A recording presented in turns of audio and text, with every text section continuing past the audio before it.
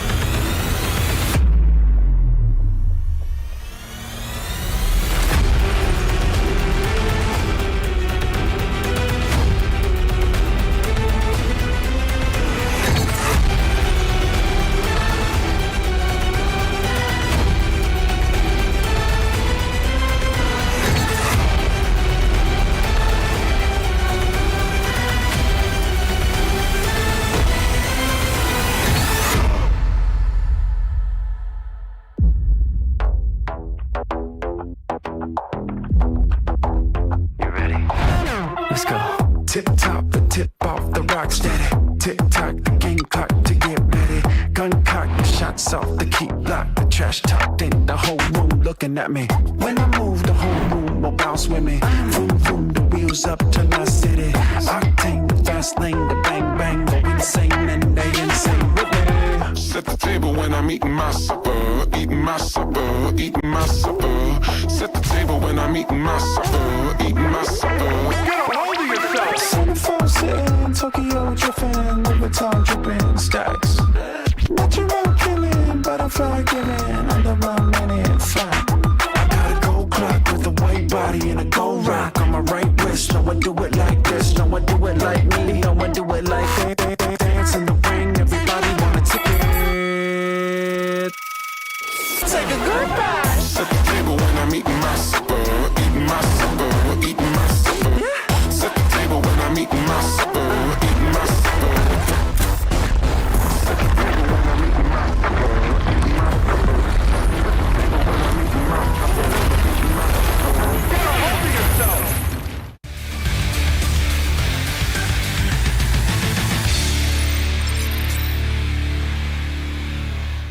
กินก่อนเลย โอเคกูเดินออกขวาได้ปะกูเดิน ได้ ออกขวาเล่นสุดเลย ไปหนึ่งไปมันเตะมานะมันเตะมานะเดินออกขวาได้บนขวาไปได้ปะ ขวาให้แล้ว ขวาไปได้ปะ ปืนกากด้วยปืน นายอยู่ขวาเพื่อน เราอยู่ตรงไหนวะ เนี่ยขวาสุดเลยโบโคเนี่ย เราอยู่นี่ เจ็บมากเลยนะ เราอยู่ตรงไหนนี่โหลสกัดเล่นได้ปะ กูจ่อยบอลสกายเลอร์ไล่หมดแล้วมันเสียบอลเยอะมากเพื่อน ดาวกับกูตัวหนึ่งเพื่อนปากกาให้ ต้นดูนี่ให้ ดาวอะไรไอ้เกตไอ้ เดี๋ยวนะกู ดาวเกต ซ้าย ตาย ตาย รอเซตใหม่ ไอ้กูโดนไล่คิวนะเพื่อนตัวไหนอ่ะใช่ป่าว ด้าน วะ ล่างอะเดี๋ยว ครบเลยนะครบสี่ ไม่เอ้ยตัวหมาโจ้เรายิงเลยฝ่าเลยบังกูไม่ล็อกร้อยหนึ่ง ไม่เป็นไรตีใหม่ได้ รีสกิลใหม่รีสกิลมาแล้วพร้อมนะ โอเค บอกกัน ยังไม่มามันจะดันมาเพื่อนถอยมาก่อนได้ปะ มีก้าวอีก กูจะหมดแล้วกูจะหมด กูรอตัดให้กูรอตัด กลับมันกลับ มันไปขวาล่างมีนะมันเหลือซ้ายมันเหลือตัวนึงเพื่อน โอเคเห็นแล้ว กลับ120เพื่อนตัดได้ จะมาบิดดิเกตจะมา10 วิ ไปกันเราไป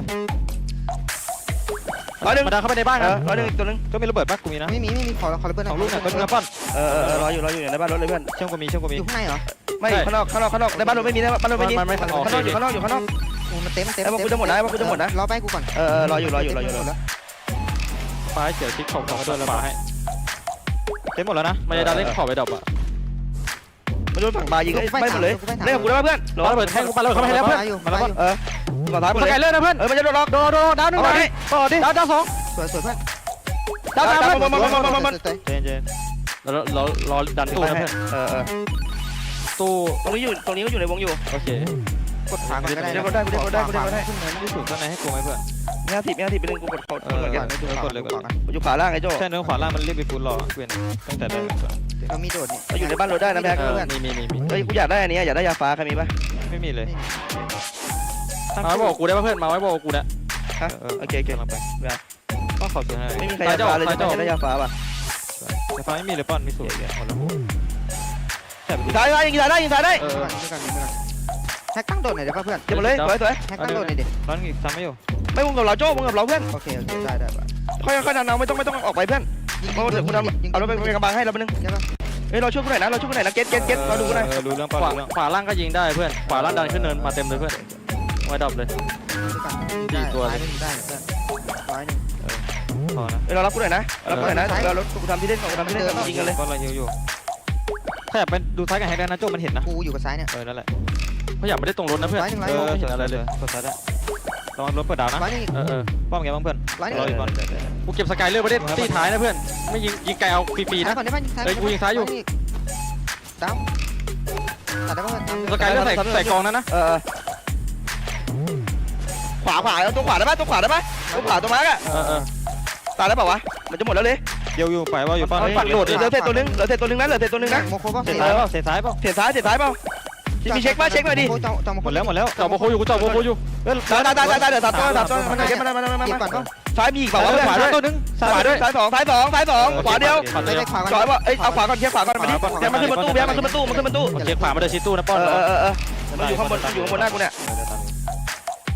เอาไปขวากูเคลียร์เลยแค่ขึ้นประตูไหนได้ปะ มาส่งไหนได้ปะ หน้ากูเลยเพื่อน ไม่ใช่ไม่มีใครส่งกู จอดแข่งจอยว่าแข่งมาดิ ไม่อยู่หน้ากูเลยไปนึง ở đừng tại สองตัวแล้ว ระวังอย่า ไป ประมาท โจใบได้นะโจใบเลยกูมีใบกันนึง เดี๋ยวเดี๋ยวให้รอยิงนะสกายเล่นไป ไป แล้ว กูไปอีกเก็บมาดิขึ้นรถหนีบอลกล้าให้นะตัวเนี้ย รอ ห ยิ นึ่ ง งสองสามกล้า ร้อยหนึ่ง ตาย สกายเล่นเพื่อนรอยิงนะ ตายสวย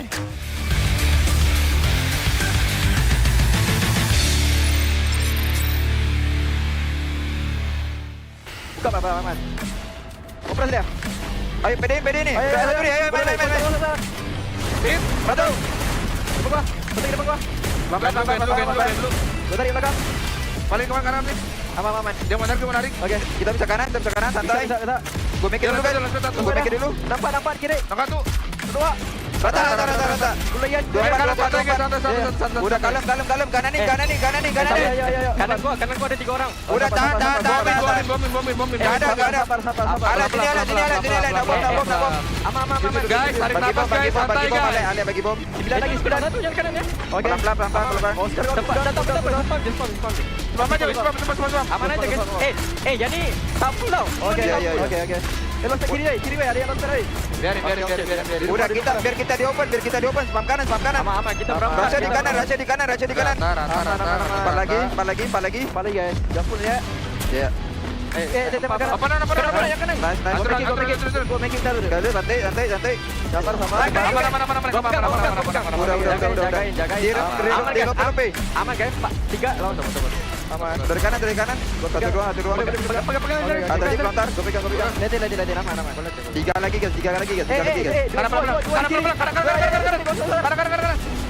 gua satu nomor ayo dua lagi depan ayo sabar guys satu lagi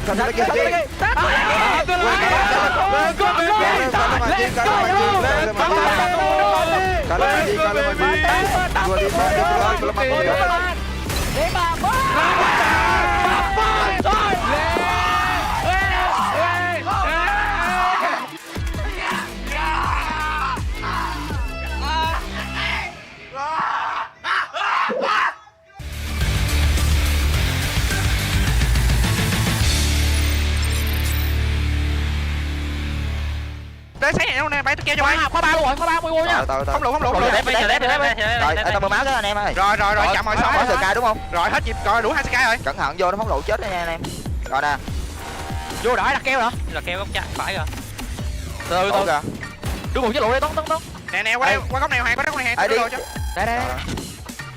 Ấy bắn cái đường này lỗ này. chậm đúng không bay Lỗ này nè. gọi ra bay tao đợi tao rồi góc mình cũng cho bo nha từ cũng được không có bắn nó đâu từ thôi nhìn phải đi đường đây Tuấn ơi ra kìa Nó bọc nè. chơi không Chơi nè. Nó ba nè. còn bò ơi Quý ơi 2 quý rồi chậm tao được nhá từ nhá chậm tao Bình tĩnh. nè bình tĩnh này nhìn bo đi anh em nhìn bo lại xử lý đi bình tĩnh thôi rồi Hoàng nói đi Hoàng ơi không quý con đi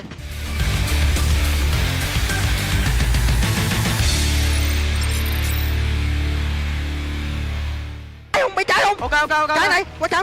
vô đó nha vô đó Ok lên. còn team 4 nữa Rồi chế sai à? trái mấy đồ ngay mấy đồ trái rồi anh em coi chừng nha đứng 2 bên đó còn xét đâu anh em Ôi còn xe không? hết rồi ok vô đó nó bắt nhau ép phải đi tụi trái này phải được giả bộ thôi hiểu không Ok, dụ bắn thôi. lên keo xuống qua lùi rồi tụi trái này ép Lùi lại mấy. phải rồi rồi lùi đó giữ phải Ok. phải chết một đây ơi anh lộn á Quốc đi. Sao? rồi bắn nhau có Nó bay. Gạt trước. ok kìa Thôi, còn kém lẻ mà một giấc hả? xem nè một nè nó một này còn Cô ơi. đây cứu đó cô là một chiếc rồi Lên. hai em anh em hai anh em ơi hai quá anh em ơi hai được anh em ơi sao hay quá có anh em làm lại hai rồi nói mà kiểu đầu top 1 vậy đầu mình nổ được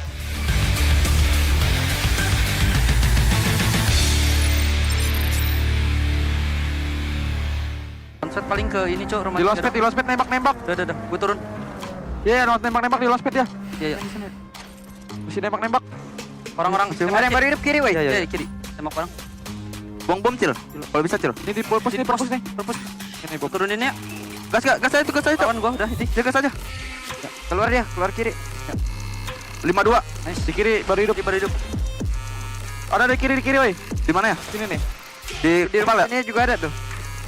Narik dia anjing. Narik ke dalam rim. Karet banget. Ayo, bantai yuk, beda enggak? Clearin aja nih, clearin nih. Gas aja, Cok. Kebeli-beli satu orang. Hidupin, udah hidup. Depan kita ada, Cil. Ada. Suppornya, gas aja, Cok. Pelontar anjing. Depan Depan kecil. di gua, met gua. Ini, Cil. Depan gua, Cil, satu. Mundur nih, Cil. Masuk nih, Cil. Temennya di jauh kiri Ya. bawah. Di kiri juga, Cil, satu, Cil. Kebeli-beli. 2 orang, Cil, depan kita. Sabar ya. Oscar, Cil. Lumayan ler. Kena satu. Knock. Nice. Sini, Cil. Lagi, Cil, depan gua, Cil. Ayo. Knock, Cil. Nice. Ada lagi, Cil, lagi. Tahan ler. Ya. Awas ler. Kiri, weh. Kiri weh. Ntar gua di Ini berubah. Marso. Keluar. Ke bawah. Ya, lihat. Naik. Kena. Nice. Di mana dia? Itu tanda gua. Depan Lihat. gua. AWM col, main col. 100. Oh, mati. Kena. Aman. AWM col. Ke zona aja, Cil. Iya. Udah nutup col. Ayo col. Main juga nih.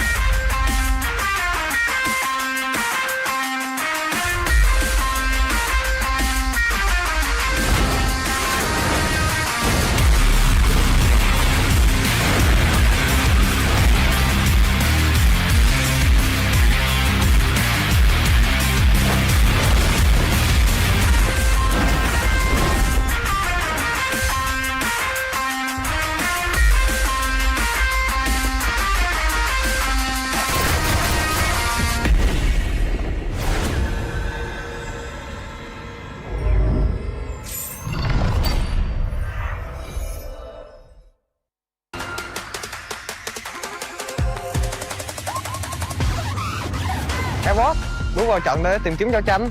Nhưng với Flash, nó chỉ là highlight mở màn mà thôi. So Shield won't pay. Ôi đúng. What an elimination, my goodness me. You did not see that.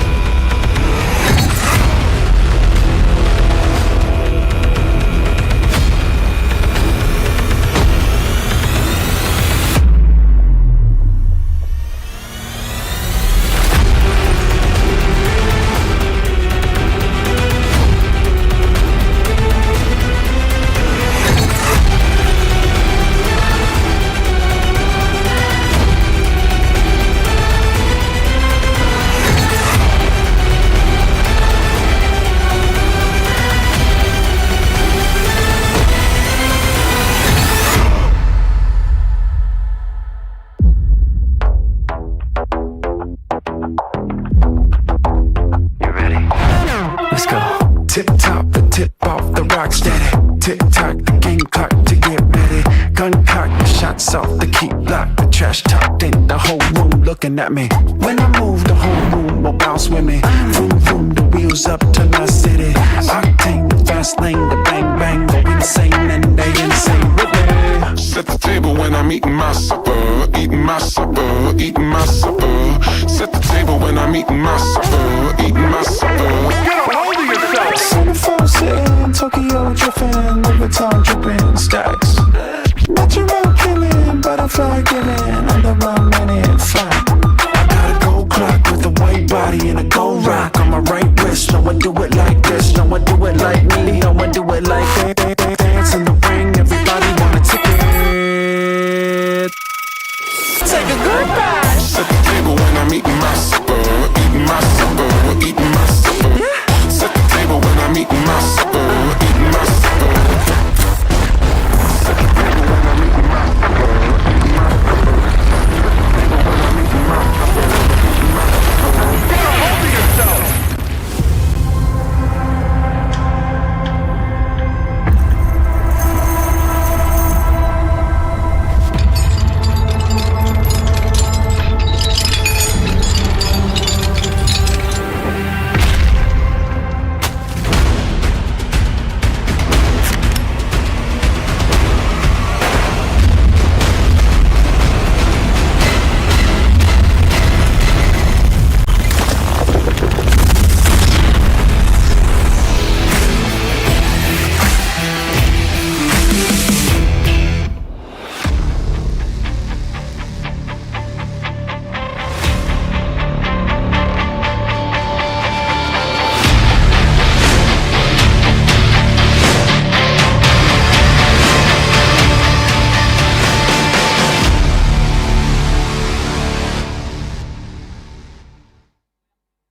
Welcome to Free Fire World Series 2026 Spring in Ho Chi Minh City, Vietnam.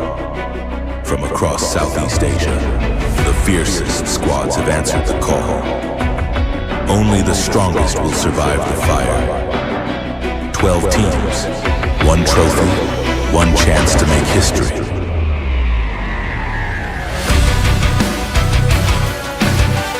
Tỏa sáng rực rỡ giữa đấu trường khốc liệt nhất khu vực. Giờ là lúc họ cho tất cả thấy sức mạnh thực sự của mình. Aurora Gaming! Shining brightly in the fiercest battlefield of the region, it is time to show everyone their true power. Aurora Gaming!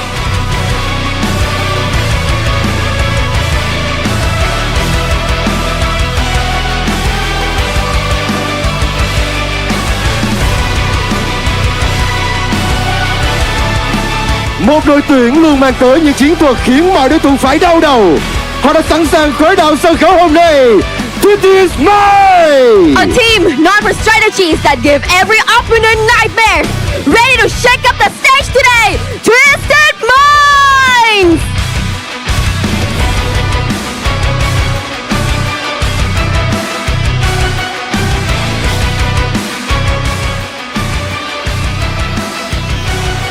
Niềm tự hào của Thái Lan đã tiến vào sân khấu với kinh nghiệm chinh chiến đỉnh cao và bản lĩnh của một ứng cử viên vô địch. Hãy chào đón Buriram United Esports! The pride of Thailand has arrived on stage with experience and the mentality of true championship contenders. Please welcome Buriram United Esports!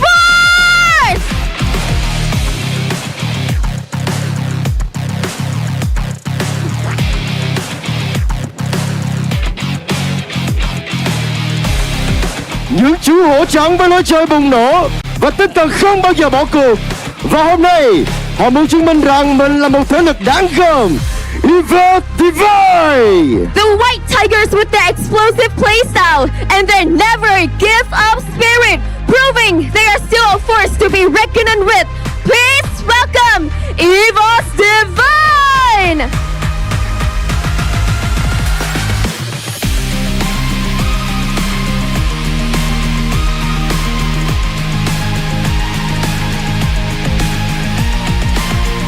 Một thế lực chưa bao giờ khiến các đối thủ được phép lơ là.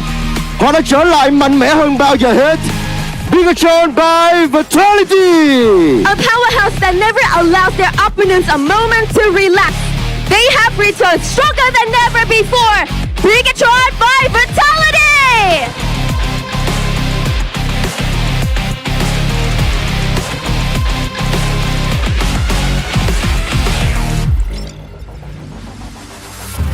Trong tiếng hò reo của khán giả quê nhà, họ bước lên sân khấu với niềm tự hào Việt Nam phía sau lưng. Hãy cùng chào đón Game Esports! With the roar of the home crowd behind them, they step onto the stage, carrying the pride of Vietnam on their backs. Please welcome Game Esports!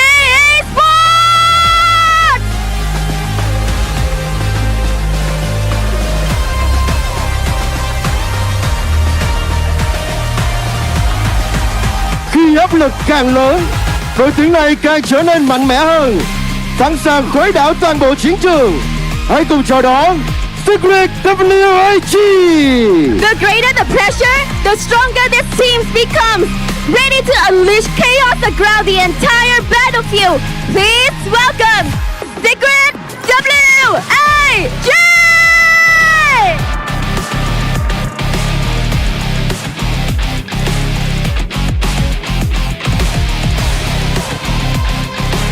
Kỷ luật, bản lĩnh và cực kỳ nguy hiểm trong những thời khắc quyết định.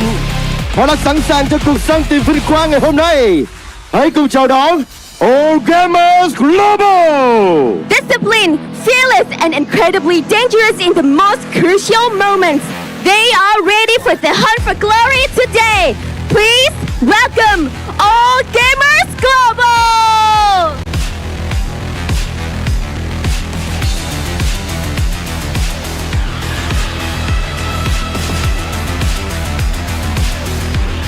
Nhiều mùa giải, nhiều thử thách, và giờ đây họ đã bước lên sân khấu lớn nhất ngay trên sân nhà. Hãy dành một tràng vỗ tay thật lớn cho Go Esports!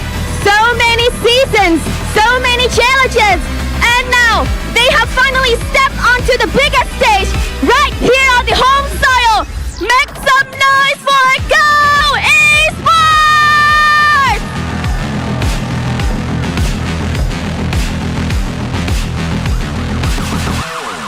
Một biểu tượng bản lĩnh và sự lì lợm đến từ Indonesia, sẵn sàng đối đầu với mọi thử thách trên sân khấu hôm nay.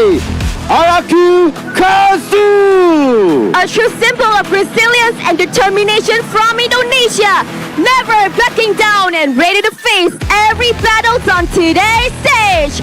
RRQ Kazu!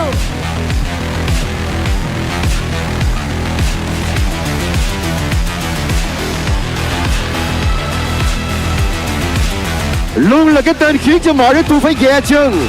Với khát khao chinh phục đỉnh cao, họ đã sẵn sàng thắp sáng đấu trường hôm nay. Team Flash! Always face a team that every opponent has to watch out for. With their eyes set on the top, they are ready to light up the battlefield today. Team Flash!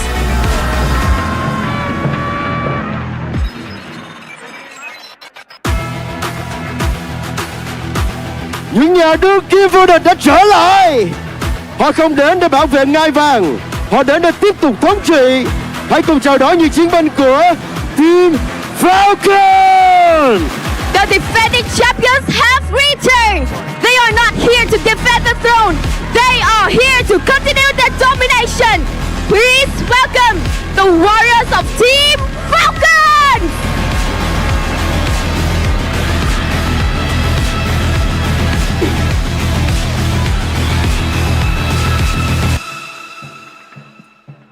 Hành trình vinh quang bắt đầu ngay bây giờ. Hãy cùng bùng cháy với trận chung kết của Free Fire World Series 2026 Spring. The road to glory begins now. Let's unleash the fire at Free Fire World Series C 2026 Spring Grand Finals.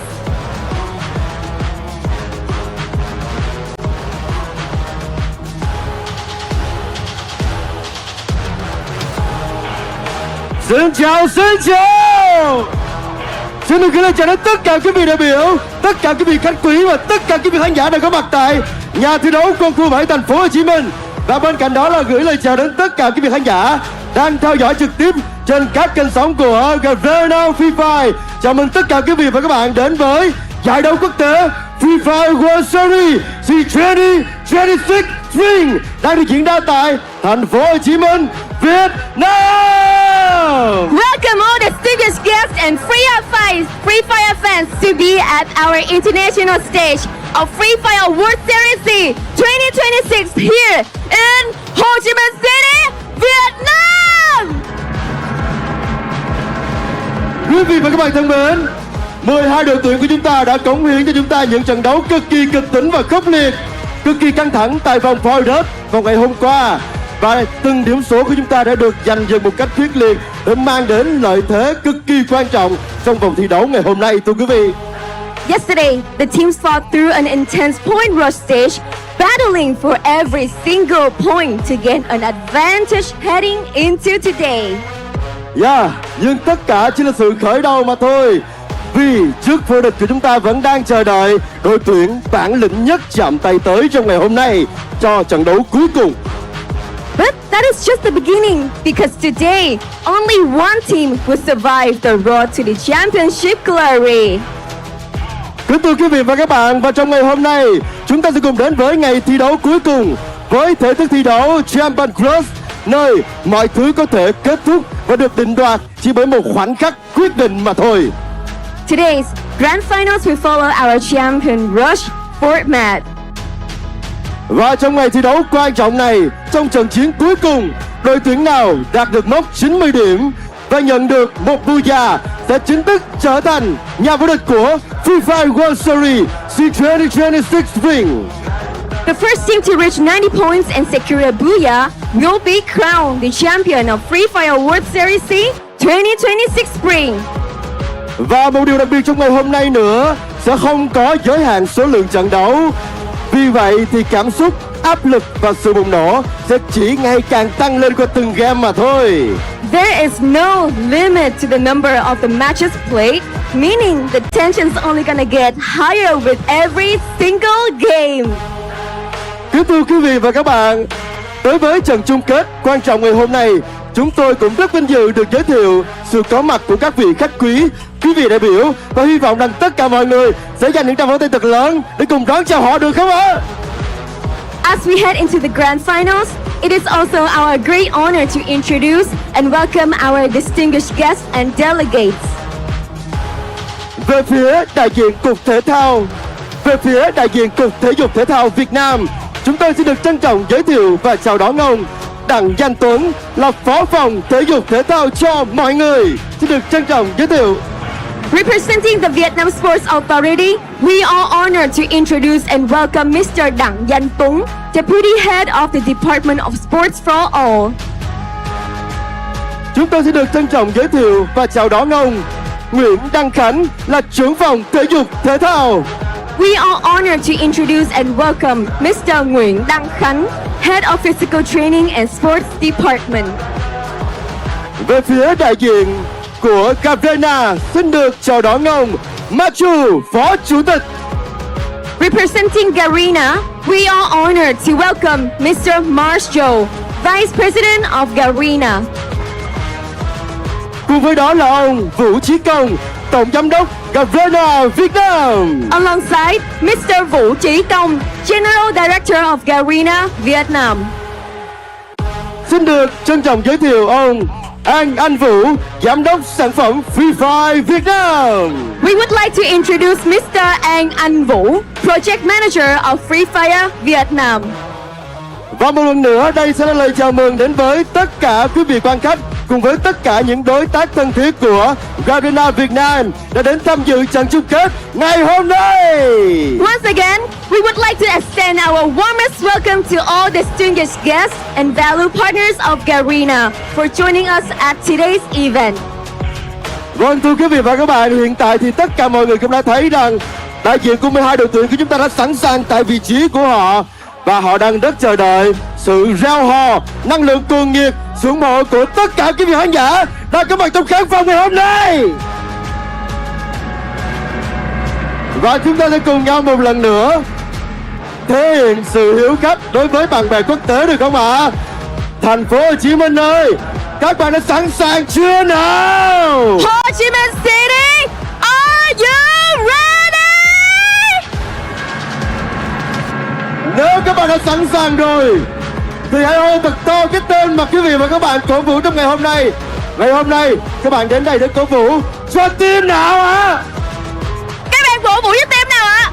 Giờ sao có thể lắng nghe P Esports được không ạ? Gamix P Esports, Gamix P Esports, Team Flash đâu ạ? Team Flash. Yeah, to hơn nữa nào. Team Flash, Secret WAG, woo! Secret WAG và Go Esports. Những năng lượng rất là tuyệt vời, thật sự. Quá tuyệt vời, và chắc chắn sẽ không để cho tất cả quý vị và các bạn chờ đợi lâu hơn nữa. Đã đến lúc chúng ta sẽ cùng nhau bước vào trận chiến cuối cùng. And now, let the grand finals begin!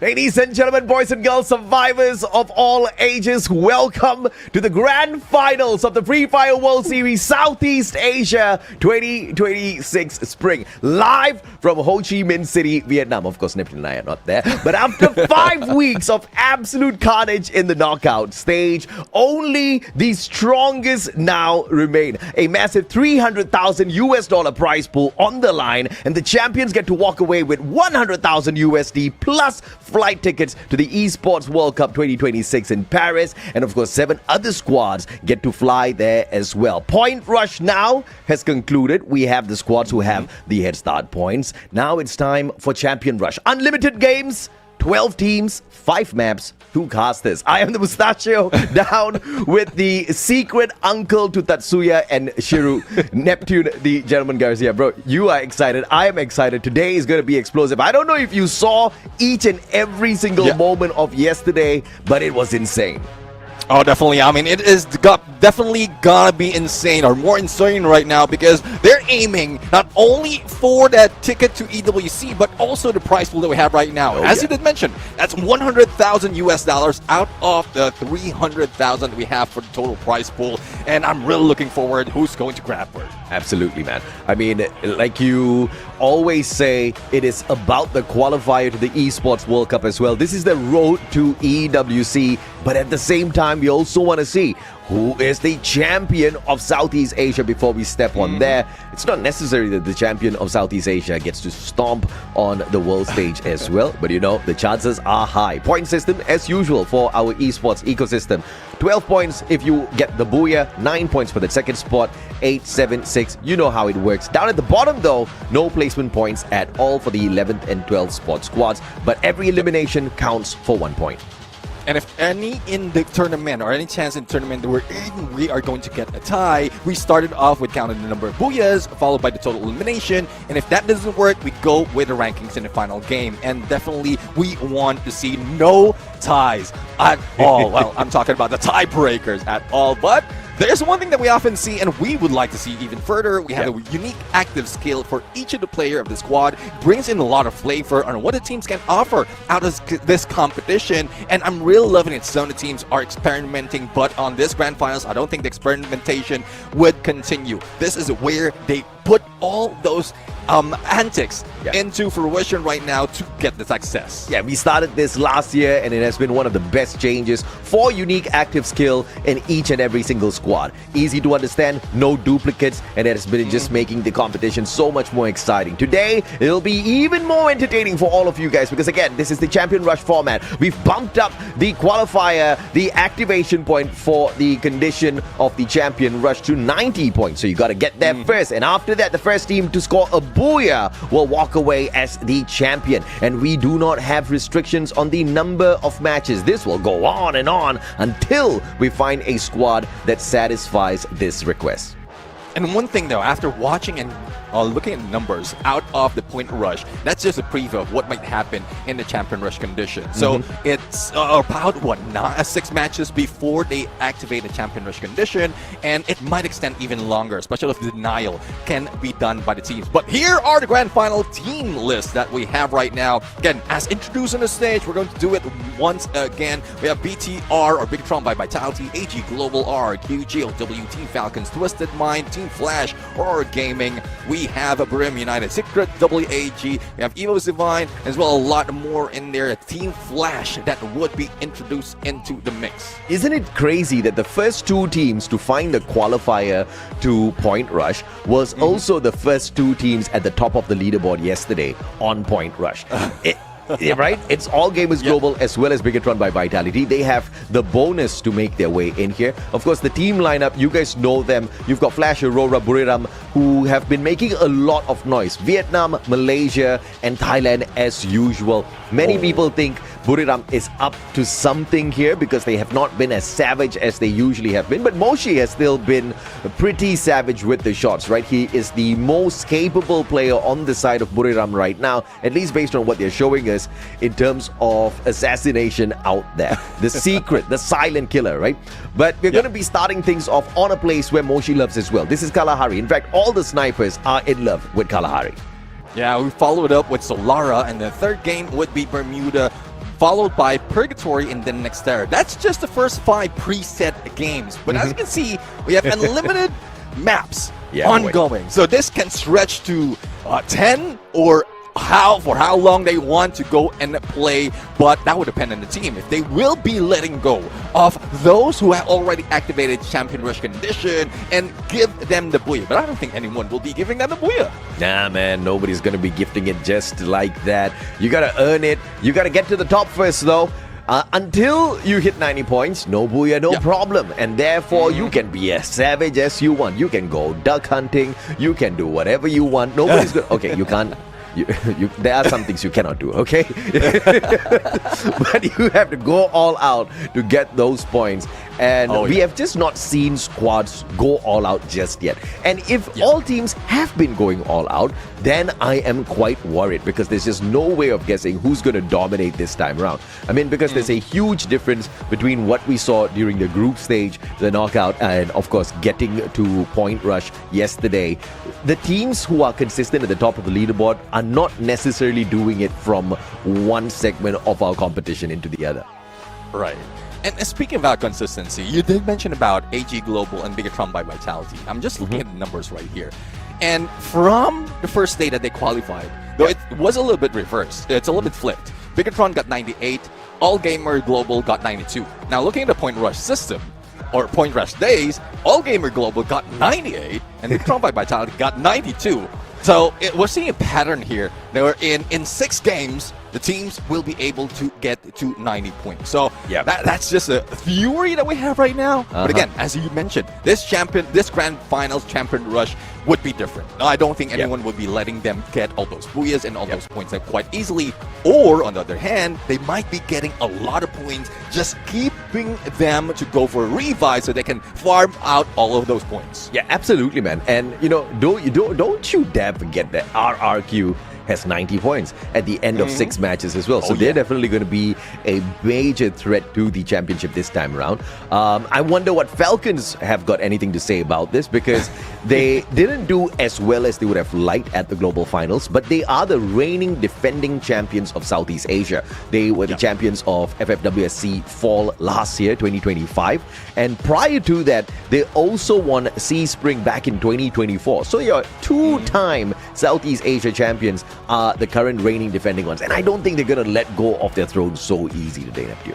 Yeah, I do agree, and especially with dual champs being there. Though there were some instances wherein they are very high. After the first EWC that has been introduced for Free Fire, they were the champions as well. But that's where everything starts to dwindle. The same pattern is emerging as well out of EVO's Divine. I don't know if they're just hiding strats, preparing for something much bigger. But again, this is the day. This is the day where everything needs not to be hidden. Any secret, and I'm talking about Secret WAG, needs to be unfolded. And they need to just give out everything that they have for each match that they have in this day. Yeah, man, you got to put it all on the table. I mean, it's $100,000 that is at the very top if you can climb to the top. And you don't have to hustle for the whole month. Albeit we have hustled the whole month to get here. But it's just one day where if you go all out, if you can put it all on the table and just do whatever it takes to get to the top, then you might just be able to walk away with $100,000. It's not guaranteed for anyone, right? Because this is Champion Rush Day. Just getting to the top purely with the points is not going to suffice anymore. Getting to the top first and then later guaranteeing a booyah for yourself is going to be the problem. And that is why I absolutely love where we are with the maps, because after the 5th map, it's all randomizer territory, right? And by the way, again, we would like to remind you guys, this time, the teams that make it to the Esports World Cup, they will not be flying to Riyadh, Saudi Arabia. They're flying to Paris, France. Oh my goodness. I mean, France say everyone who wants to go there right now. Again, I know this is something that might offset some mindset of the teams, because the top 8 would be getting their ticket to EWC, but they need to forget about that right now. The focus would be the #1 spot. The focus would be the 90 points and then that booyah afterwards. They can just get it as a consolation that they will be getting into EWC 2026, because if you're just aiming for just enough, you might just be getting just enough and not that #1 spot. Man, as you're saying that, Neptune, I was so distracted. The only thought that's in my mind right now is all those parents who screamed at us saying, video games take you nowhere. Video games take you nowhere. Video games, Free Fire very specifically, has been taking us and many players all around the world. You gotta love it, man. So yeah. I mean, coming back to whatever you say, distraction phase over. It's gonna be a crazy day today. Yesterday, I think the teams went all out. Some teams were super nervous, and I feel bad for the Vietnamese players, right? Because this is something that you and I discussed. I shared a little bit of a conversation with Husky about the same thing as well, about how being on home soil for Vietnam, the players, this is a double-edged sword, Neptune. Yes, you can get pumped up with everybody cheering you on, but if something goes wrong and you hear the crowd go, ooh, that might just tickle you. We are gearing up for game #1, ladies and gentlemen, boys and girls, as we head on into the first map. Let us know in the comment section, who do you think is gonna find dominance out there? Because I sure as hell don't care. Well, let's see now. The open whistle is here, and every squad is stepping into battlefield with a chance to take control on the early fight. Where are they going to go? Where are they going to land? The desert sands of Kalahari is here, and it will be on fire for the first game of this grand finals, and I'm really looking forward to who's going to get that first blood. Absolutely, man. Neptune, I don't care who goes up to the top. I don't care who gets the booyah on the first map. I just want to see all-out chaos out here on our grand finals. I'm expecting a ton of hot drops. Please, somebody give it to me. Right?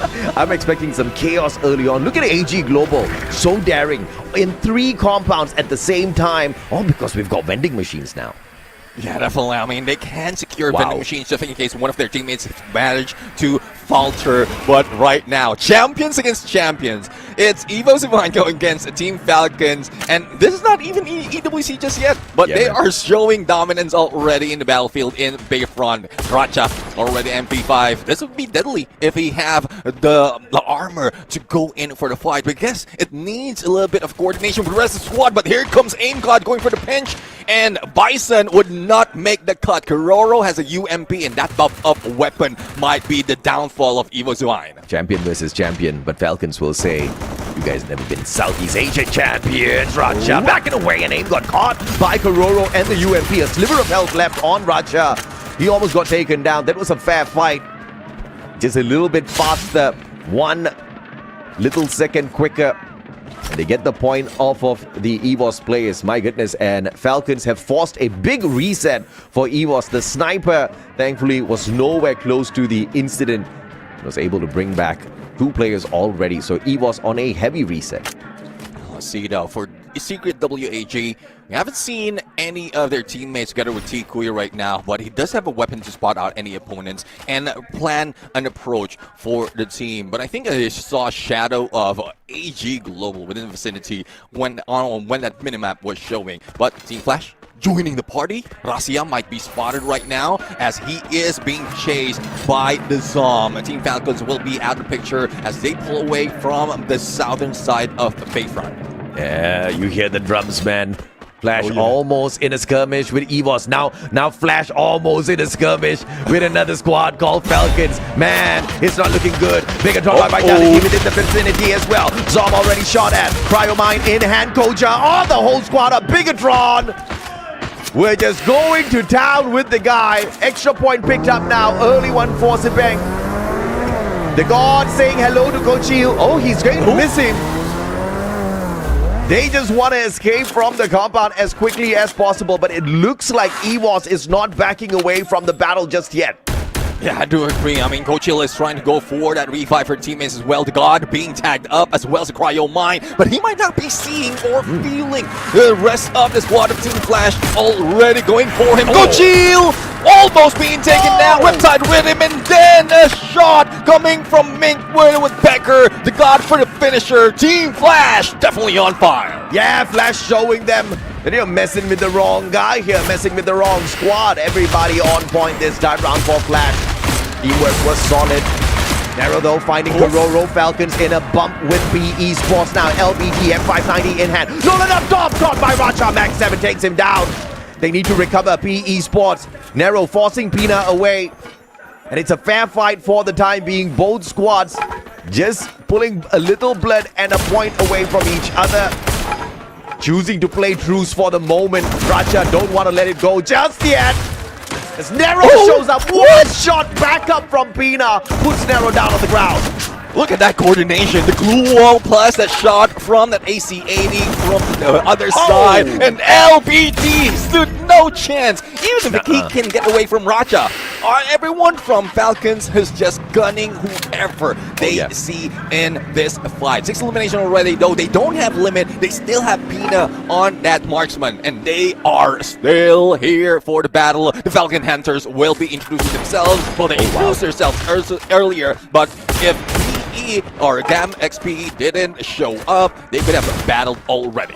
A beautiful play by Racha, single-handedly distracting Bigatron by Vitality, making sure the rest of Team Falcons will be able to recover limit and pull him back into play as well. He buys a lot of time, Dix takes him down with that 180, but Falcons and the distraction have successfully brought a full reset for the squad at Santa Catarina. That's quick 4 down. I mean, they came from Big Front, they just moved further, and that is just enough time for Racha to buy them plenty of space and time to go for revive, but unfortunately Twisted Mind seems like they are running out of time. Only Explosive remains. Good chance for him to go for revive for one of their teammates with that 900 coins. But Team Flash right now, they're making sure that Refiner is covered all those bases, and from the platform will be taken. There goes a revive for a couple of players from Twisted Mind, but the question is, will they be safe when they land? If there was a good day to be nervous for Vietnam, it was yesterday, because today is the day that definitely matters the most. Yesterday, for sure, you get those bonus points. Today, if you falter, if you make those mistakes, and the chances of getting into that championship just absolutely disappears. Secret WAG on the hunt. They want Twisted Minds. Twisted Minds just got a big reset here. Secret WAG hitting at the right time. Nan7 sharp with a shot. Diamond looking from up top. Hook gun gets Nan7 up to the top. Counter 88. M590 switched out. Wang Am is there with the Drogon. Nan7 gets the trade. Easy pickup time for Nan7. His buddy's right back up with him. And it looks like the Thai squads just can't catch a break today. Oh, this is Southeast Asia. The pace is uncanny for the teams right now. There's no one stopping on the engagement. And this is a chaos with a K that you are asking for. Definitely, they are bringing it all. Even BTR haven't stopped on hunting the Falcons. And Racha will be taken down. Now, Koja will be able to use that M79 to go for a takedown, but didn't opt to do so. They just need to regroup and find Limit X7. And Joe will manage to do it from the tower. BTR back again on beating the Falcon Hunters. Absolutely up top. There you go. Bigatron by Vitality. Absolutely decimating Falcons. Revive after revive. They'll have to pull their members back into this battle. Bigatron by Vitality not messing around at all. And hell, you are right. Falcon Hunters are back. I'm really loving that they are showing up this time around. But speaking of going back, Team Falcons are back. It's only Gam XPE who has been eliminated out this fight, and we're already in the 7-minute mark. It's getting deadly right now, non-stop action. And Secret WAG still spotting Twisted Mind Diamond, and there goes shots from both sides into Mammoth. Even the edge of this first phase or second phase doesn't seem to be safe, or isn't seem to be safe for anyone in this fight. Every corner of the map, someone will be occupying it, someone will be shooting you down. Aurora, oh Aurora, what do you have? Exposy in the sights of Axel. They've scanned him out already. Exposy trying to get the heck out of there before he exposes himself. So man doesn't know he was already exposed, but Aurora just did not want to play just yet. Malaysian squad wants to lay low for quite a bit until they reach at least the 15-point mark, when they have no choice anymore. Just making a perimeter rotation, making sure nobody can be on the left of their the squad, and getting to the jump pad here should allow them to find a better spot. Now the question is, what is the strategy here? Out to Stone Ridge. Oh, they spot Exposy again. Why do they keep bumping into these guys? I mean, they just follow the path that launch pad is aiming for. No. And they're going for this fight. Will Twisted Mind finally be able to win this battle? This is the first time that Aurora will be going for the fight, and the Baz will be taken down. A three-way fight. Not really planned out by Twisted Mind, and they're still back in a revival spree. Man, Twisted Minds can't catch a break, can't catch a breather. They're getting twisted in and out, and now EVOS and Falcons taking the battle up against each other finally. Both Esports World Cup champions standing in front of us. One from 2024, one from 2025. Racha, Cryo Mine played perfectly. Rangers has to take advantage inside the time turner. He goes. Still Racha standing tall. And Pina from the back. Valiant dashes in, breaking down the defense and shutting down Aim God. 1-for-1. Racha not picked up just yet as Pina now gets struck from the back. Hochil is there. Kororo for the backup. And EVOS calling for Razia to flank around the right-hand side. Hochil looking for one. And Falcons desperately would want to get to the vending machine.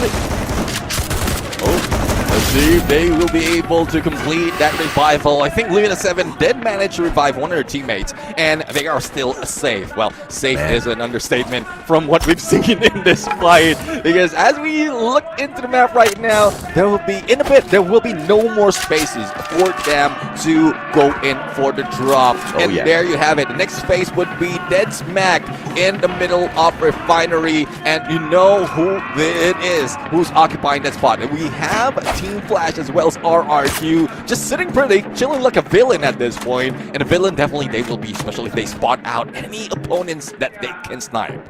PE Sports with a very early exit. This is not going according to plan for the Vietnamese squad. And this is where the double-edged sword starts to play its tricks, Neptune. If they start to get discouraged, if they start to make some mistakes out there, it's going to affect them in those other matches. RRQ getting a beautiful knock. Payback coming through from up top though. Away taking Pina out of the equation. Flash going in for those shots. RRQ losing their defenses. But everybody quickly backing away. Buriram has got clear shots at Falcons as well, so they'll have to be careful at the very edge here. They will need to be silent for the moment. But the UAV might reveal their position right now. Let's see if Brim United would start this fight. RQ almost being taken down. It's a good thing that they have a flurry of blue walls to defend them, and also a little bit of compound to hide out in. But the Zom, as well as the other members of Team Flash, already have great oversight from everyone on this area. And BTR not yet over in hunting the Team Falcons. Pina almost seen, almost shut down, and I don't think Pina has any meds on him just yet, or probably just reserving it until he gets into that circle. Kar 98, the fourth most popular weapon of choice for the players out there on the battlefield for Annihilation. AWM is third. Is anyone surprised? I'm not surprised. BSK a little bit more popular, but it cannot hit like a truck, like PLS1 can do to Aurora right now. Axel, oh, this will be a deadly shot if PLS1 gets it. What is this guy, Infoman? Cameraman, bro. The other one is a cameraman at the moment, just getting the highlights of how they run. But Player 1 making the rotation. Player 2 making the rotation. PLS1 let go of that opportunity, but I guess they just didn't want to pull a lot of attention to themselves. But I think they've done exactly that. Axel! Big one from Wangam! Will shut down the sniper, and now June going in for the flush. Nan 7 with the backup. Fantastically played. Cryo mine tossed on in. Asriel shut down as well. A flying Wangam once again. Secret WAG playing like monsters now, and Suez has got nowhere to run. Yeah, barricaded himself inside the tent. I'm really loving the communication, the coordination coming from the team. The moment that Wang M spots out one of the team and then shut them down, everyone from Secret WAG just went in for the push. And also that isolating technique that they have against one of the players from Aurora Gaming just ensure that they can win that fight. So with only one more player, they can let it go for a moment as Zone will be closing in, but there's still a lot of threat on the other side because PLS1 has been taken down and they still have no idea where that shot come from, but they have a general location where some of the teams are, because Twisted Mind and Expo C, I think Twisted Mind Expo C was trying to gun down Brim United. Now they see them on the jump for BRU. WAG or Secret WAG has a good chance to go in for that push, but I think that's a mistake for Wang M. He didn't intend to go for a jump. He was waiting for the perfect opportunity to reach that ridge. No, I think he just dropped down because at that very moment, if they continued on, Buriram would have just shot them out of the air. Now, here comes the split blitz. One finding the connection, Wang Am, and Twisted Minds get twisted inside out. No placement points in this game. It's those eliminations that they managed to pull, which was nothing. My bad. I thought they got something, man. They've been playing for 40 minutes. What they got are disappointments. Yeah, what they got. There's so many instances that they could have fought back. But speaking of fighting back, finally they end up next to each other. Team Flash was earlier in the tower. Now RQ is just on the next door. Now a lot of teams would be in this compound already, in this area. But there goes Ryan Mine. This might be it. Valiant dash by ABCD, but it's Mick who go down first. RQ's ready for that push, and seems like Team Flash would be out in the flash. Only the God will be left. But with all those gunshots, Brim United will be introducing themselves. There goes the distraction onto RRQ just to make sure that they can take down the God quite easily. Hoja Barros, God nades off screen, and now put it up. Coming in here to clean up house. Oh, RRQ didn't see that one coming. The Giants, the monsters of Indonesia getting shut down. But dude, he's got the 9 grenade launcher sent on in straight towards the Buriram players. Can he take all 4 of them out with one fell swoop here? Wasana wanting to make sure that is prevented. And now dude, he still has a good chance. If he can find a vending machine to at least have the players sit on those platforms. Tons of eliminations back to back dropping out here on the battlefield. As these squads get kicked out one after the other, Aurora books their exit ticket as well in the 8th spot. Oh, Secret WAG also got eliminated. We're down to 6 teams already. And looking at RRQ, they only have 2 players, a Bay as well as the Dudes. But the BRU is now distracted by Evo's Divine. On the other side, AG didn't expect that they are still in this fight. They managed to take down the final player of Team Falcons, but Brim United in trouble. The pickup can be done. The heal needs to be done quickly as well. They need to recover before they go for the jump. Heal ULB AB will help them to stick up to that jump, but no, they opted for that hook gun, but out in the open, AG Global can shoot them down. Yeah, beautiful now. Bigatron by Vitality, focusing on EVOS, but Buriram wants to shut them down, taking the fight. RRQ out already. EVOS getting a double, and now here comes Buriram. Grenade going wide. Wasana's Valiant Dash does not connect with anyone just yet. AimGod backs away. Ray down on the ground, get High XL stuck. Wasana shut down. Jonah not going for the pickup just yet. A sliver of hope left on him, and now, out of nowhere, AG Global shows Buriram what it feels like to be stabbed in the back when you're busy fighting someone else, and Buriram is out. AG Global, the silent eliminator from the first match, from the first second of the match up until that final few minutes, we didn't see them only in the elimination feed. And now they show up rushing, and this is tenure turned into knowledge right now. And look how chill they are. They didn't even broke a sweat right there out of that battle and still managed to get that booyah. AG Global, the team that made it through with 10 points. Remember, this is what we have been asking time and time again. Does point rush make a big difference? At this point of time, point rush makes a ton of difference for AG Global, who has managed to rise up to the top with the booyah, had massive numbers of eliminations, around 16 I think, by the time they ended up that match. Plus the 10, they are far away from the other teams. Buriram United thought they had gotten the better of Bigatron by Vitality, but I saw, man, off-screen Barros with that God nade. They were trying to compete up against Bigatron by Vitality, but so much of action towards Refinery in that final circle because of the massive numbers of squads and their survivors. And that's the only thing, though. You did mention about something about the tables being flipped between Brim United and AG Global. What AG Global managed to achieve was what Brim United was doing for the longest of time.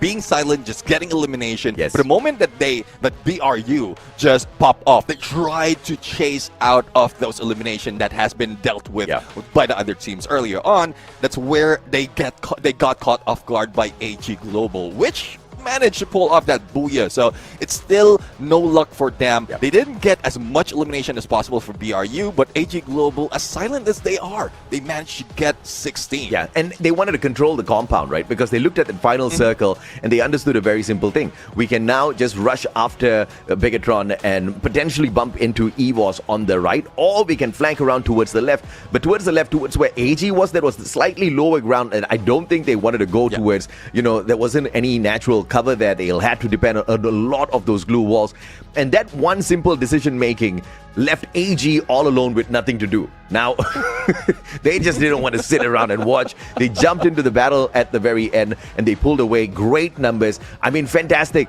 I feel bad for Secret WAG though, because this was such a massive lobby where so many squads were surviving for so long, and Secret WAG was doing so well up to that point. They had 12 eliminations, but barely any placement points off of this game, Neptune. And that's one thing, though. I mean, we keep talking about the double-edged sword. Secret WAG is already sitting in the arena we're in. It's a double-edged sword. The crowds, you can hear them from battle early. The crowds were like just booing and also shouting themes that they like and dislike. But at this point, what the teams are doing, trying to keep some of the teams alive for the revive to just capitalize on that, on farming points, might be the threat for them. Because from what we've witnessed in most cases, especially in Southeast Asia, a lot of teams are surviving towards the end. And increases the chance of you ending up with no placement point or if with low placement point. So you might have a lot of elimination, but that's still the risk that is involved. So one thing I would say for Secret WHE, finish up your food. Yeah, absolutely, man. You got to finish your food.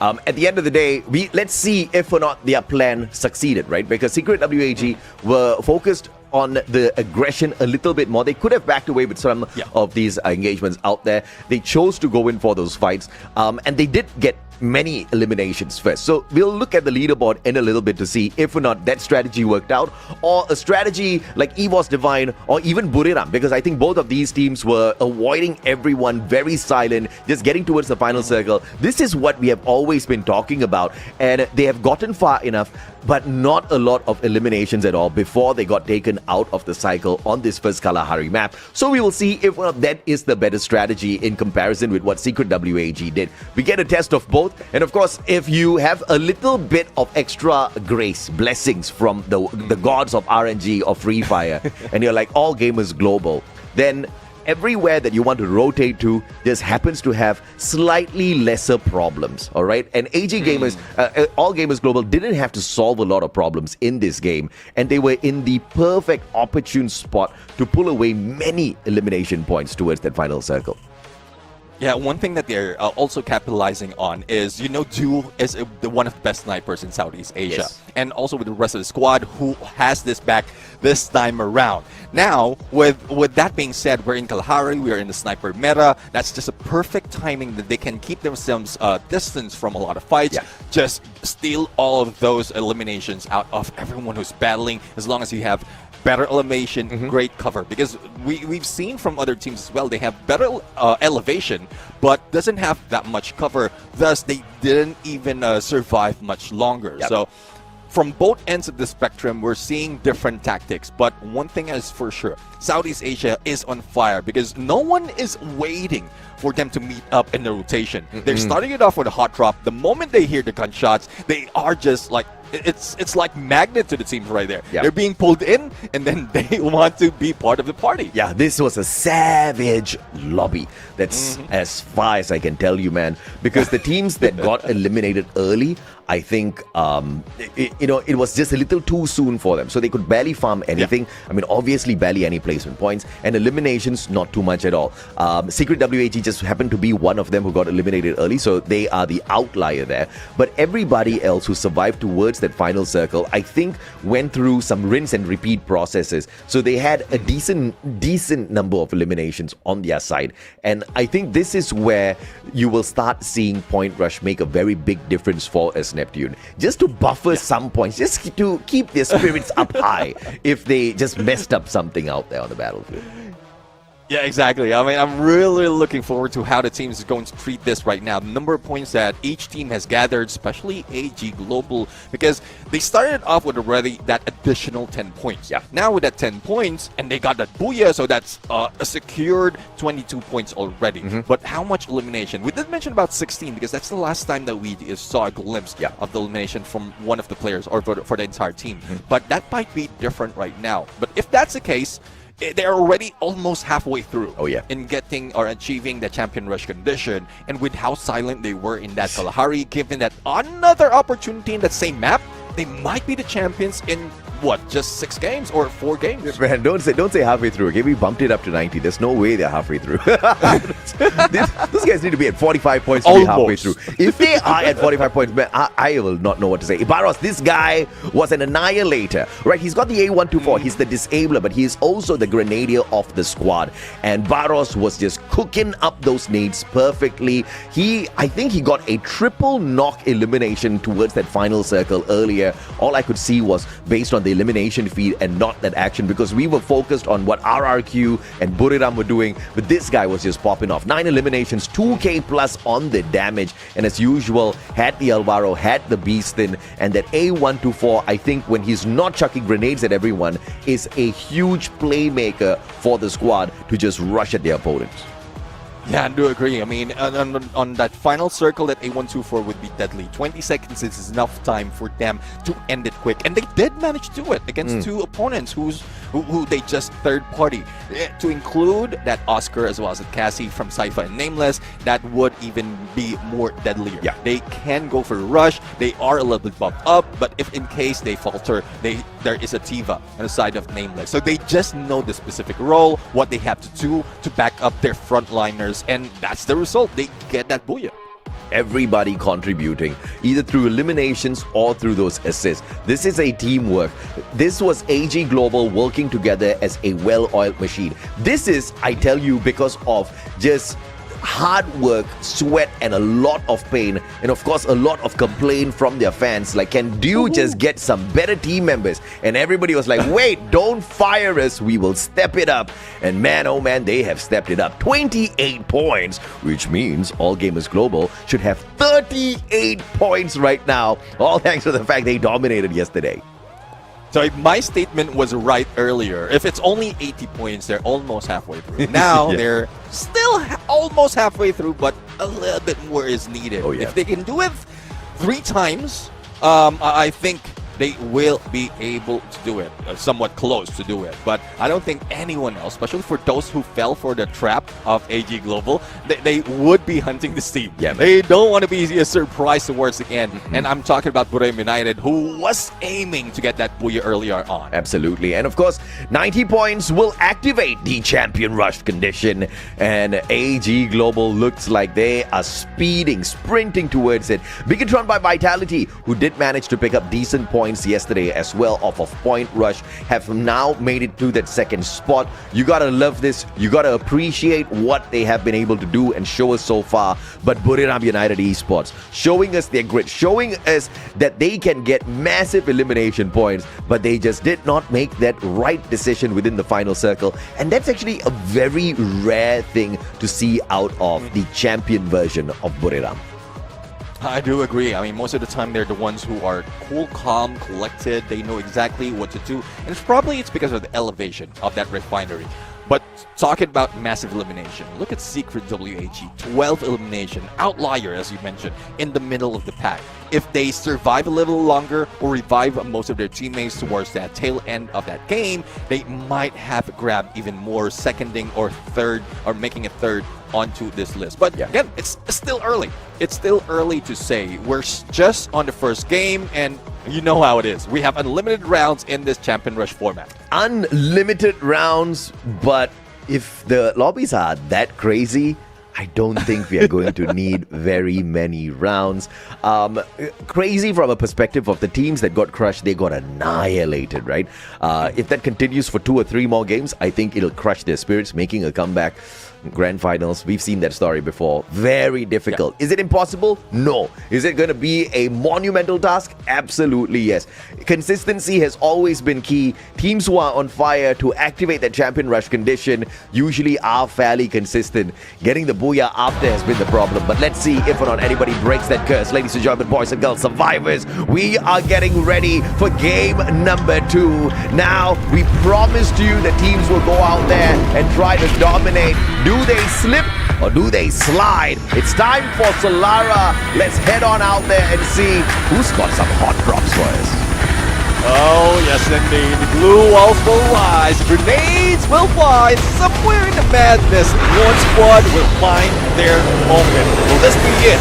The other teams who's trying to catch up, the other team that has been brought down early will be able to rise. We'll have to see, though, as the flight pass is cutting through the map right now from Riders Club, getting down to Eco Drain. Everyone has a clear path of those drops, but as you asked for, will there be any hot drop? Will there be any early engagement in this battle? I do hope so. Historically, Buriram Flash and WAG love this map. They dominate this map. Buriram has got 4 booyahs on this map.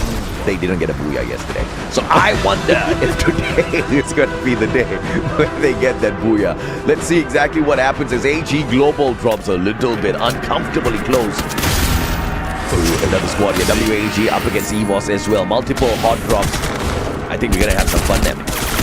Oh yeah, indeed. Aim God right now on battle against Wang M. Oh, Cryo Mine didn't looking to face 1M. But there goes a shot from Name God and the vehicle! That didn't do any damage, but that provided a good distraction against Evo Divine. Man, I don't know who gave him his license, but it's a great distraction for sure. Arm is quickly recovering. WAG 3 eliminations up already. Evo's Divine forced on a hard reset early on. Aurora, on the other hand, is chilling around on the slide rails. Gao, Death's gonna get caught out here. And no, Zuez? Nah, Zuez is just taking a fun ride. Yeah, just strolling through. And let's see you though. I mean, that is a tough.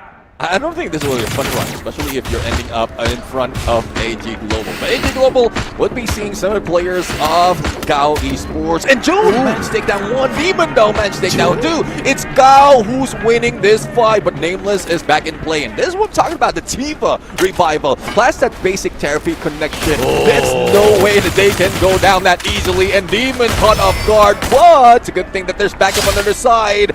Unfortunately, Nameless is also waiting and managed to take them down. Yeah, Nameless needs to support Dune now.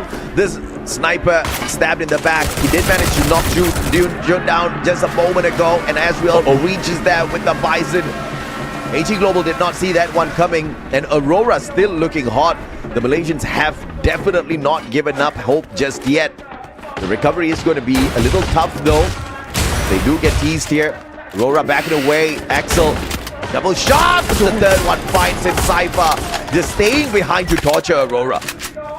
Yeah, I mean, Idation is good for the Axel. What he's planning is to push him out, or Cypher out in the open, to leave the rest of the squad to go in for the shot. The Axel unfortunately couldn't be picked up, even with the heal UAV, but as quickly as that gets V5. Now, this is payback for Aurora Gaming. I think what they're thinking right now is they didn't get that much points from the earlier games, and now they want to be a little bit more active or proactive in these matches, and they're starting it off hot. Even in the split, they're still on the roll. Just make sure that they are isolating their opponents. Cypher, well, he was the big distraction for AG Global to escape, and I'm really liking this, right? We're starting to see a trend here from these squads who are usually leaving behind a very capable CQC specialist to buy a lot of time as they exit a compound, instead of just everybody trying to run away and then losing their time, getting hunted down and potentially getting kicked out of the lobby as well. So brilliant strategy, executed really well by AG Global. Well, let's see if the execution would be as well from Secret WAG. I think they've spotted Falcons. They didn't see Cam XPE earlier, but let's see if they'll be able to head into the other side of Archway to spot them. Cypher though spotted as he drops by. And Gao, Demon going for the rush. This might be confirmed elimination because of the number of Gao players in here. But Cypher still managed to go in for a takedown. Now Riptide with him, and unfortunately, it's just Gao who has more numbers and more coordination that fight. Yeah, Nameless, I mean, before you could even end the sentence, Nameless already revived the guy, so yeah. So Gao, they'll have to do that all over again, but they're not going to worry too much about it at all. But Evo's Divine on the way in is going to be a little bit of problem here for Gao.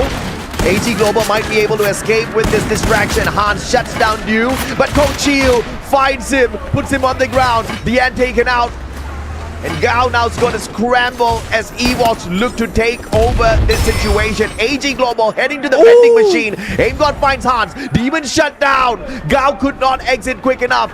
Death just beside the vending machine. Can he get that 1,400 coins in his pocket? No glue wall. Still makes it full squad revival without glue walls.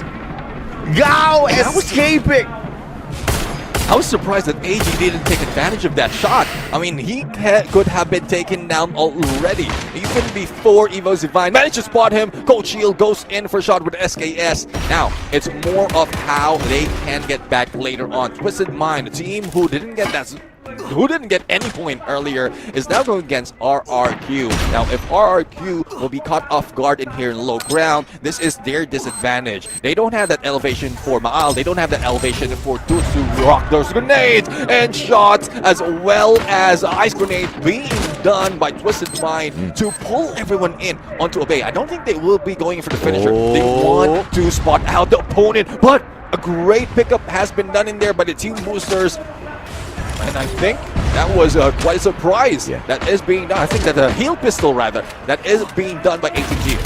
Now it is another fight for SB Esports. Lightning Zone called upon by the Vietnamese squad as they take the battle up against Aurora. 2 players down already. Final survivor LBT looking to stay to take the big fight. That's a big bad idea. LBT now going to be overwhelmed. 3 players. Azrael with the shot from the back. But LBT 1v1, no problem. Caught out by Axel. And Azrael on those M590s as he tries to hop away. Aurora 9 eliminations still during fight. Twisted Minds finally activating the thrill of battle and taking the fight to RRQ. But it looks like RRQ has managed to put a little bit of a distance between themselves and Twisted Minds. But from the back, Bigatron by Vitality spotting this chaos and approaching menacingly. I think Twisted Minds are about to get caught out in a very bad spot here. Oh, good thing that they have the Boltmaker. Twisted Mind did manage to give a little bit of damage against Bigatron by Vitality. But it's a trio against duo. But Jump, they'll manage to go in for a hit. Even next man was taken down. Now Sibank would be the final hope of this squad. A 1v2 situation. Ice grenade for them, but the Bass is not yet out. And they will be able to go in for the chase. The moment that the Bass will be top up, this might be it for Bigatron by Vitality. But they are stepping outside of that Boltmaker, of that Lightning Zone, and the Jump is making sure that they can close the distance. Yeah, absolutely. The Boltmaker still tickling them for sure. Sibank, this will be the final run for survival. He needs to hit the VSK shot here. Jump is there. One more for Sibank. Just not enough. The Bass follows up with the Car 98. Showing up just in time. The rest of the Twisted Minds players, like a action movie with flying vehicles and stuff. But yeah, I was about to comment about that. What's up with this team with like flying cars? We've seen that earlier from Evo's Divine. Now we're seeing it from Twisted Mind. Yeah. They're just like literally racing to that 90 points. Like literally, they want to catch up, make sure that no one gets any of those points away from them, even if they don't have any contention in this fight. Yeah, man. This is the grand finals. This is cinema. This is definitely world-class entertainment right here. The teams are putting on a show. 10 squads still left after all that chaos. That shows the resilience of Southeast Asia. These boys know how to exit a battle when it does not favor them at all. And so far, the exit strategy has played very well into the hands of many squads. Of course, we still need to get rid of teams in the lobby, so 2 teams have made the exit already. But the action has slowed down, Neptune. Teams just need to focus on relooting before the next phase of the circle. Yeah, I mean, one often reason why action is slowing down is because they're waiting for the next phase of the circle. As you can see, the zone is closing in already into TV Tower, Archway, and Funfair. That's covering most of the area that the next phase would be.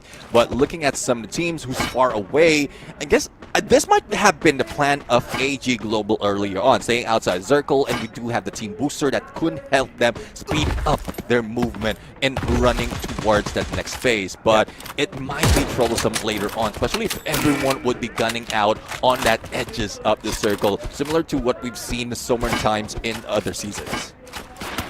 Barros, AG Global teasing RRQ. Off screen, of course. Buriram, Evos, Secret WAG, Aurora. Everybody lining up. Is there some free food in front there or something? I don't know. I want some. But I don't think they're serving food, bro. You know what's free that is available for the 3 teams? Tell me. Free Fire.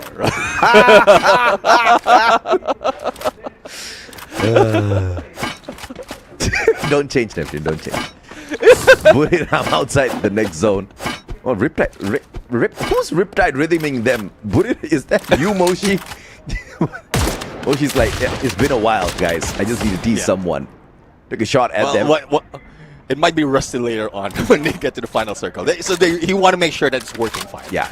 Got to test the buttons, you know. Before you go downhill, some countries, they tell you to test your brakes. Moshi's like, I better test my HUD. Riptide rhythm. Okay, all right, it's working. Let's make a long rotation now, boys. My Riptide rhythm is working. Oh, yeah. Well, speaking of long rotation, they go for the launch pad right now. Beat anyone who might be crossing their path. And just below Secret WAG. Now, this might be troublesome for Grim United. They have they have a lot of cover against Secret WAG, but they have one side open for Aurora Gaming from what we're seeing in this minimap. So they might be in trouble right now, and as you can see, a little bit of damage being received. They're also fortifying their armor, and I'm pretty sure Tiko is hearing those blue walls being put up. Yeah. So there is no surprise already for BRU right now that they can pull off against Secret WAG. Yeah, we've seen this circle before, and we've seen Buriram take that exact spot as they annihilated either Aurora or Gao.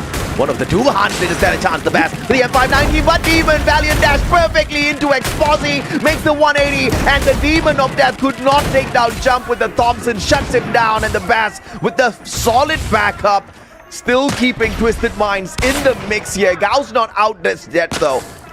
That hopping away as quickly as possible, but yeah, run boy, run. Vending machine right in front. Death, do you have a glue wall? Yes, he does! Oh! But could not get to the vending machine. And Twisted Minds, bro, back with a vengeance. I mean, that shot that the boss has made is just between two glue walls. I'll make that 3 because it's a stack on the other side. But it's just in between. There was just enough space for him to make that shot on the final moment. That was phenomenal.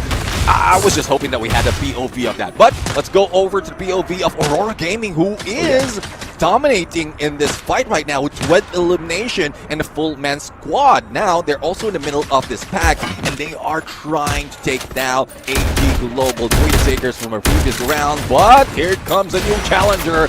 We have players from RQ right here who might disrupt them or maybe just be taken down. Chrono on standby here. Aurora, they want to call the rush. Oh, Riptide Rhythm forces them back. And the Chrono is forced out of Aurora. They have to now sit down quietly until they get those active skills refreshed. Phenomenal prevention of rotation here of Aurora, either by AG Global or Flash. Regardless, it has managed to stop the Malaysians for the time being. Zuez though taking shots, making sure RRQ from up top do not get a cheeky shot against them. Kochi will finish that off. RRQ injured quite severely before they make it into the next circle. Let's see though, Aurora Gaming, both of them has AG on their name, but which AG will be winning this fight? Aurora Gaming on high, lightning zone on them. I think it's somewhere from Grim United who has triggered that. Grim United is still hiding out in the shade. They don't want to get any sunlight on them. Nades almost hitting WAG. But it's a good thing that Evo Divine did manage to back away. But this is the opportunity that Grim United has been waiting for. An opportunity for a third party if they can move quick. Yeah, perfect plays coming on through here. And Aurora knows exactly what's going on. They just got to defend this side as much as possible and not give AG Global the advantage positionally. But now with AG rotating first, Aurora can finally pull this move. They need to pop that A124. Here comes Jun. Jun activates the A124. Oh! What a nade! Aurora dismantles AG Global and takes them out in the 9th spot. Denying AG Global and getting as much points as possible to get closer to 90 points. Now, let's see on the other side. Grim United did manage to get a snipe out of R2 to finish them off, and now they can deal with Evo's Divine. They can deal with Secret WAG. They can deal with Teal Falcons, but the only question though is, will they be able to do it? Buriram just making sure the area behind them is cleared. Evos though, booking an appointment with Buriram. This fight has to take place. Nobody can run away just yet. Moshi Riptide Rhythm. The whole squad is exposed. Ray has to back away. Tagged up severely. Get high with the Car 98. Looking for the shot. Nothing finding the full collection. And Evos Divine behind those glue walls still staying alive.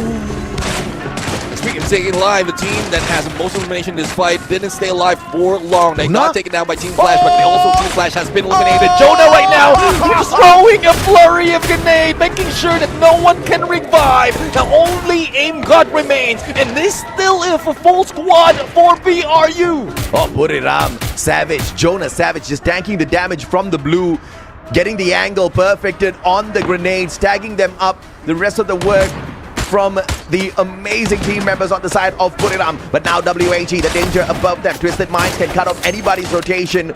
Falcons just beside Buriram. This is going to be very difficult and a huge advantage and recovery game for Twisted Minds. see though. I mean, everyone would be pushed in by the zone. Twisted Mind has a great position to take them down. Glue walls is not enough, especially for Team Falcons from what we've seen on one players. But this will force them to go in for fight against BRU. It's Thailand against Thailand. But who is on the off game right now? Team Falcons couldn't move up because of the glue wall that has been put up in there on the stairs. And they might get lost. Riptide waited, but instantly 3 glue walls has been put up. And WAGT going with a valiant dash, shutting down Mochi. The sniper of Buriram taken out of the equation already. Captain Jonah needs to get picked up. Only the Russia left in here. WAG dismantles them, and Falcons takes advantage at the very same time. Hopping on into the battle. Kororo, M1014 in hand. Nan7 could not prevent them. Buriram is out in 5th, and the shot from across the battlefield. Twisted Minds cleaning up the battlefield for sure. And now the advantage for the Booyah, for the Thai squad. Twisted Minds. Falcons can't do much. He was final survivor up against a full squad. From the bottom to the top, Twisted Mind is twisting everyone in this battlefield. The same strategy that we've seen from AG Global. The same mistake that Grim United has done as being third party by a different squad. Every pattern is showing. It seems like it would be spread out across the board of goals getting in the game. Twisted Minds was literally on the 12th spot before this game started.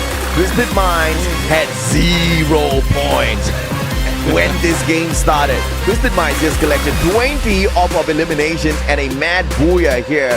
So that's going to allow them to jump up into the top 6 guaranteed. Not too far away from these rest of the squads as well, right? This is phenomenal. We got to see what AG Global and EVOS Divine got in the overall grand scheme of things. But EVOS Divine, I'm sure, has done enough to climb the leaderboard a tad bit as well. But I cannot believe what Twisted Minds has done. From nowhere to somewhere really good on the leaderboard.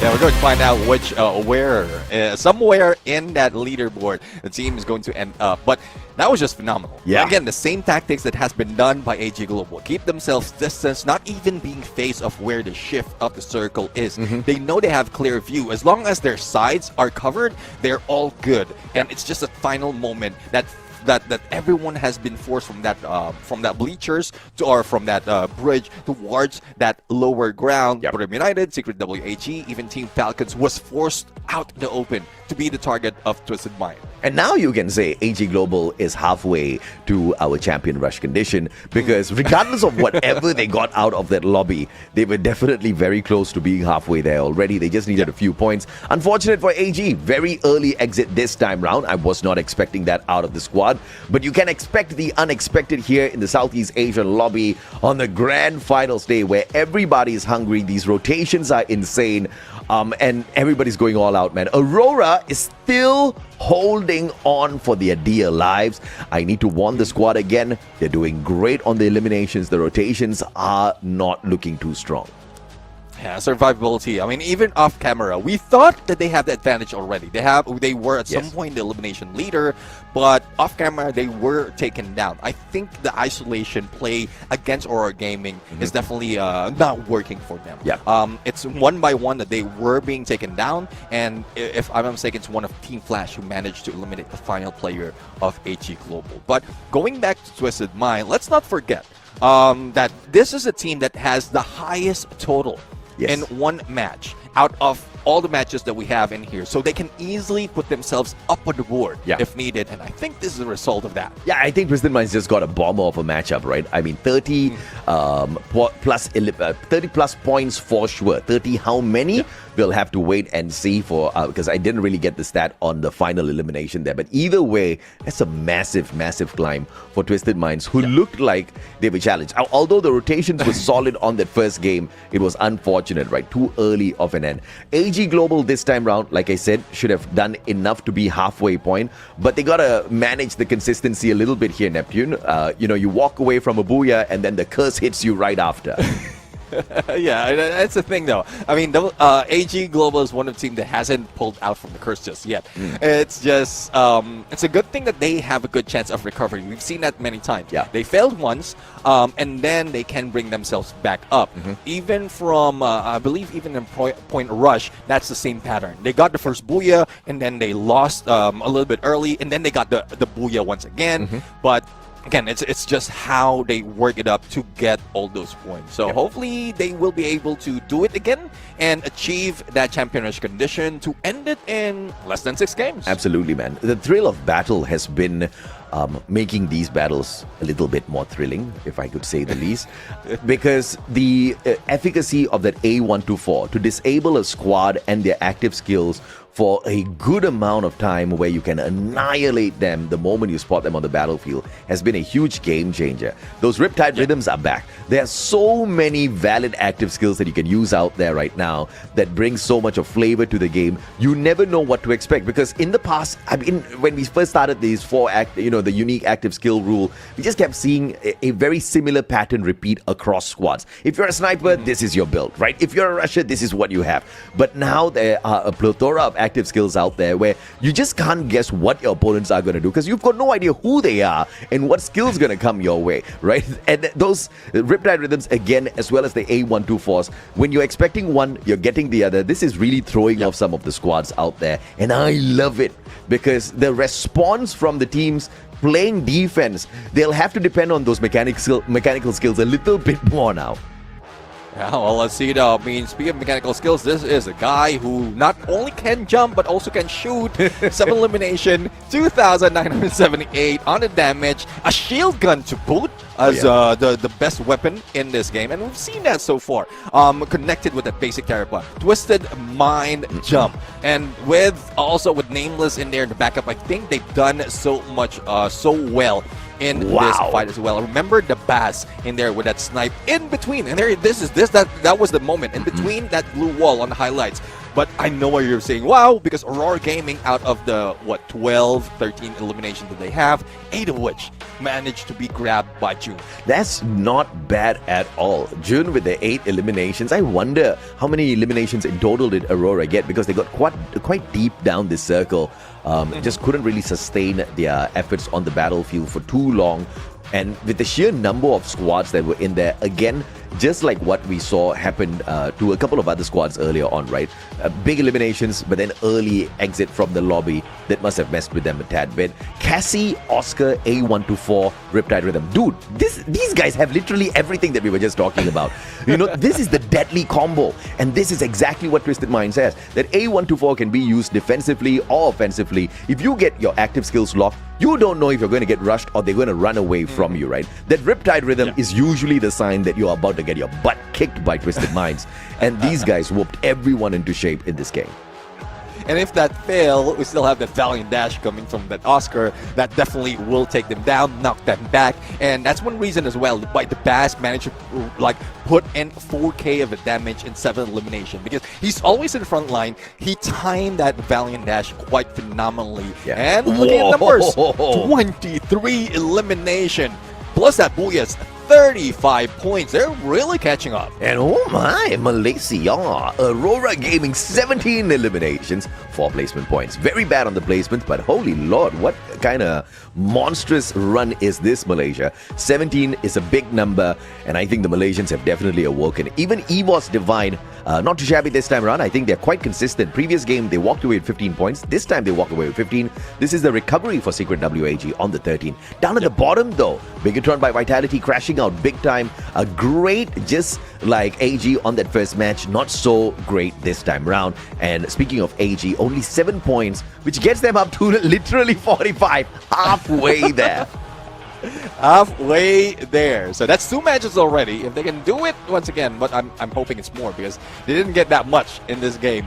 They will be able to unlock it in just 4 games. But that's me asking for too much. Because if Twisted Mind can turn things around from the bottom to second, that was just phenomenal. Like, not a lot of teams can do that.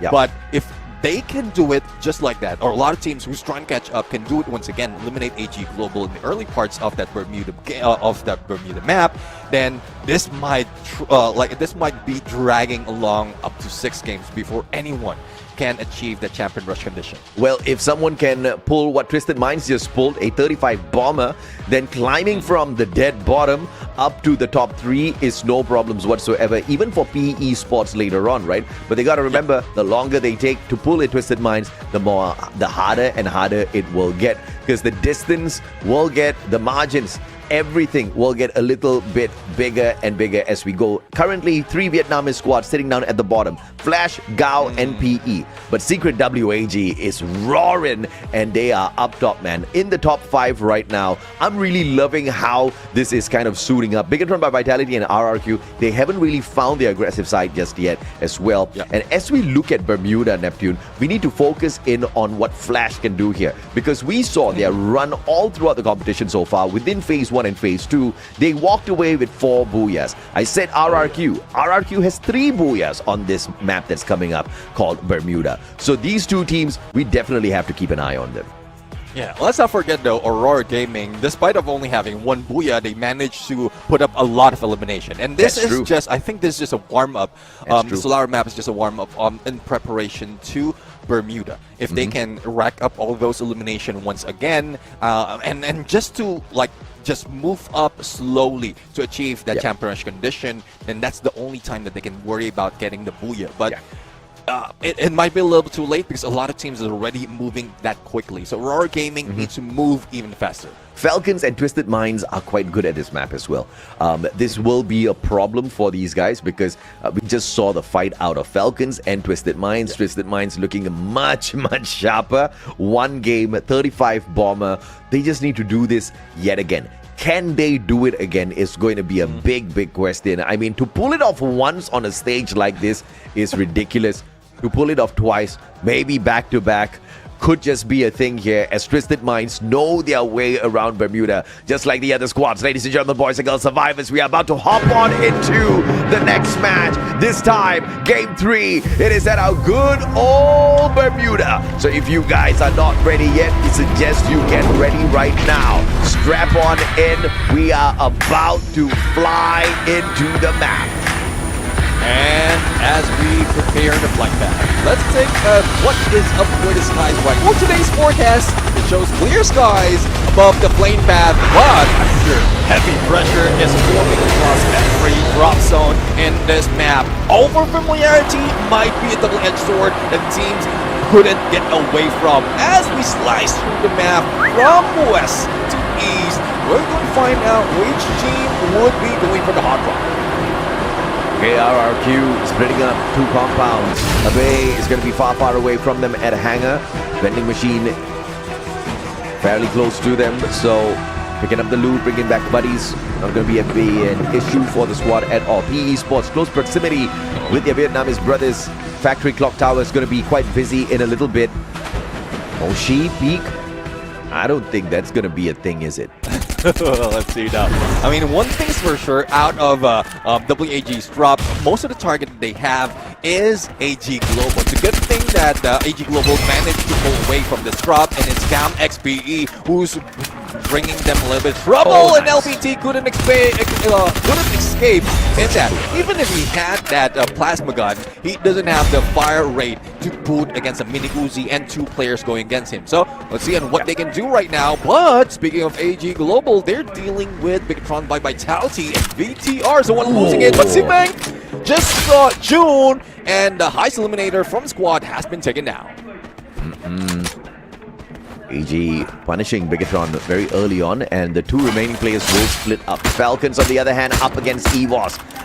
Again, the 2 EWC champions from 2 separate years. 2 battle out there on the field, looking to see who's better. And EVOS proving that they might just be a cut above here. Pina with the reposition, punishes the sniper on the side of EVOS. Rasya put down onto the floor. Kochil with the double revival. And now Pina with this flank, looking to say that he wants to fight this back. I don't think that's a great idea. Well, I think one good idea for the team right now is go for that vending machine. It doesn't have to go far because it's just next onto the door. And Pina did manage to go for a revive on the 2 players for Team Falcon. Clear view on Coach Hill!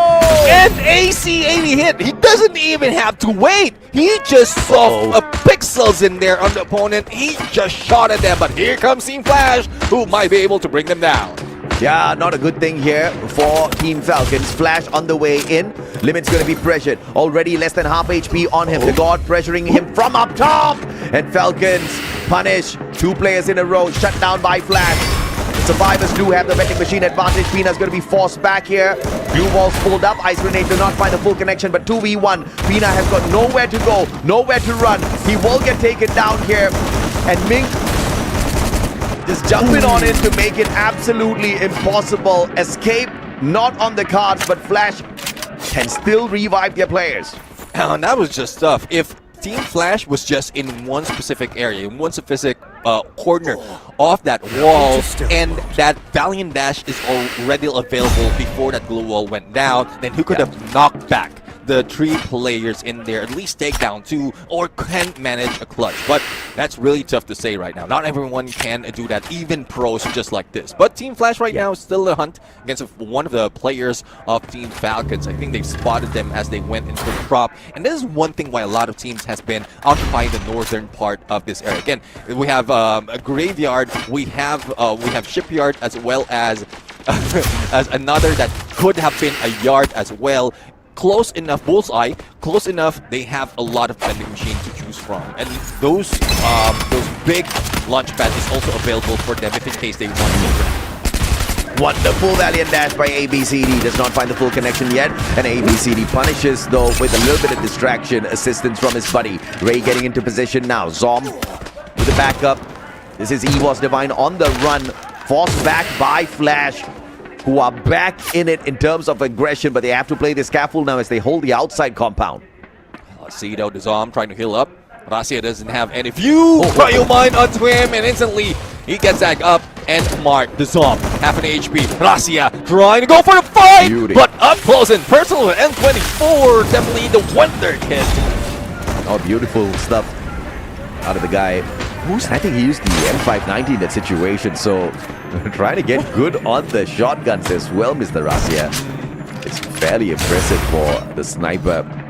But Gao's gonna take over the arsenal here. P Esports versus Aurora is now the next encounter that we'll have to cast. As Asriel drops by, there's a low drop spell, BT. Axel looking for one. Laoho's gonna get caught out. A sliver of health left on him. 3 players attack at the same time. Nolan able to spray one down with the P90, but recovery is instantaneous here as Aurora is on a roll once again. The battle between Flash and Falcons will continue.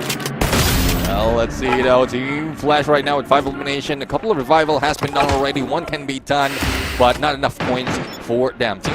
Team Falcons though, very close behind. But also on the feed, we're seeing Gam XPE being revived as well.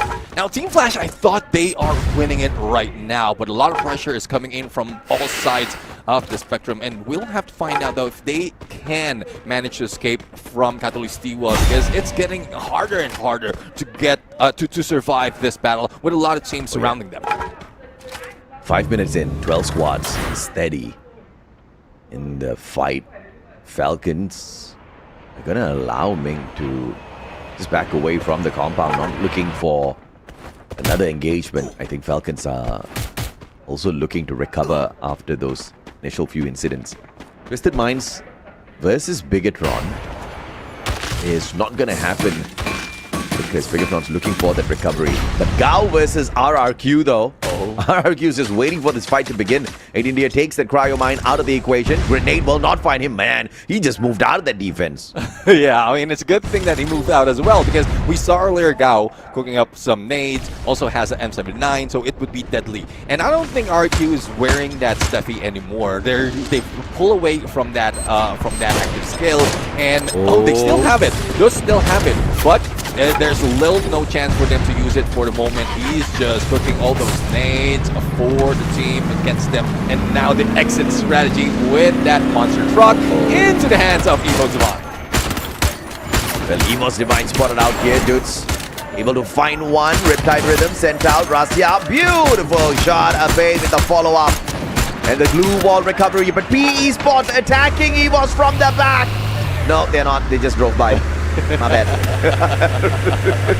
Well, that's one thing. It's a good thing that Damn XPE is trying to survive, because from earlier we've seen so many eliminations coming out against them. So they need to keep themselves distant. And we know how it is in Bermuda. Most of the time it's silent, but now it's grand finals. Everyone is still on fire. I think I'm still getting goosebumps because of all the screams that I'm hearing in the background, and also what we've seen from the initial battle in Kalahari. But look at that, AJ. It's not even like you can even put a pattern on where everyone or every team would be heading into the next phase of the circle, because they're all across the board right now, and there's no clear way for them to survive, because a lot has been guarding that Bimasakti strip already. Sure, you can see that again. There's just too much going on here. Ooh, Falcon Hunters will have another opportunity here as the Falcons fly straight to the Hunters. Battle at Bullseye is going to be a tad bit heated here. Fantastic shots coming on through. Falcons, they want a big fight. Who just spotted out. Limit, unable to find the connection. Kar98, VSK in hand. And it looks like this skirmish is going to be just damaging both squads here. Outside of the safe zone, the blue chipping away at their health. Yeah. I wonder exactly what Falcons were looking for in this compound. I don't know, probably just to make sure that they, if in case they got taken down, they can go for a revive. Look at Limix 7. He's the only one. I think he's very rich right now, and from most of the instance, he's the only one far away from the rest of the squad, so he can always go for the revive for this team. Launchpad is available. Again, this is one of the features of the Graveyard, Bullseye, and Shipyard that they can capitalize on. But second to third phase of the circle, as you did mention, they cannot wait any longer. They need to get to the next phase of the circle. So what they're planning is just making a path towards this area of observatory, and then they jump into next phase. But hopefully they also triggered that binoculars to make sure that no one is in the area where they'll drop it. That's perfect map awareness there, and the rotation could not have looked any more beautiful. Secret WAG up against Buriram. Buriram saw them flying on in, but look at this, Secret WAG barricading the top floor before they can make their access here. They're taking the fight straight up to Buriram. Tikui second guessing the move. Up to the second floor they go, they find nobody. That can only mean the third floor is occupied, and I don't think they will take a fight with Buriram just yet. Oh, this is classic Bimasakti.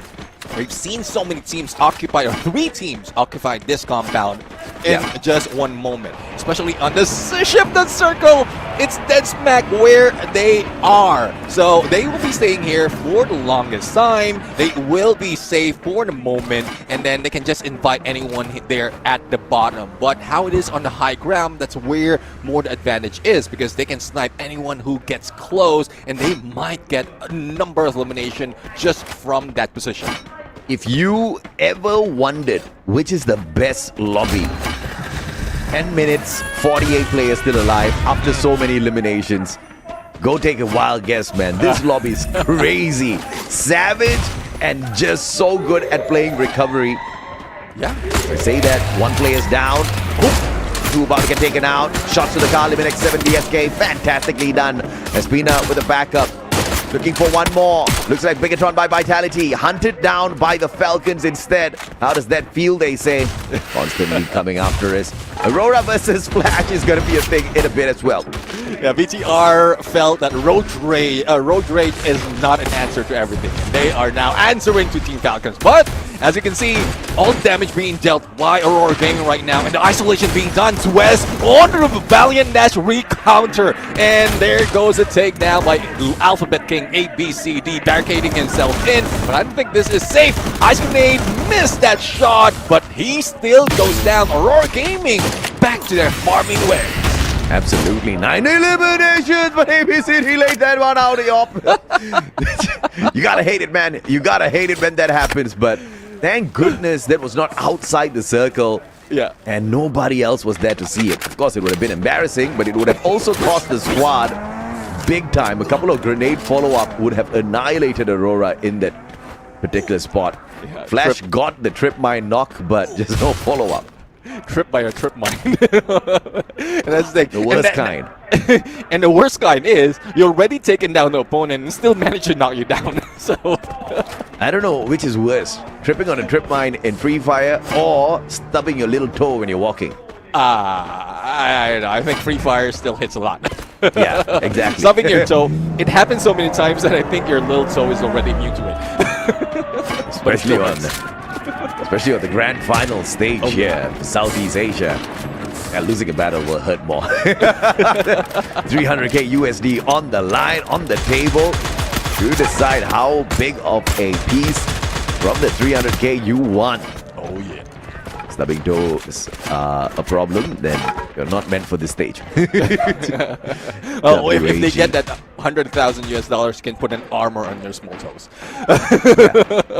So that it doesn't happen. But jokes aside, and the reason why they're joking around is nothing's happening just yet. They are waiting for that shift or that shrink of the circle.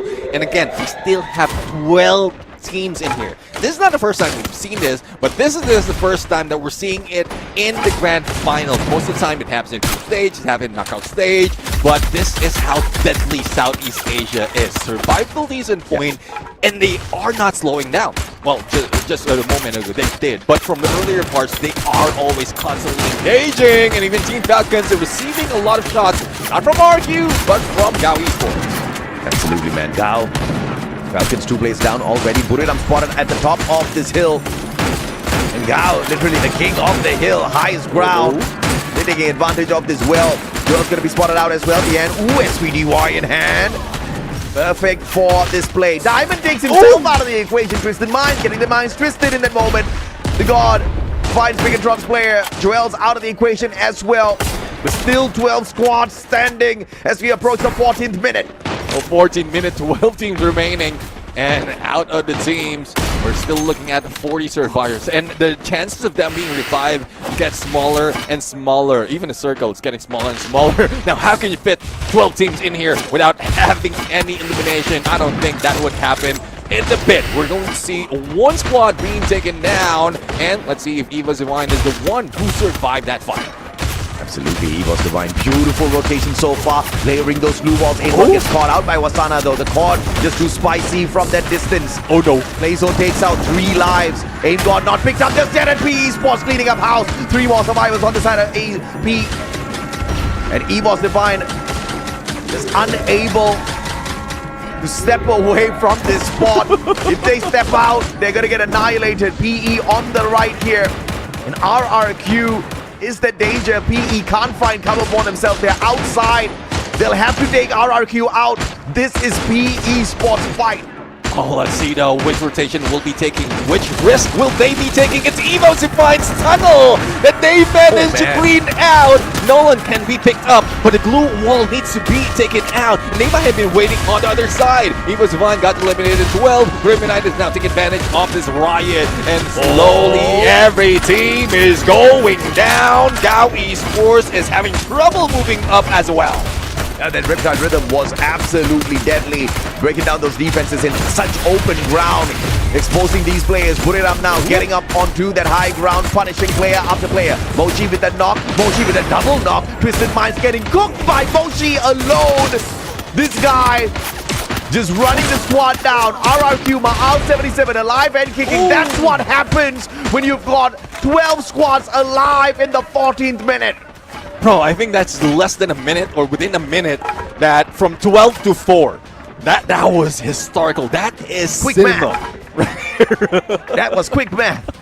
12 to 4. So how long does it quick take deduction. to count down? Quick deduction indeed. Oh, dude, Buriram on the best spot here. WAG was smart enough to take that second floor, just avoiding a lot of the initial chaos, and therefore they can play for this final circle. Aurora will have a big advantage, but they will have to wait for the movement of Buriram first. If they move before Buriram, Aurora's definitely going to be toast, unless Buriram gets distracted by WAG. And that's the thing though, I mean, the moment that they jump out, they might be in view of WAG, so that battle will happen, and Buriram will still be at their weakest point, that third-party engagement, but they didn't expect Cypher to be there. He danced around, brought down Moshi, and now Brim United has lost one of their players, but here comes Aurora Gaming going in for the push, but they might not expect WAG is already waiting for them, so it's a 3-team threat right now, but ring around the rosy being done best by Brim United, trying to hide out and probably a flank against Aurora Gaming.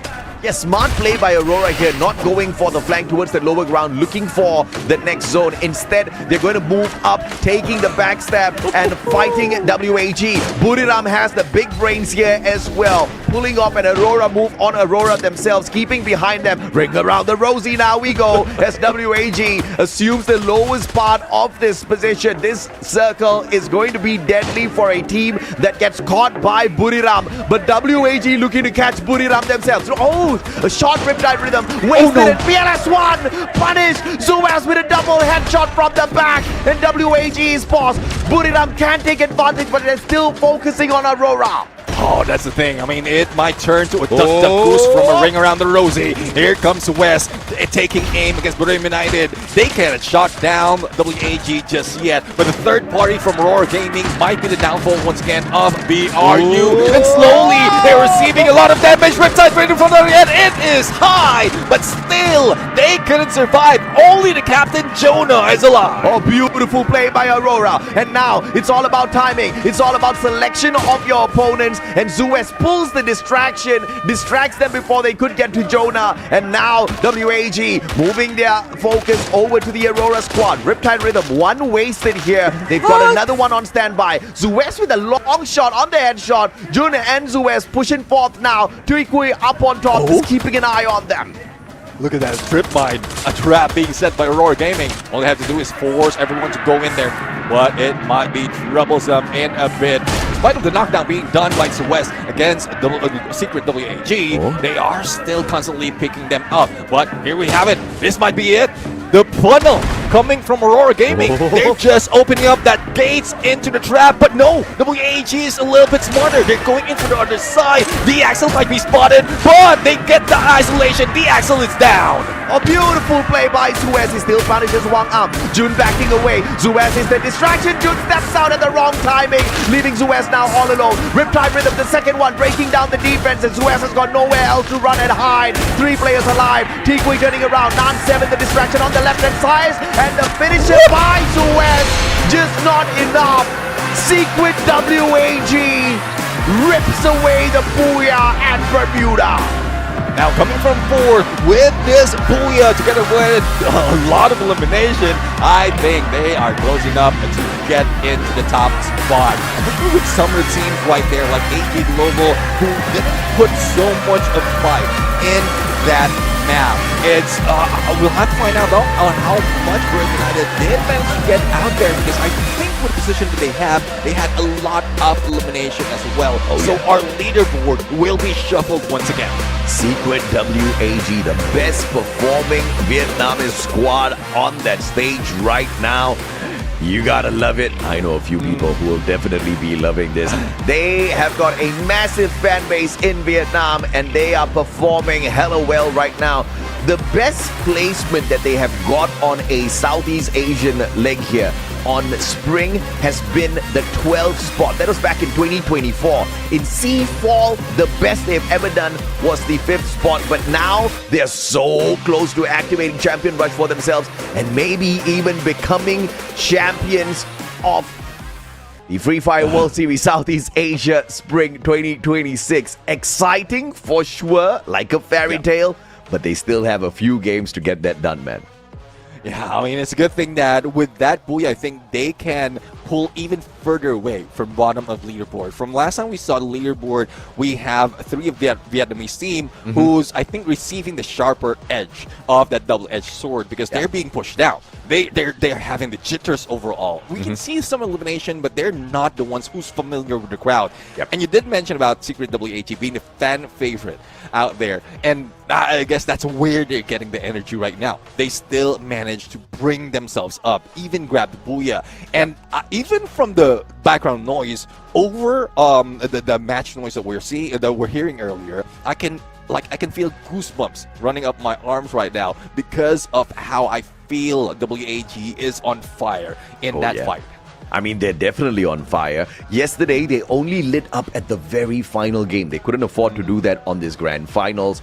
They've awoken in this third matchup. They were already doing decent before this game. This allows them to jump up quite high on the leaderboard, definitely in the top 5 right now. And if it wasn't for All Gamers Global and that extra bonus point that they walked into this grand finals with, I think they would be very close to the other teams now, because they've already let go of a couple of opportunities, punished early. All Gamers Global have allowed the rest to catch up with the bonus that they have.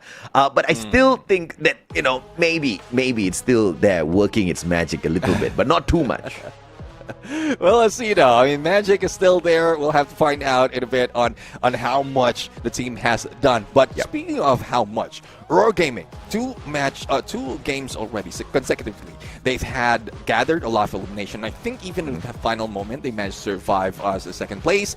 They've got a lot, and this is us asking them to get placement even better. And this is answering to that. They were very close to Booyah, so they might be aiming, or if not grabbing the Booyah on that game number 4, which might push them even further in the leaderboard. Absolutely. And, from all the names that we mentioned earlier, teams that could potentially walk away with the Booyah here on Bermuda, Sacred WAG was not a part of that list. So this is a phenomenal attempt by them. I think all the moves that they pulled out there on the battlefield were timed well. The right action moves, the position that they took, the high ground, and choosing when to go into some of these encounters. Because one wrong move, one wrong timing, and you're probably going to get backstabbed. In the 14th minute, Neptune, again, we had 12 squads alive and kicking. That was insane. That circle was packed. Yeah, I mean, again, for everyone who's watching in here who haven't seen Southeast Asia, the battlefield in Southeast Asia, this is Southeast Asia. This is what you would expect. And this is what we want to introduce to the world once we have them in EWC on the global finals. And I don't think this will be slowing down.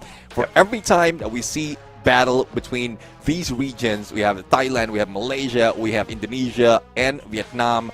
This often happens, and it's tough to say who's going to win just yet, because from what we mentioned, our leaderboard is constantly going in a shuffle. Those who are doing quite well earlier might be pushed down. Those who didn't move up from the first match is now slowly making their way up. But let's not take it away from Secret WAG's MVP, though there's not so much of elimination. I guess Secret WAG was not given that much in that fight, but 2 elimination, 14,608, 1468 on the damage, as well as M590. Tikuyu is deadly in the front lines.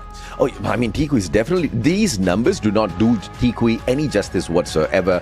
This is one of the best young blood that we've got out here on the Free Fire esports circuit, and he's definitely doing his team proud. But just not the kind of game that's just massive, where it's going to throw all of those WAG players on the top 5 eliminations. It's Moshi at the top with 6 Illims, and you also find a couple of Falcon players here alongside Aurora. Zuez, Azrael putting themselves on the leaderboard for eliminations alongside Pina and Limit X7. Yeah, I mean, Moshi was, you did mention at some point that they were taking advantage of that high ground already. And Moshi's the ones who's grabbing as much elimination as possible. And this is it, 6 elimination just from him. And we're just finding out how the rest of the squad managed in that fight. Because from last time we saw our leaderboard, they didn't even move up. They are in the middle. But before we go anywhere else, let's take a look at the active scale. Again, it's quite similar from what we've seen earlier, but instead of a Cassie, they put in the Steffi, because they know that Bermuda would be deadly. A lot of teams would be in there, and they want to be safe with the throw balls being thrown against them. Yeah, absolutely, man. And of course, the Painted Refuge does give you a little bit of extra defense as well. So this is Secret WAG not looking to be aggressive, looking to be a little bit passive, but still battle ready, right? And activating that Painted Refuge in a circle like this obviously was a huge boon for the squad. Not tagged up by those grenades much at all. In fact, they tried to snatch away a few lives with those lethals. Couldn't get as much as they wanted. Again, this was not the best game out of Secret WAG in terms of eliminations, but it was their best game so far. They climb up 17 points. That's not too bad. And it's phenomenal to see other teams struggling to dominate such a table. And Aurora Gaming, Malaysia up on top on a stage like this, on a day like this, is just mind-blowing for me because it's been a while since we've seen Malaysia shine.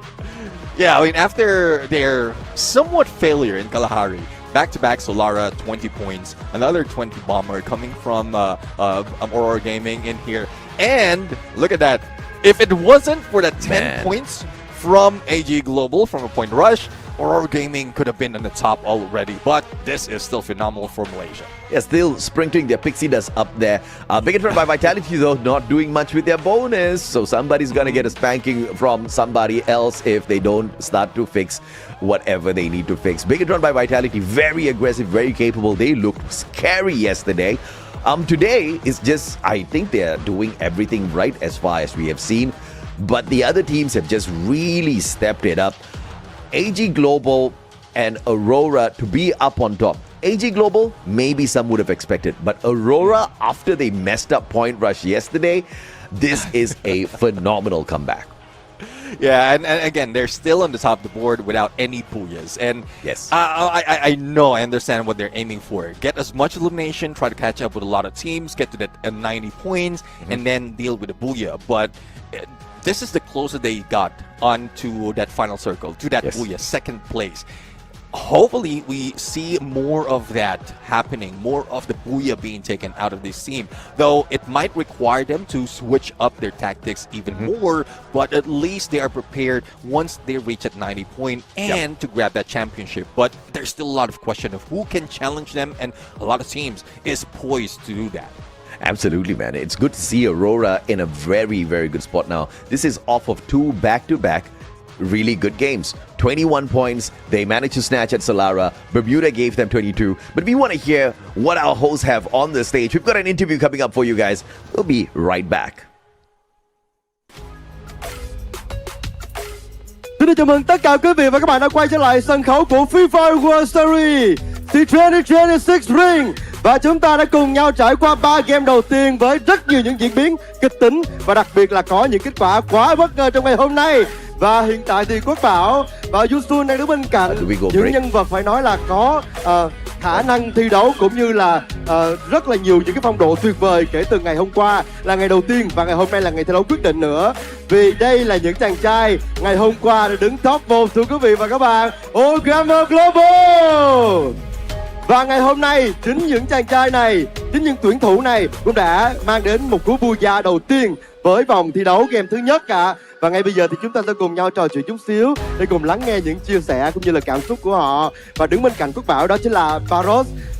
Xin chào Baros. Và Baros có thể chia sẻ cảm xúc của mình và đặc biệt là có thể chia sẻ cho mọi người được biết là tại sao đội của chúng ta vẫn luôn luôn giữ vững được cái phong độ và nguyên nhân từ đâu, chiến thuật ra sao mà các bạn có thể tiếp tục và luôn luôn mang đến những phong độ thi đấu rất tuyệt vời trong cả 2 ngày không ạ?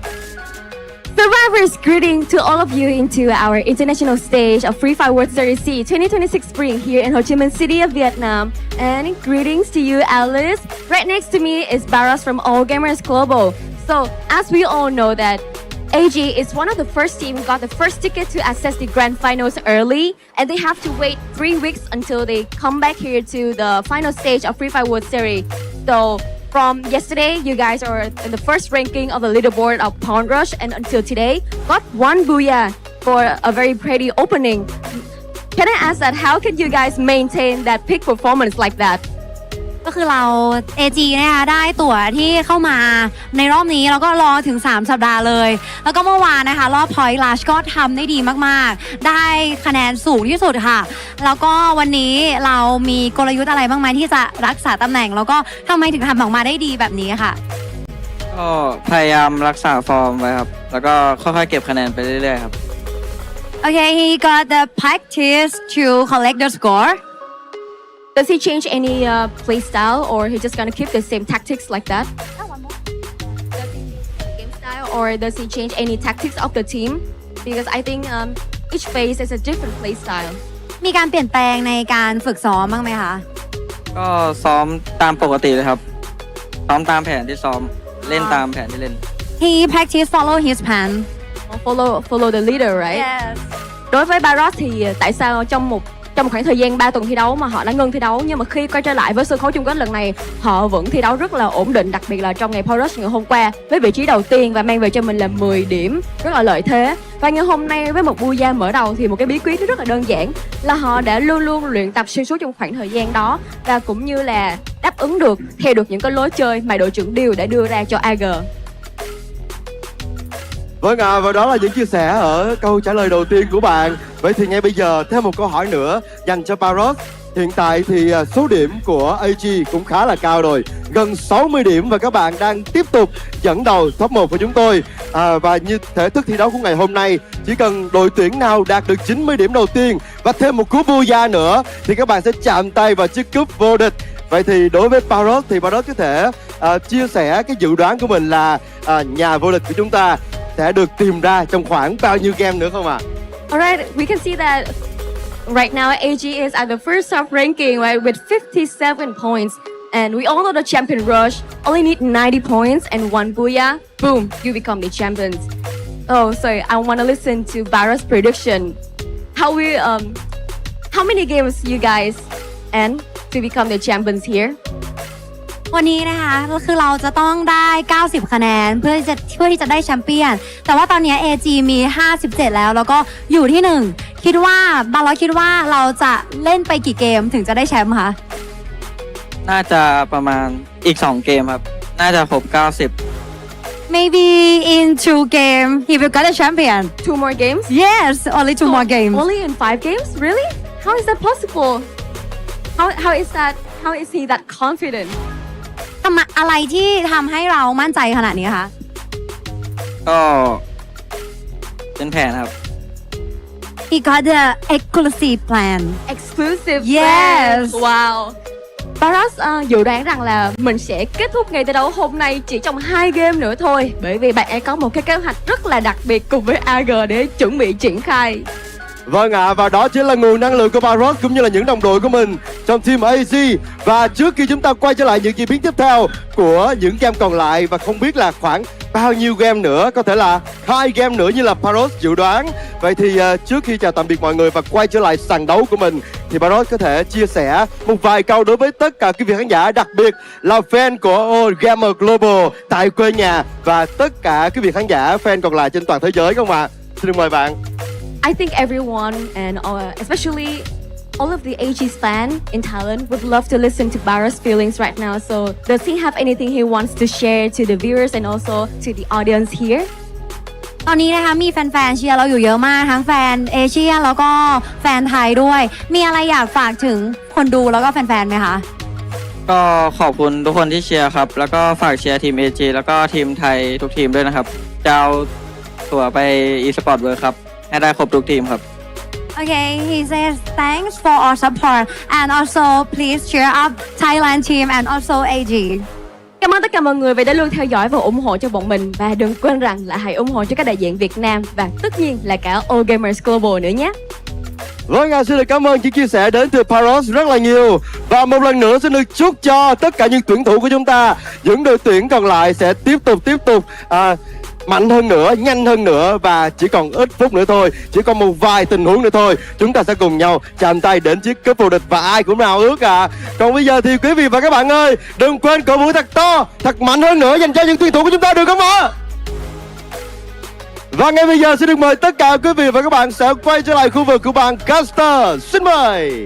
Thank you everyone for your listening and I would thank you everyone for your listening, and of course congratulations to all of our teams who are competing so well today. Only 3 games, but everything is so impressive, right? Well, I hope that AG can do what they promised on the stage right now. This is the end of our interview. Thank you for your listening, and now let's have a little bit of break before we turn into our next game.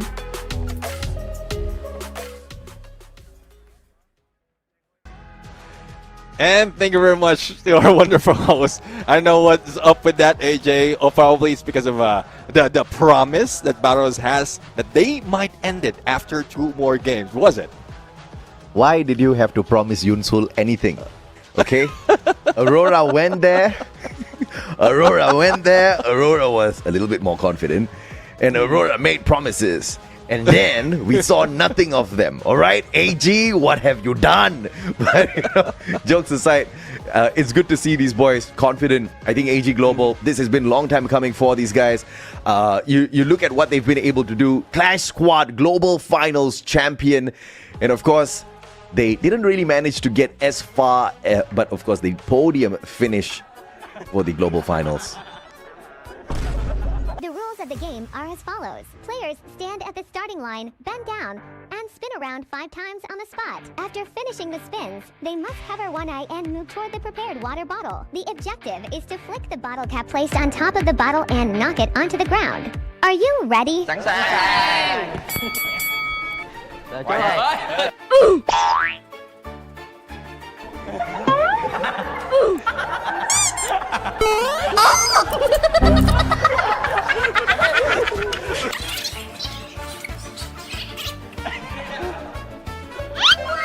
Rồi, ghê chưa? Ghê chưa? Ghê chưa? Ghê chưa?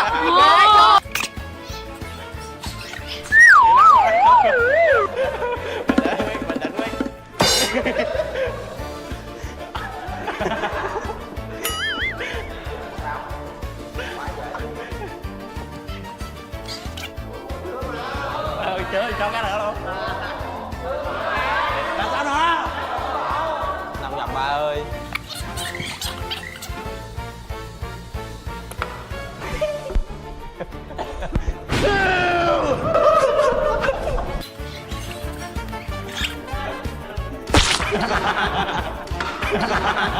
Riêng huấn luyện viên đó là phải 10 vòng. Gì 10 vòng? Đúng rồi, huấn luyện viên thủ. Rồi quay đi. Anh quay đi em tới. 1 4 4 5 5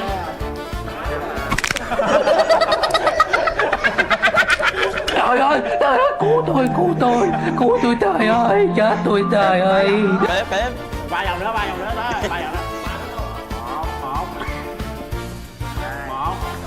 1 rồi. What do you think of this game?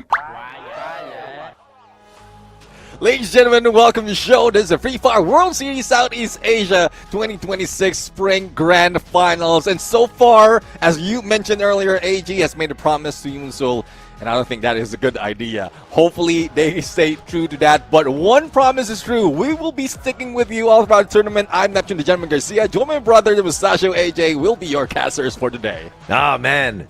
The curse about to kick in once again.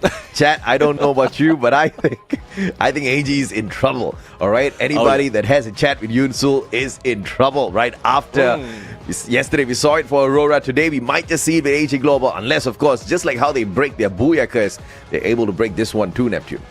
Yeah, I mean, hopefully they doesn't end up as a coach in there who was spinning around and then missed that shot, but or just keeps spinning around and then falls down. But there's just a lot of hopes coming from all the teams, especially those who made it work right now.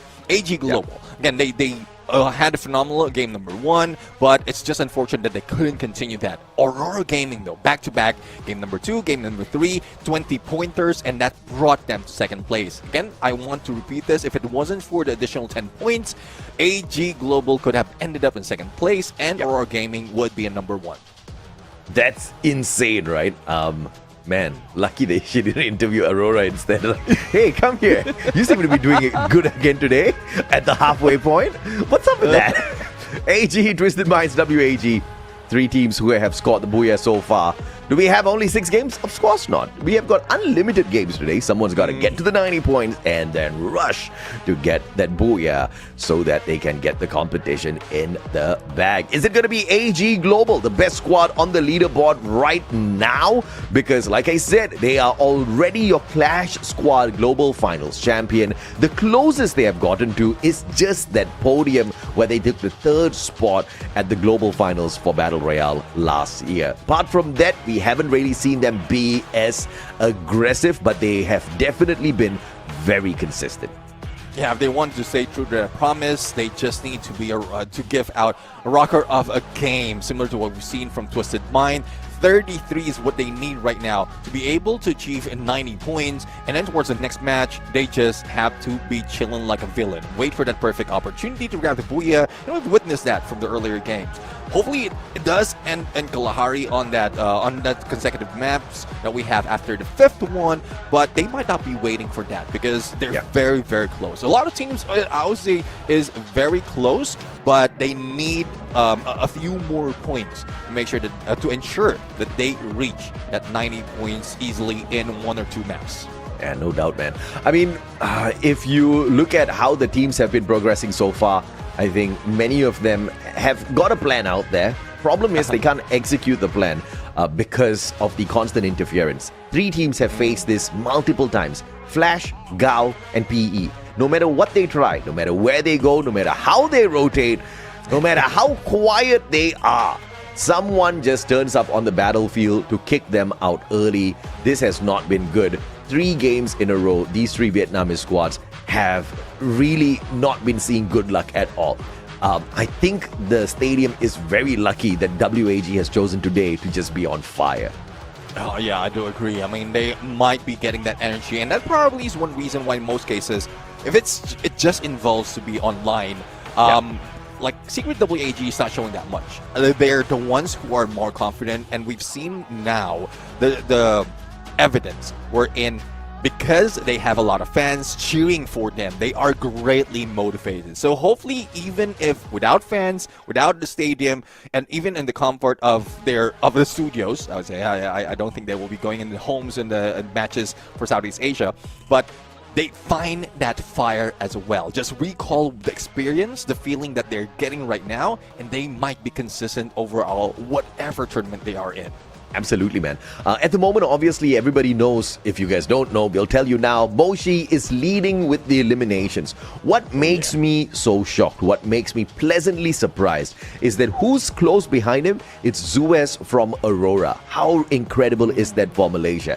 And then, of course, you've got Jonah, and then right behind Jonah, you've got Aurora, Jun, Axel, Azrael. I mean, the whole squad of Aurora is on fire right now with the action out there on the battlefield. You gotta love it. All the Malaysians gotta love it. We're gearing up for game number 4. Let's see, first of all, if the curse is gonna be in play. And second of all, if or not the 3 Vietnamese squads down at the bottom, Flash, Gao, PE, can find recovery. This is match number 4. This is Purgatory. This is where Burira kind of rocks. Well, let's see now. The tip-off is here. The squads are stepping into court right now. Now, this is a chance for them to pray and prove that the promise can be given.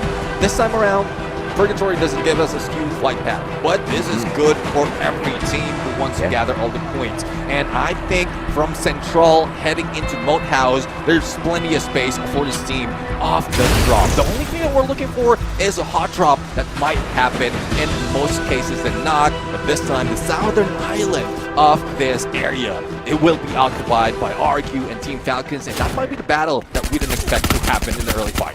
Top 3 squads here. Buriram, Aurora, WAG. Who's going to walk away with it? But Aurora used this map to farm a very early fight up against Gao. And this is that opportunity for Aurora to pick up these solid points and become the kings of this map. Again, the top 3 teams here. Buriram, Aurora, WAG. We just got to keep an eye on them. Yeah, let's see now. Let's see if they will continue that. M1014, that's just difficult to be able to manage in there, but it's a good thing that it's just quite well used by Aurora Gaming in that initial fight, even against a mini Uzi. But Eva's Divine right now is not aiming to go for a fight. They're aiming to survive. Now, where they're heading is into the middle of this map, trying to find out a better location for survivability. And this is one thing that we see often from some squads who wants to get that booyah, and that's what they're aiming for if they want to get away from that 7th spot. EVOS versus Buriram. Vending machine in play. I don't think Buriram knows. Jonah out in the open. Moshi on the other hand. Who gets shot first? That's going to be the question. Buriram's definitely going to be the victims here. because they have no idea of the presence of EVOS Divine. EVOS Divine now at the vending machine. Gao. And that about to get shot out. Axel again. It's just Aurora. Oh my god. I mean, they are in quarter right now, and they're digging up the graves of everyone who's going for the fight against them. Isolated from the group. They're not taking any chance. They are strong this time. With early loots, seems like they are on point. But I don't know what would be the plan right here, because coming from Quarry, they might need to cross Brasilia or to River to go into Brasilia, but that might happen later on. Now, a battle that might ensue is Brim United and EVOS Divine. We've seen that earlier, that Moshi was out in the open. I think Rasi capitalized on that. Jonah being stuck. Valiant dash against him, and as quickly as that Ray with MP40 goes in for a takedown, that pushes Wasana to look for coins and get for that revive. AJ Global cleaning up house. Bigatron by Vitality. 3 players shut down. 1 final survivor. And AG is on the hunt. That was a quick snuff. And they get the binocular scan as well. They know exactly where Joel is at the vending machine. Question is, does Joel come in here for a reach out with the full squad? He's got the triple revival already. But it looks like AG's about to get another point. Well, let's see now. Launch pad already set. On any exit, the Joel will be taken. Riptide Rhythm against Nameless, but doesn't face him at all. Cord in hand, in the flank coming from Barros. Now, Woodpecker would be deadly. Initial knock or initial shots can damage his HP. No one's dropping in against him. That's what Barros is worried about. But shot from the other side takes down one player from AG. Barros is still going for a rush, and Joel will be taken down. Not only that, BTR receives a damage outside of that area from that airdrop, from that revive that happened after Joel did manage to go for that. Beautiful play by Joel, though. It did manage to trade out 1 elimination. And so that was not a total waste. He pulled in the full squad, triple revival, got an extra point before giving his life away. He was definitely going to get slain in that situation. Aurora now driving straight into battle up against EVOS Divine potentially. 5 eliminations in hand already. Lightning Zone right in front. Do they want to fight? Yes, they want to fight. It's Aurora's Lightning Zone, and they're taking the fight straight to RRQ at the Arsenal. And at this point, those blasts would crack, and they will take advantage. There goes the knock. There goes the Valiant Dash, but Azrael has been caught off guard. Dudes right now with Drogon trying to fight back, and the pickup can be done. A little bit of FGL action being brought into Aurora, but Dudes has been taken down as well. 18 tier has been revived, but this might be it. RRQ is out for the count. Ting, ting, ting. Aurora Gaming for the win. That's a knockout punch by Aurora. What a play. This is literally like an action movie. 2 vehicles flying straight to the Arsenal. Non-stop action, valiant dashes, a couple of Riptide Rhythms later, and of course a few F79 attempts. Aurora smashes one of the biggest squads of Indonesia. And now trying to get away, another Indonesian squad, EVOS Divine, spotting them out in the open, takes those open shots. Buriram rotating in towards golf course as well. Will spot out EVOS. Looks like his Arsenal's just really hot.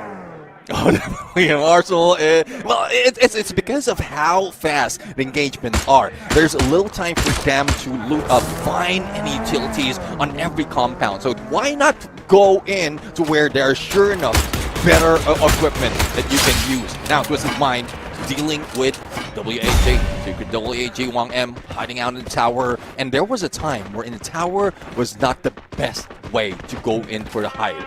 Most of the time, you will be naded, you will be spotted, but Twisted Mind might not be able to see him, but no! He tries to go with the F79, but he misses that corner. He's the one who has been taken down with the Thompson, and Twisted Mind on their second elimination.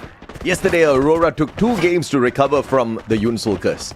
So, going by that data, this is solid data. These are no assumptions, all right? Going by that data that we have on hand, AG might be in trouble, all right?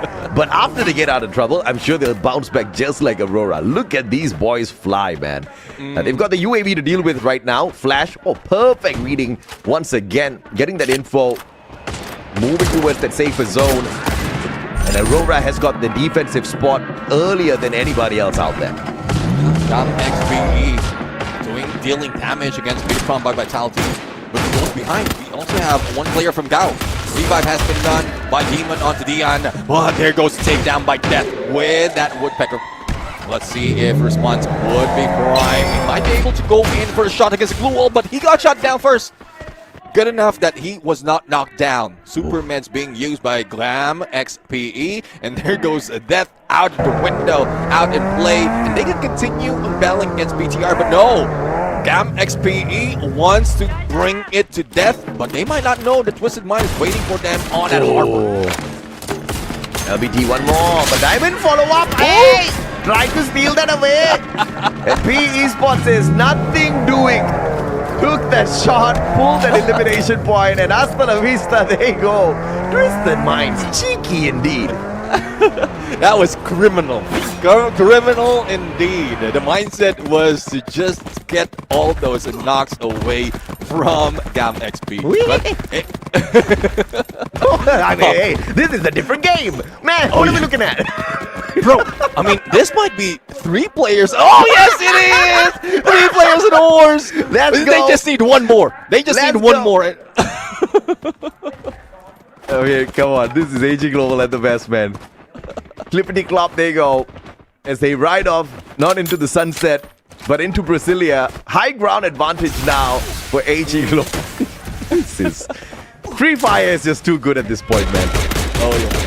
A lot of, especially with that horse that's been through, a lot of tactics is opening up, but there's nothing opening up. And then shooting Dion out of that tree, and Secret WAG will open up this airdrop as well. Now, outside of blue, I don't think they will be receiving a lot of damage though, but they need to be careful once they try to step in, because from what we've seen in the map, we have AG Global waiting for them after that takedown that happened, or after they shoot down one of the players of Gao. They was heard, and now AG is responding. But of course, this is just picnic outside the safe zone. Everybody's just chilling. Hashtag thank you, Team Boosters. This is convenient enough for WAG at this point of time. But AG, Baros, needs to keep quiet here.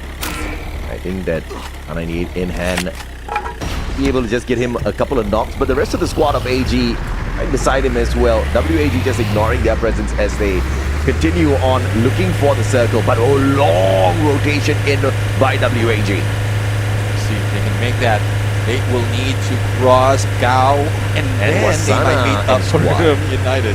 So that would be tough. That would be a tough tour for them. So I don't know what the plan would be. The easiest path would be just to go against Gao and then cross that river, and this is what they're doing right now. They spotted Gao, and now they are shooting them down. Man, better to spot Gao than to spot Buriram out there, because they will be the unwanted party in that particular location. But Gao just caught out here in the open, and they'll be forced to play reset once again. 2 more survivors on the Vietnamese side. As you can see, bottom 3 squads, all from Vietnam.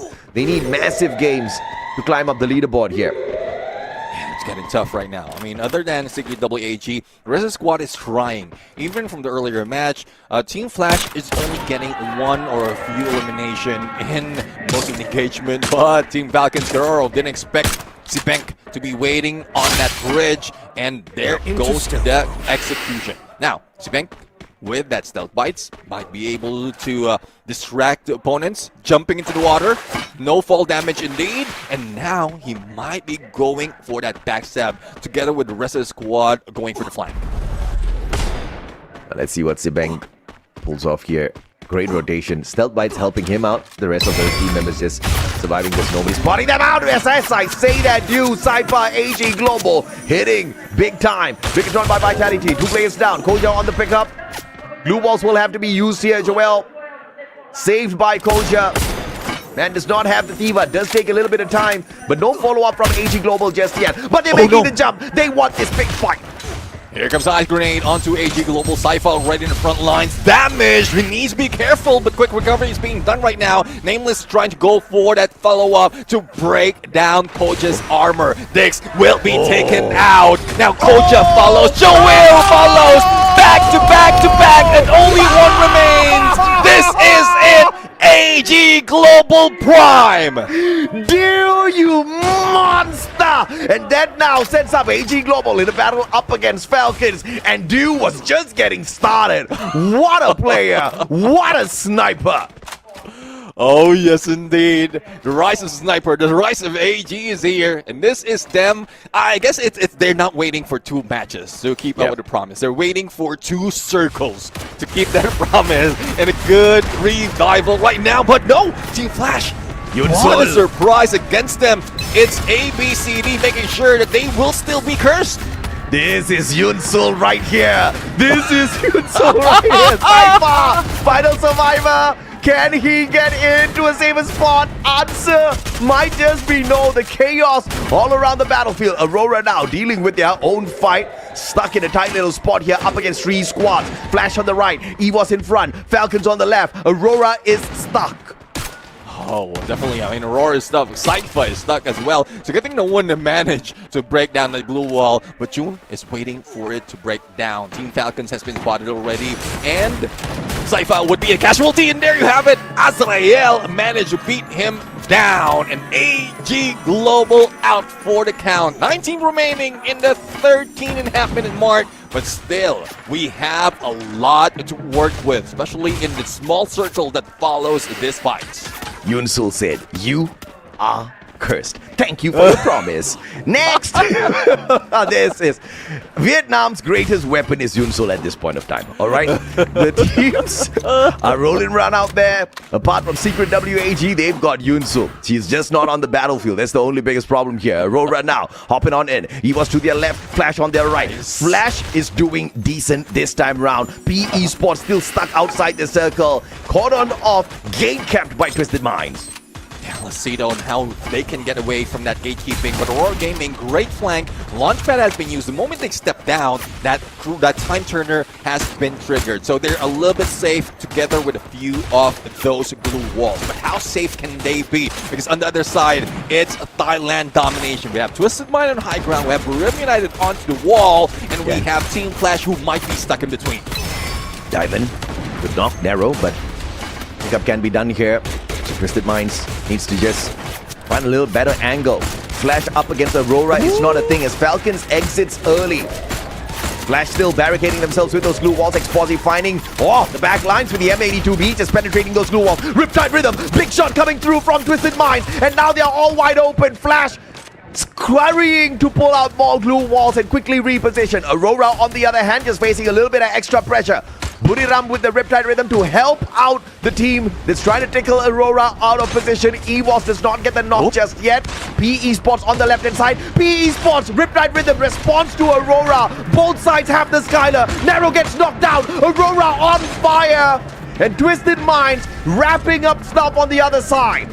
And now, Rim United couldn't take down Secret WAG. Now they turn their position, they turn their attention to Evo's Divine and Aurora Gaming as we see some of the players from Twisted Mind trying to survive, but unfortunately they couldn't, and they will be left out. Evo's Divine outside the zone, a flurry of glue wall stopping him from the approach. Aurora Gaming managed to survive, but not for how long. They might be going down the hands of Evo's Divine, and there you have it, down to 4 teams and only a few who has a lot of players, and Rim United is now down to none. Only 3 teams remain, and 2 of which coming from Vietnam. Secret WAG, can they do this right here, right now? Back-to-back booyah in Ho Chi Minh City. That's exactly what you're gearing up for. But look at the guard from Team Flash up on top. They could just be backstabbed by one of the most trickiest snipers out there on the battlefield right now. Zob, grenade's gonna go far. ABCD with the cord. As the circle starts closing in, it's gonna be about the rotation of WAG. Well, let's see though. I mean, based on the shift, it's favoring Team Flash right now, unless the God makes a magical push to make sure that WAG doesn't get out of the corner, and they might be able to capitalize on this. But slowly but surely, WAG is moving away. The God was damaged, thus he's healing up, a little bit distracted, but that nade might spell the downfall of WAG, and the God from above is raining fire on them. Valiant dash perfect here by ABCD. Moves straight in, but barricaded and a Riptide Rhythm breaks down all of the defenses. ABCD and Zom both get one. Tikui with the drone up, and Zom sorts him out. And WAG's PLS1 saves the day. Yes, you can knock us down, but you can't take us out of the fight. And Yunsul has not interviewed us yet. Back-to-back booyah for Secret WAG. Now they have that booyah, that 2 booyahs already. They might be receiving the curse. Hopefully they don't answer any they make any promises right here, because it is getting tough right now. But despite of that, we've seen a great performance coming from most of the teams right here, from like carrying it over on the previous the first half, or the first 3 games that we have. Aurora Gaming might be still on the top of the board, but it's no surprise that Secret WAG would be moving further away from where they were positioned before the start of this game. Absolutely, and there might be some stuff that we gotta sort out here, but as far as Secret WAG is concerned, they got the booyah fair and square out of this game. But the way Secret WAG stabbed Buriram in the back, they caught them off guard. We didn't really see a lot of reactions out of the players at all in that situation. And I was actually quite surprised, because up to that point, Buriram was doing very well in this lobby. Just in the wrong place, wrong time from what we were seeing, because we were not even focused on that Buriram fight, because when that was going on, the pressure was already being put onto Aurora, forcing them beyond the wall. We saw a Riptide Rhythm come from the side of Buriram, and then PE Esports and Aurora started getting into the fight. Whilst this battle was going on, Buriram just disappeared. Yeah, and that's one thing though. I mean, Buriram United is in a good corner. There were like that wall. They were in one corner. Team Flash was just behind them. They boosted themselves, or Team Flash boosted themselves up with those Monstruck and some glue walls. They have clear view of Buriram United, but they're not even faced. They're trying to deal with a WAG from across that building. The moment that they noticed that they couldn't bring down Secret WAG, they pulled away from that, focused their attention to the left, where, as you mentioned, that's where Aurora Gaming was, there where PE Sports was, and then we switched our POVs to a different squad. And I guess with their attention, or with the attention brought to them by several teams, that's where they just started to falter. They couldn't decide on which team to take, and I think they lost a lot of utilities as well before that fight even happened. Absolutely, man. I'm so excited, because now Vietnam actually getting closer to lift the trophy here, to be the champions of Southeast Asia. How far would the region have come in the world of Free Fire Esports if they are able to pull that off today? I mean, if anybody else needs to stand a chance here, Yunsul needs to get back on that stage and work some magic for us. But jokes aside, WAG, these boys have got the hustle. Yesterday, Neptune, they had just bad luck, right? Nothing was happening for them. Nothing was working. They did try their best. They did manage to get one decent game there, but then the consistency was just a little up and down. Today, on the other hand, they started off strong, they continued strong, and they went just ballistic back-to-back booyah. So they were decent and then really good. So it's been a fantastic day for Secret WAG so far. I do agree. Last time we saw them play in the same city, in the same crowd, is they were a little bit pressured. Most of the squad coming from Vietnam were a little bit pressured.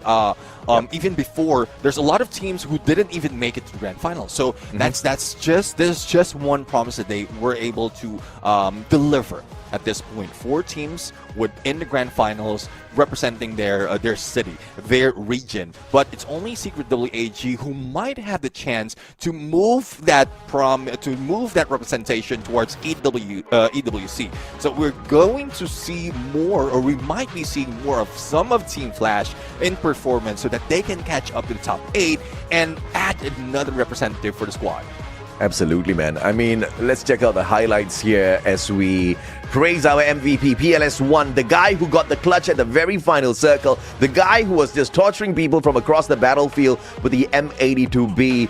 Who needs the Iris when you've got this sniper? 5 eliminations. He was definitely on fire. But it is Team Flash and WAG that really made Vietnam proud here. Look at those numbers.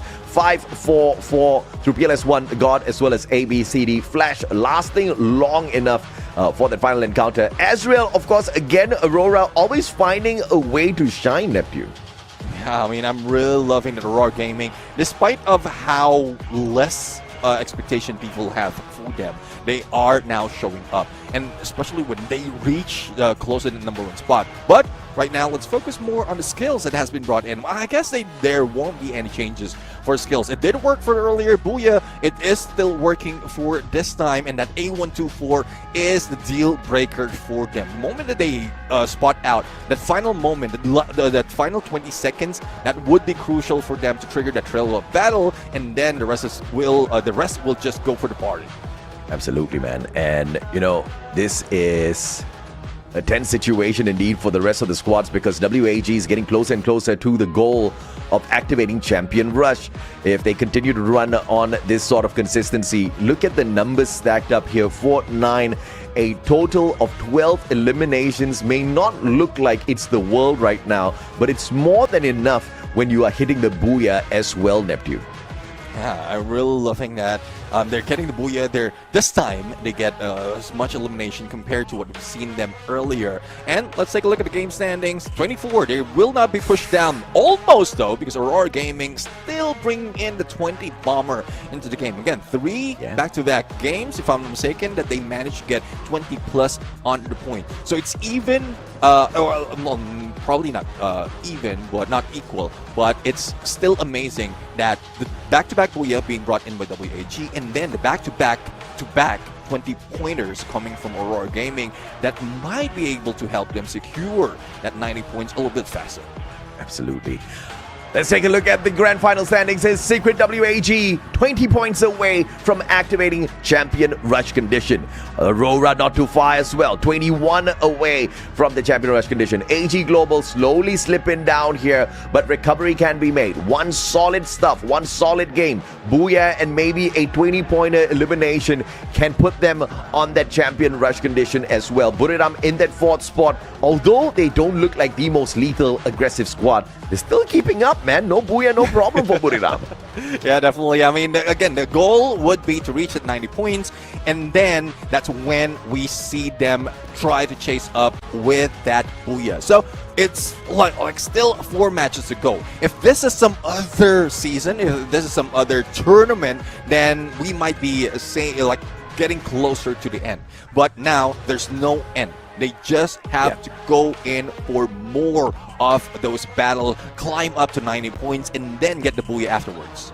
Absolutely, man. Now, we do understand you guys maybe a little bit tickled by what has happened so far. We definitely want you guys to chill for a moment as we try to sort out whatever issues there are in the background, if there are any issues in the background. In the meantime, though, we have to assess the situation here, Neptune. In order for Buriram to unlock the Champion Rush condition, a lot of things need to go right for this squad. They need to get a 34 bomber in this next match, and I don't think that's impossible. We have definitely seen Buriram make such insane runs before. 22 eliminations should be easy for a team like this.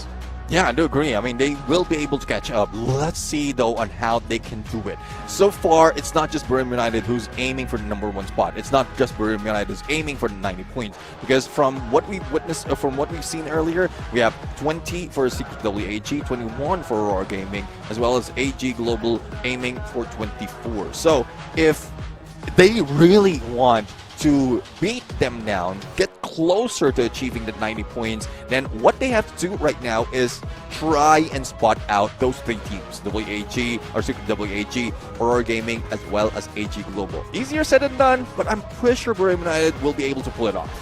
Absolutely. If Vietnam can get the job done this time around, I think this would be a great step for the region.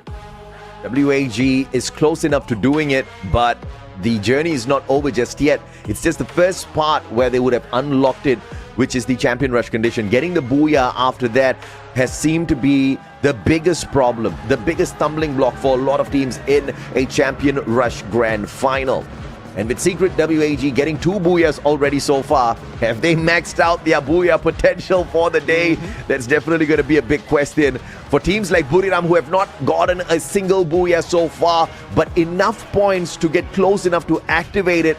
Will they get the booyah when they truly need it? Because, man, this is just looking too close out there, Ned. Yeah, I do agree. And when you said not getting any booyah, it carries over from yesterday, from Point Rush up until today, because it's just like them not really up to it for now. If it's just Point Rush getting all those advantage point, yes, I think there's little consolation for that when we're talking about Buriram United. But now, where it really matters, they really need to move up. There's a lot of hopes, because based on the numbers that's being shown right now on their performance, other than Solara, they have been consistent close to 20 points. So they're bringing in the placement. They're bringing in a few of those elimination, but they know the balance of which it's just up to Buriram United right now to just hype it up in terms of elimination, similar to what we've seen them do in other seasons. Absolutely, man. We are actually taking a little bit of a technical pause at this point of time, just making sure everything is sorted in the background before we hop on into another battle, ladies and gentlemen. We want to make sure the environment is perfect for these players before they start battling again. And please rest assured, these are all professional organizations, professional squads up there on the stage. If there's a problem, they'll definitely let the marshals know. Highly doubt you guys know exactly what's happening on that stage through the chat. If the team does say that there is something wrong, we will definitely look into it. For the time being, everything seems fine and dandy. We are just waiting for the next lobby to be set up so that we can hop on into another battle, Neptune. Yeah, I'm really looking forward to how they're going to turn up this time, because, again, it's a different map right now for game number 5. This time, we will be going into the map which has brought in a lot of elimination in Nextera. Now, elimination-wise, I am still trying to decipher why Nextera has brought in a lot of that fight, but probably it's because, I think I've talked about this in one point, the number of compounds wherein you can hide out, and then the number of vending machine that is available all throughout the map that gives them that fighting chance to bring their teammates back. But unfortunately, in most cases, the most hyped up team will still bring them down, thus increasing the number of elimination until the end. Yeah, adrenaline boost is definitely a thing, and everybody is excited because 8 teams will earn their tickets, their spot at the Esports World Cup. 8 teams, not including EVOS Divine, who already have an invitation to Paris because they are the reigning defending champions of the Free Fire Esports World Cup. 8 other squads from our lobby today, apart from EVOS, will get their tickets to fly to Paris. This is going to be exciting. 2 years back to back, we've gone to Riyadh, Saudi Arabia. This time, Paris, France. This is going to be absolutely awesome, Neptune. I think I need to practice saying croissant before I go there. I don't know. There's a lot of things that we need to prepare for, because this is a different scenario right now. Same goes with the teams right here. But just set the expectation, as AJ did mention, including EVOS Divine. So if in case EVOS Divine would be part of the top 8, then our threshold would move. So that will be the top 9 overall. So just to make sure that everything's clear. And it has happened before. It has happened before with Team Falcons. They might not be the champions, but they were able to make it there. But we're still looking forward to who would that be. It's getting close, especially on that threshold line that we have out of the 8 and 9 spot right now. But again, we only have seen 4 matches for now. Absolutely. Just 4 games. I don't know what else is going to happen. But we are actually going to take a little bit of a break, ladies and gentlemen, because there's something that we just need to sort out, which is a little toilet break for the Mustachio and Neptune, okay? When we go and we come back, we promise you we're going to have the action non-stop. We'll be right back. Y'all don't go anywhere. Hello Udah gue cari sekarang. Tapnya ada di sini nih. Woi. Dir.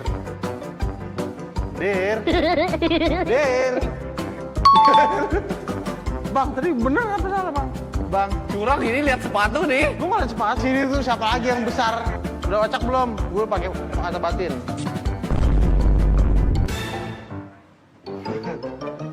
Wih, ini Wira nih. Oh, bukan Jo. Aduh Jo, Ratu jatuh. Wira Gunawan.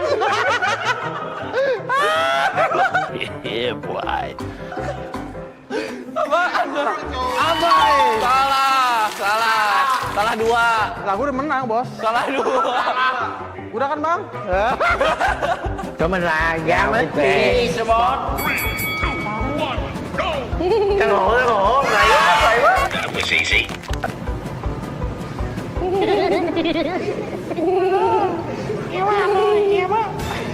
Em ơi.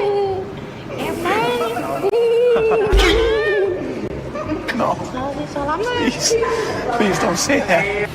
Nó là không. Tại đâu nó là bọc quá.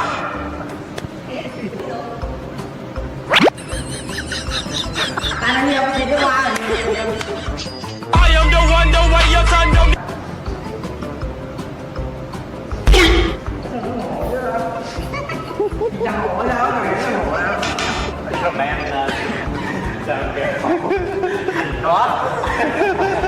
Hello, we are from Beginner University.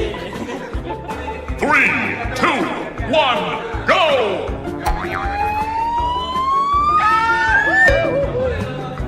Beter Keong. Enggak lu. Beter Dik. Oh, gue tahu ini. Si jelek, Beter Goel. Terima kasih lah, the one and only Beter Jibeng. Hello. 3, 2, 1, go! I'm good. Mapep. Ôi, abang. Bawa lagi. Ya. Kosel.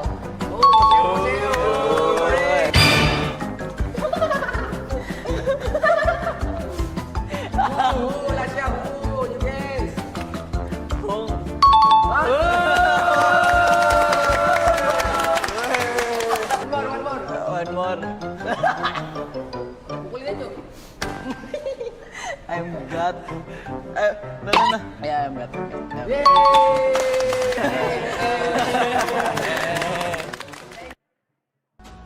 Ladies and gentlemen, welcome back to the show. This is Free Fire World Series Southeast Asia 2026 Spring Grand Final. So far, we have seen 4 matches overall. We have taken a few breaks right here just to make sure that everything is fine for the teams on the stage. But we are looking forward to more battle right here, especially on our next map, on our 5th map, Nextera, wherein we might see some of the teams move up on that leaderboard. Absolutely, man. Falcons, the reigning defending champions, are not moving up the leaderboard so much, and this has definitely become a problem. But Secret WAG, the team with the home ground buff, the team that did not rise up to the occasion on the point rush stage, has now suddenly awoken the beast within on our grand finals. The only team that's 20 points away from the champion rush condition. But of course, Aurora Gaming, not too far, 21 points away.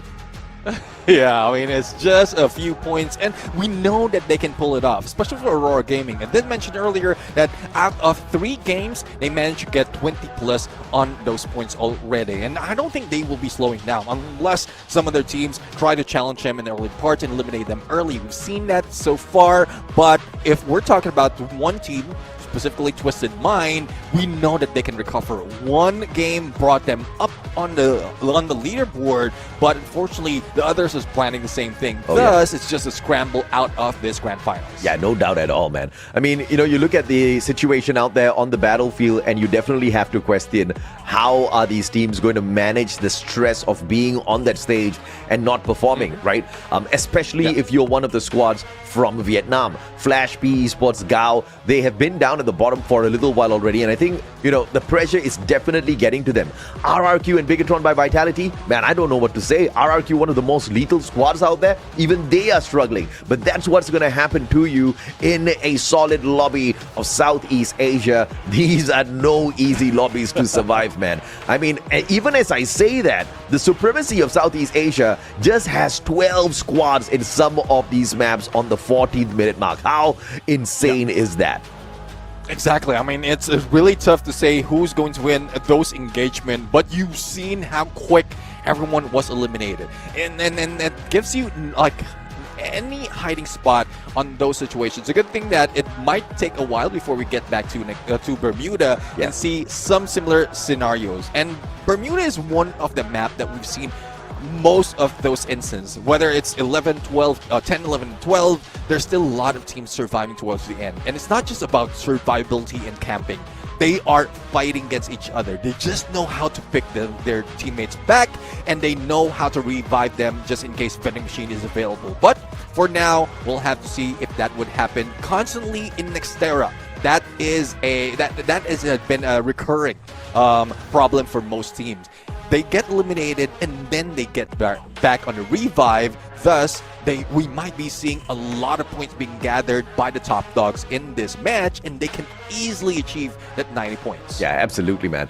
And you know, when you look at the action out there, it seems like we definitely needed to take a pause based on what was happening, right? There was a situation towards that final circle where, you know, things definitely got a tad bit tense between WAG as well as Buriram, as Buriram were distracted trying to take the EVOS players out of the equation, and, you know, a lot of the action kind of shifted over towards the outside of those walls. A lot of the shots definitely went the way of Flash as well as Team Aurora, which they sustained quite well, Neptune. I was very surprised to see the Malaysian squad just hang on for their dear lives in that situation. Yeah, I do agree. I mean, it's been a while since we've seen Malaysia being in the grand finals, and this is a great motivation for them as well.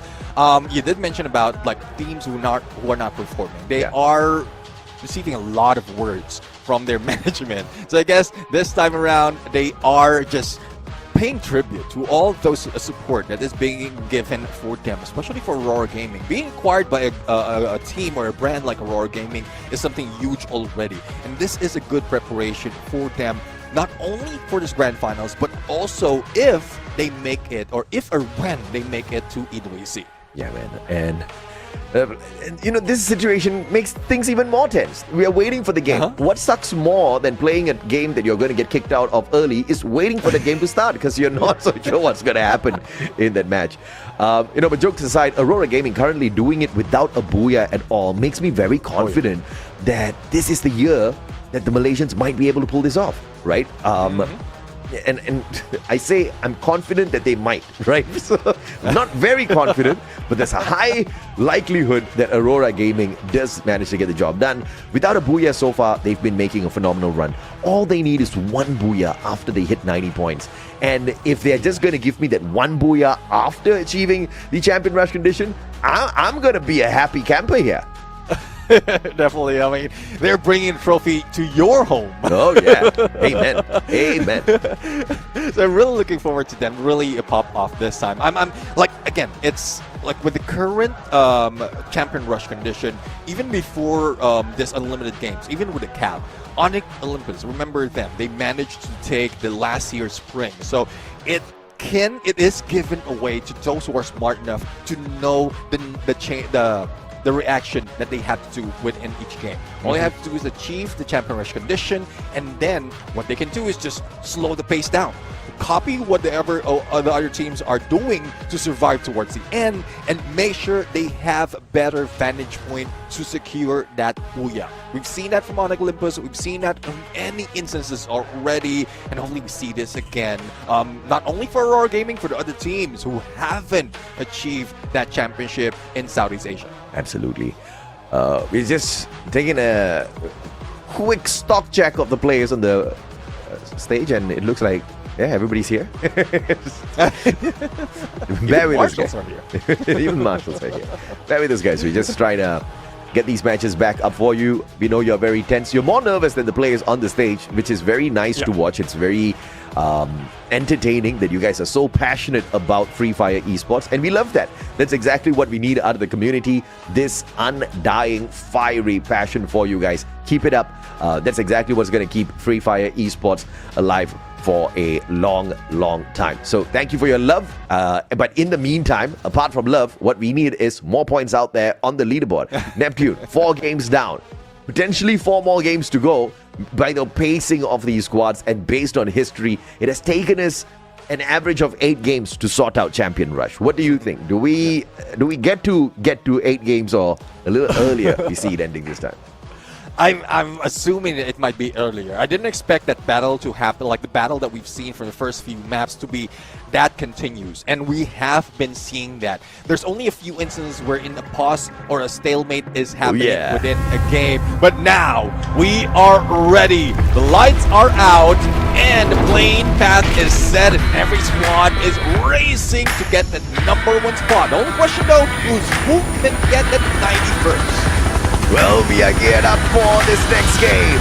It's match number 5. It's the place where you go to when you want to mess around with the shotguns. It's the place you go to if you are a pro on the M590. Next Terror time, baby. Those CQCs are gonna be hot, and the elimination feed is gonna be lit. From between Midside and Rust Sound, the flight path starts, and it will end on the northern part of Turbine. But we can see a lot of teams already spreading out right here, especially for Team Falcons. For Team Falcons, they split up on a 2-2 on Rust Sound, trying to cover every approach, making sure that no one would be contesting them. But those close behind or in front would be Gao Esports. But they are planning the same thing. They occupy Zipway and also somewhat in between or in front of Zipway. RQ though, no contention other than one player from PE Sports. So we can see in Horizon, but that's far enough for them to deal with, so they can focus more on looting. So this is too close for comfort. Ma'al, man, what are you doing out here? You need a sniper. And he's going straight to LBD. Ma'al, the madman with the Drogon running. And he wants this CQC. Have you seen a sniper do this? Whips out the LMG as well. Unable to find one. Drogon, Ma'al, the rusher, I tell you. This guy, the Swiss Army knife with the rolls. Yeah, I mean, this is good for Ma'al, for RRQ, because there's so many instances where in the CQCs, he's the one losing out. He's the one keeping at bay, or being at bay right now. But now he's putting the pressure in the LBT and other players of PE Sports as well, just to give way for, or give time for the rest of the squad to go for the finisher. There you have it, Asian Tier managed to get the first blood, and with that, I think they might be able to spot out a few more of PE Sports. Absolutely, man. M60. Level 1 in the hands of Ma'al. This guy is a menace, I tell you. Scaring everybody away. 2 eliminations already. RRQ looking strong. RRQ looking for the recovery game on this map. Decker Square still has PE Esports and the shadows of Twisted Minds potentially on the approach. See, though, on the other side, we have Aurora Gaming trying to start off their elimination spree, but going against the 3 players of PTR, this might be deadly. It's a good thing Azrael is in here, and Cryomine goes far. Azrael will be tagged up with Ice Grenade, and Dix as well as Koja will be trying for a push, but Suez already made that flank, but no weapons for the long range, and they will be losing out one player. Suez might be tagged up, boxed out, and eliminated. It's a good thing that June, as well as the other players of Aurora Gaming, is far away that can bring them back, but this is lost opportunity to gather all the points. Yeah, June needs to be the survivor to get away here. Suez has been doing great so far, but Dix reaching up on time. The distraction takes Zuez out of the equation. Double revival by Jun. This is the recovery play for Aurora, but up against Team Flash at Twin Bridges is just going to make the recovery phase a little bit more tough for the Malaysian squad. Well, Twin Bridge is one of the areas of the map in Xterra where we ended a lot of battle, but it seems like BTR might be ending right here with Gao introducing themselves. Spank and Dix trying to recover, trying to hide out. I think Death already have them on their crosshairs. Dion trying to challenge them on one side, and Death given an opening from behind. And there goes the third player from BTR. The final one might be spotted and might be gunned down. But speaking of final, here comes Aurora Gaming. June only remaining. Kill the UAV against 2. This might be it.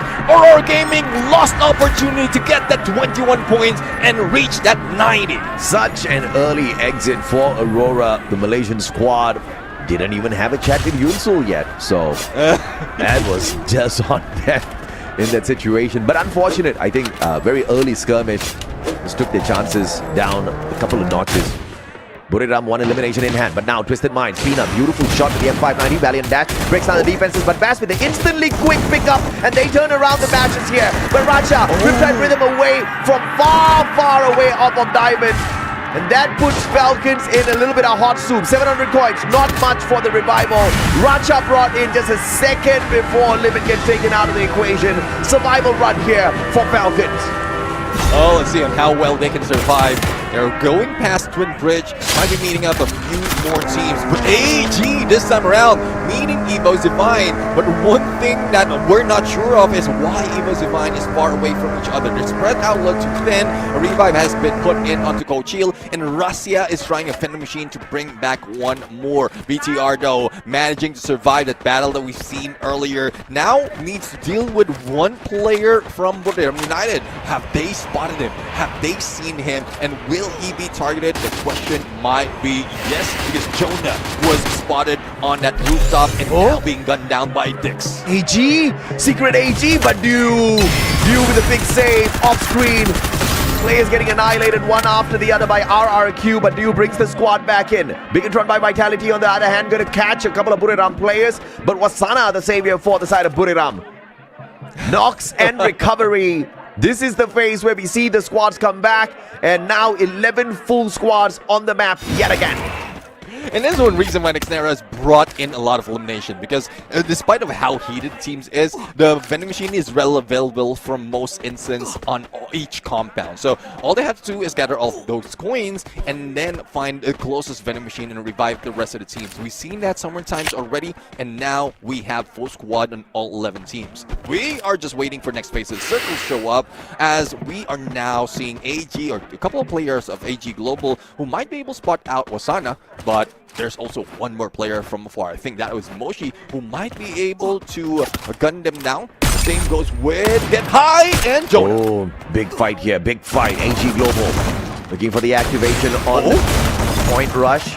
Will be rushed by Wasana. Valiant dash. Oh, beautiful Riptide Rhythm breaking down the defenses. Wasana couldn't get away from that one. Thought he could slink around those glue walls, but no said Dew, shutting him down and his chances with those Riptide Rhythms. And now Buriram.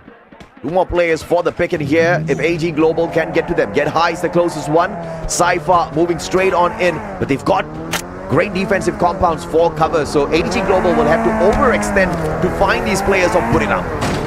Let's see, no Nameless. They could have gotten to Get High already, but he's still in the open, spotted.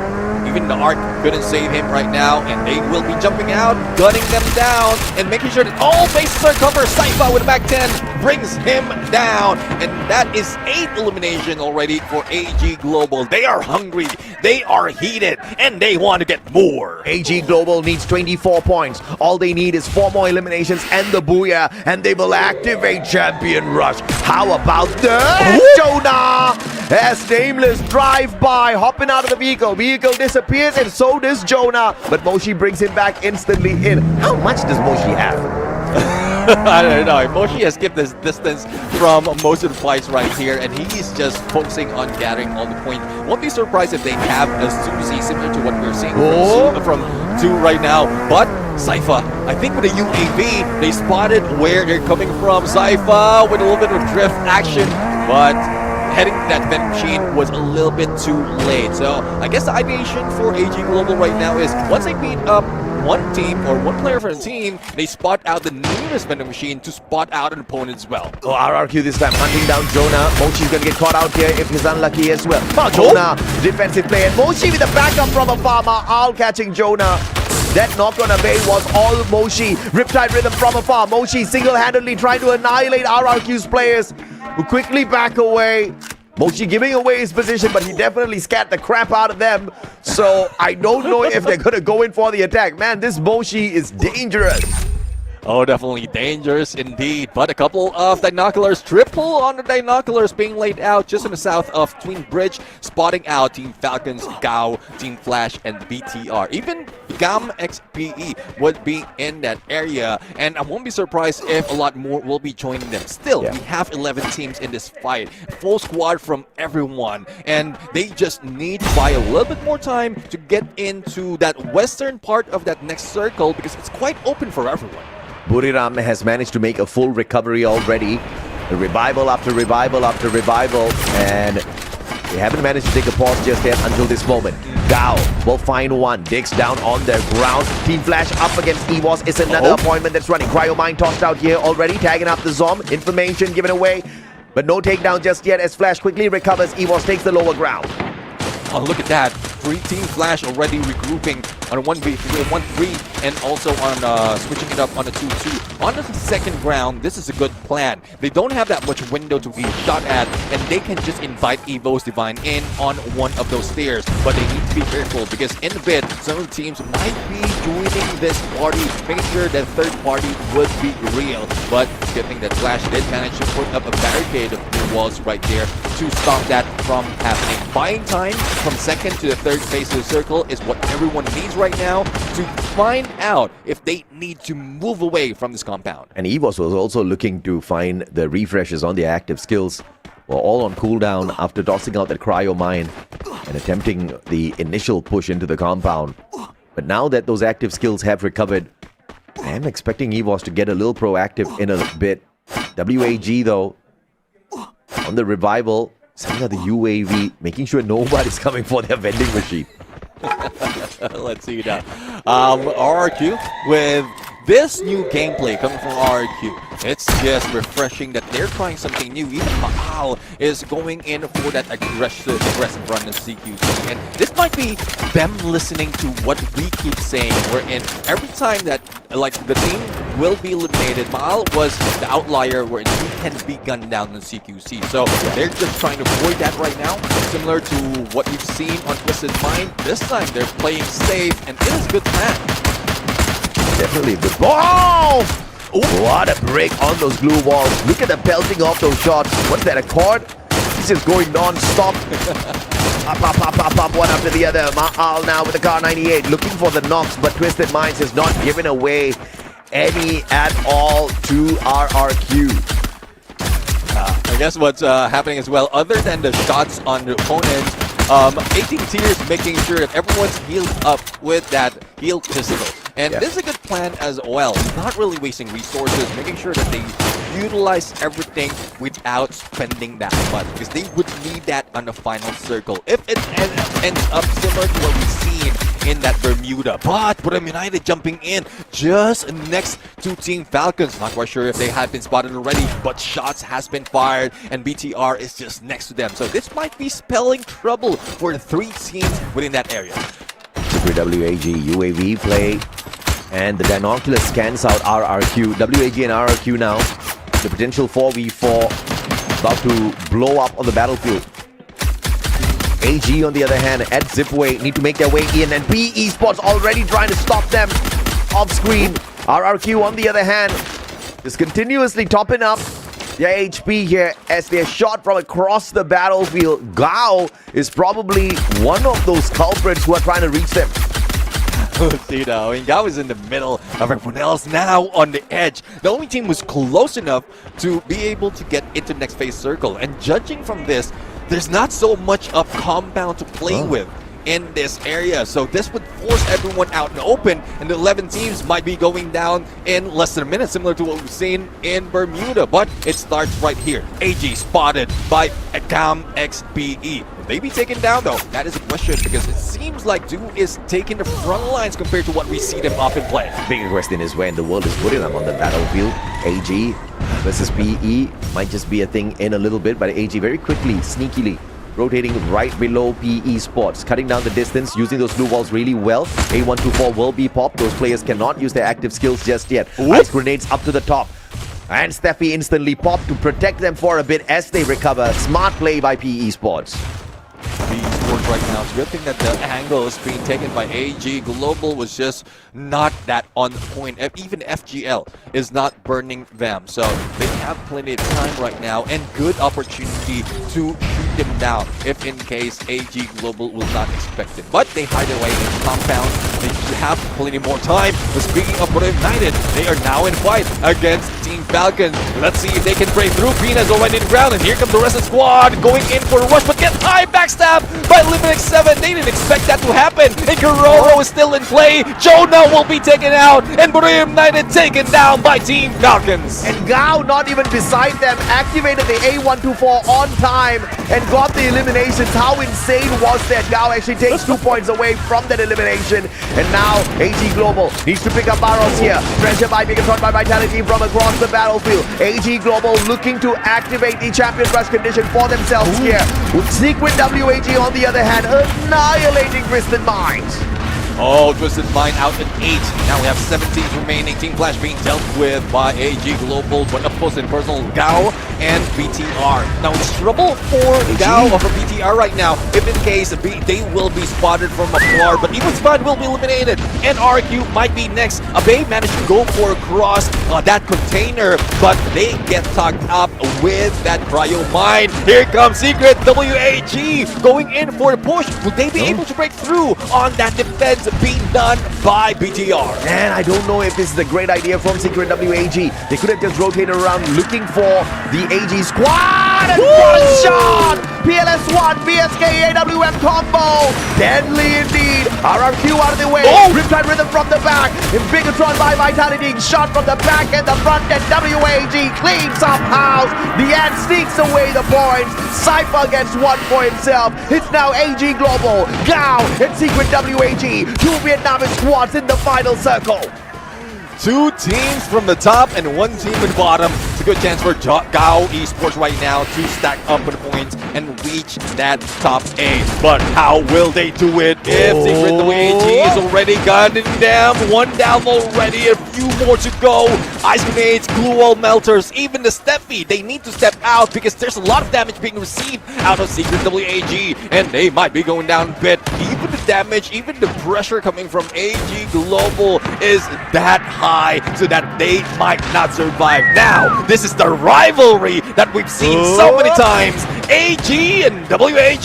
Absolutely, Secret WAG looking for the activation on the champion rush condition inside for what a valiant dash. Wang arm down on the ground, and here comes the flank around from Nan 7 as well. Nameless in there, backstab by Dequee, and Secret WAG dismantling AG Global one after the other. Only the sniper left in here. 4 players alive. Secret WAG back to back to back. Booyah!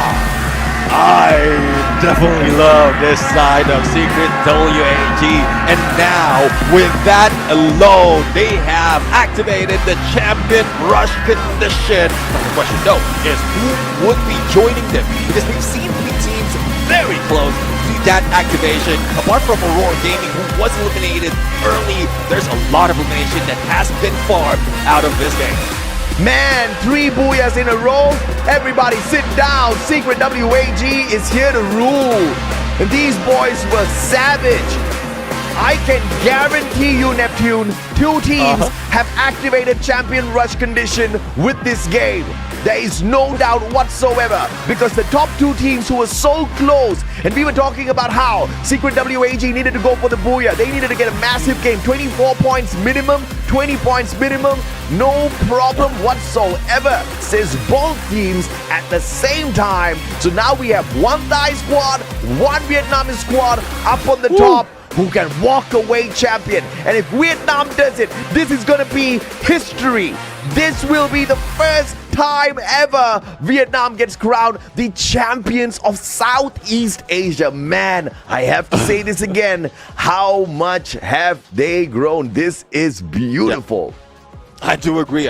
I mean, from the initial part where PE Sports introduced themselves in the EWC, a lot of Vietnamese teams has started to move up. Yeah. So it took some time, but now that they are on home ground, so especially for Secret WAG, they're getting that boost from the crowd. They know how to please the crowd, and this is their way of doing it.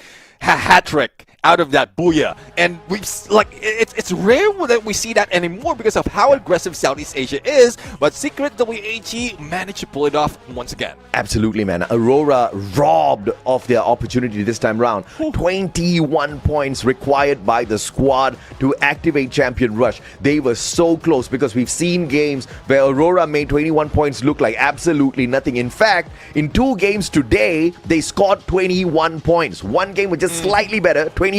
I mean, but that was exactly what they needed. 21, 22 points. It would have activated Champion Rush for them, but they got annihilated with no points whatsoever. That must be heartbreaking for Aurora. They need another chance. I wonder if they'll take fate into their own hands, because if teams want to stop WAG and AG, they have to hot drop them. Problem is, we just exhausted 5 maps. Next map, randomizer. Where do you find them? By the time they figure out the map, do they have enough time to plan an ambush? That's going to be a big question. I don't think they have enough time. Oh yeah, I mean, that's one thing that they need to work with. They need to work with survivability. They need to work with a lot of tactics right now. Yeah. But I'm worried about the 2 teams who managed to get in and activate the Champion Rush condition. Again, I did mention about the rivalry that has been happening between these 2 teams. And they might start it off hot, depending, regardless of the map. They know exactly, especially for Secret WAG, they know exactly where AG has been dropping in most of the maps. Yes. And they're the ones starting off that battle. They're the ones who's, I couldn't say, I'm still thinking it's 50-50 between the 2 teams, but most of the time, that's one reason why AG Global gets eliminated in most cases. It's because of Secret WAG. If this is the plan of Secret WAG, they might be able to pull it off. Just stop AG Global from the beginning and then just keep silent towards the end. And they might be bringing home that trophy. But, you know, sometimes you want to do some dirty work. You can't do the dirty work on your own, man. You might just get messed up. You got to send somebody else. So I don't know if anybody else is thinking of saving WAG and annihilating AG's chances. Secret WAG, they are on a roll. Momentum is on their side. Momentum is with Vietnam. 3 booyahs in a row here on our grand finals is mind-blowing. And PLS won 9 eliminations, 3,546 on the damage. AWM, the weapon of annihilation. He has definitely made his fans proud. Yeah, definitely. I mean, it's a good thing. After some of the players has been a change in this roster of Secret WAG, PLS1 is one of those who has stuck with this with them for quite some time. And with this, he managed to move up as a sniper role, and now like everyone else is paying dividends to that decision. But look at this: 3 players from AG Global right now taking aboard 5 each, so that's 15 already out of 3. And DN from Gao Esports, again, remember the Gao Esports was third to the party and have a good chance to move away from bottom of the leaderboard. Yeah, absolutely, man.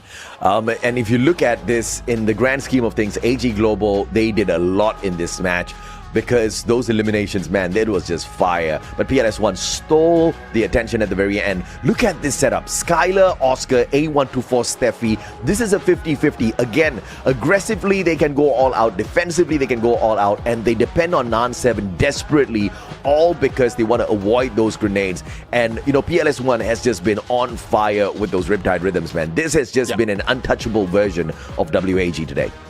I do agree. I mean, they've done it for 3 times already, and with that hat trick on Abuya, I don't think they will be letting go of that roster. A lot of teams might be thinking of how to counter this otherwise, so they need to be on their toes. But there you have it, highlighted in gold. They are close enough to smell that trophy, to touch it and carry it, but they need that Booyah to be able to do it.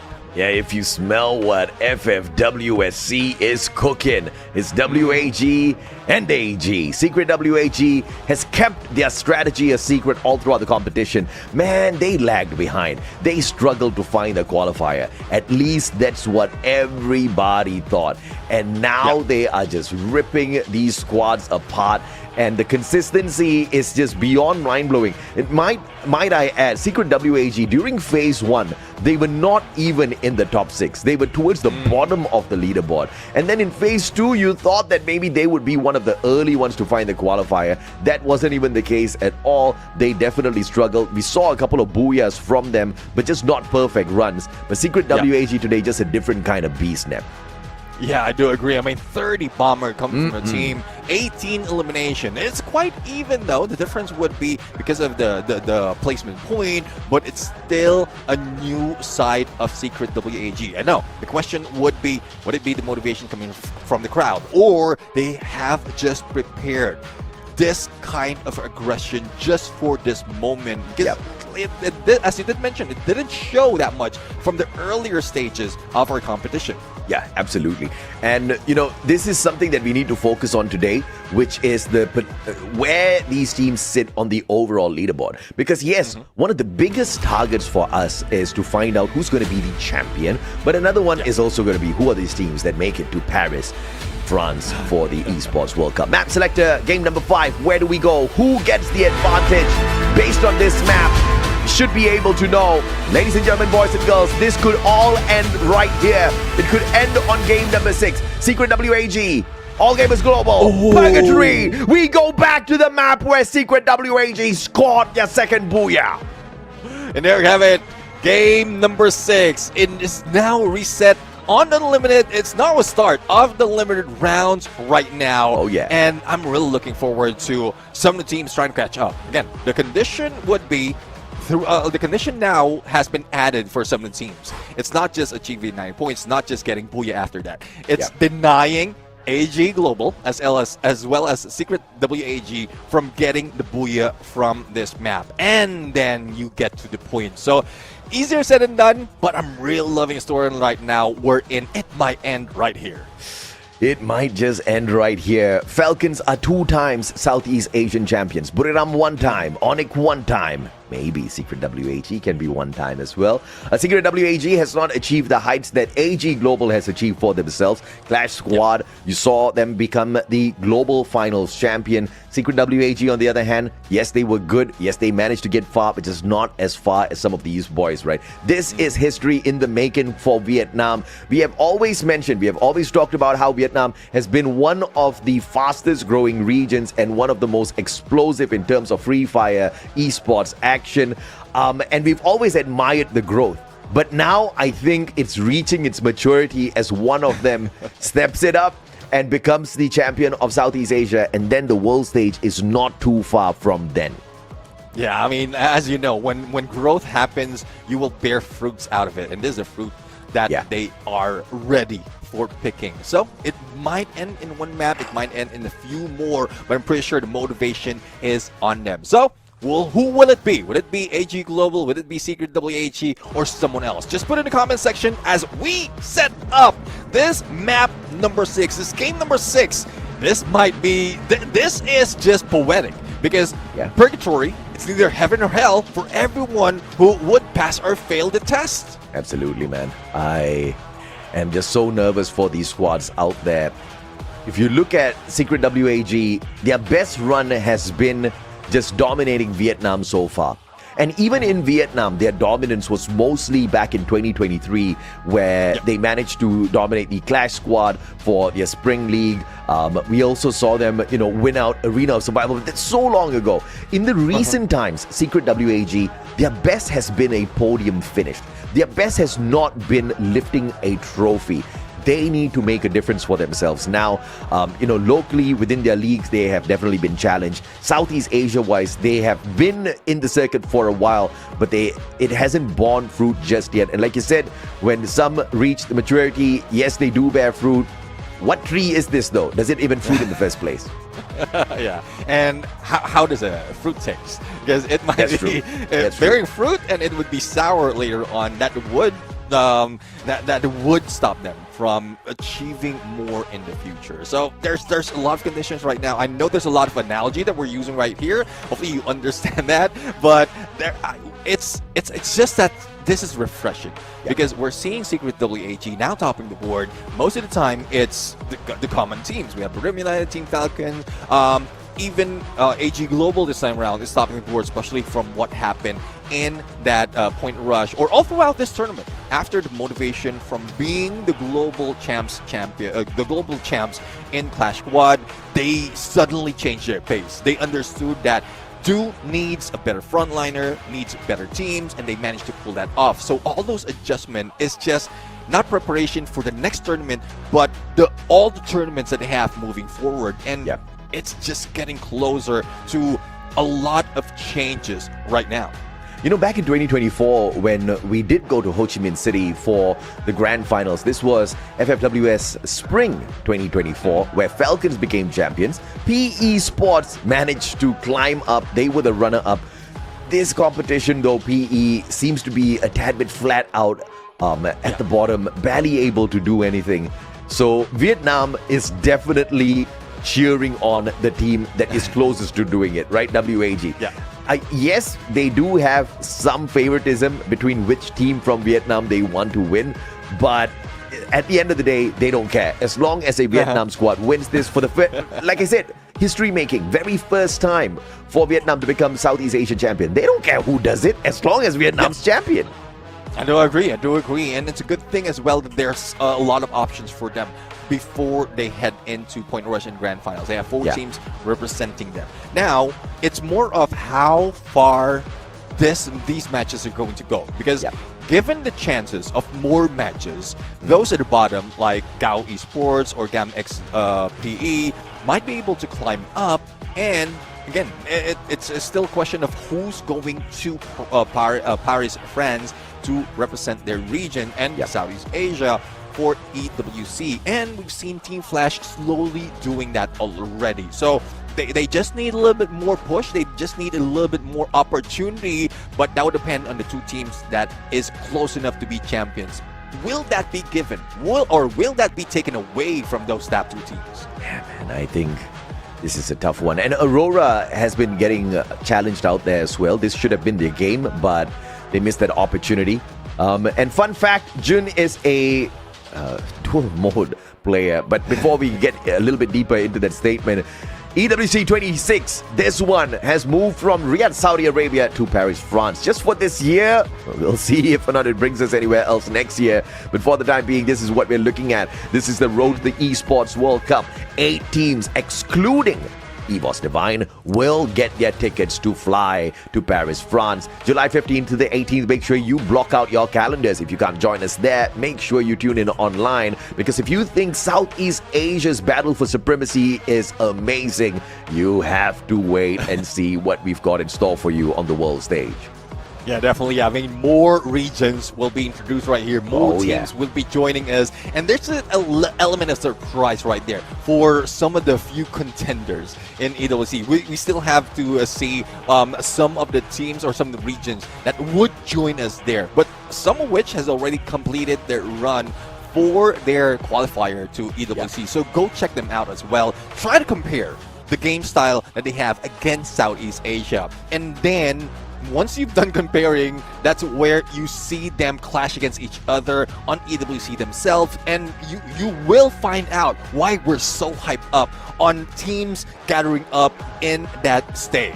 Oh yeah, absolutely, man. I'm looking forward to seeing these teams perform on a stage like that once again.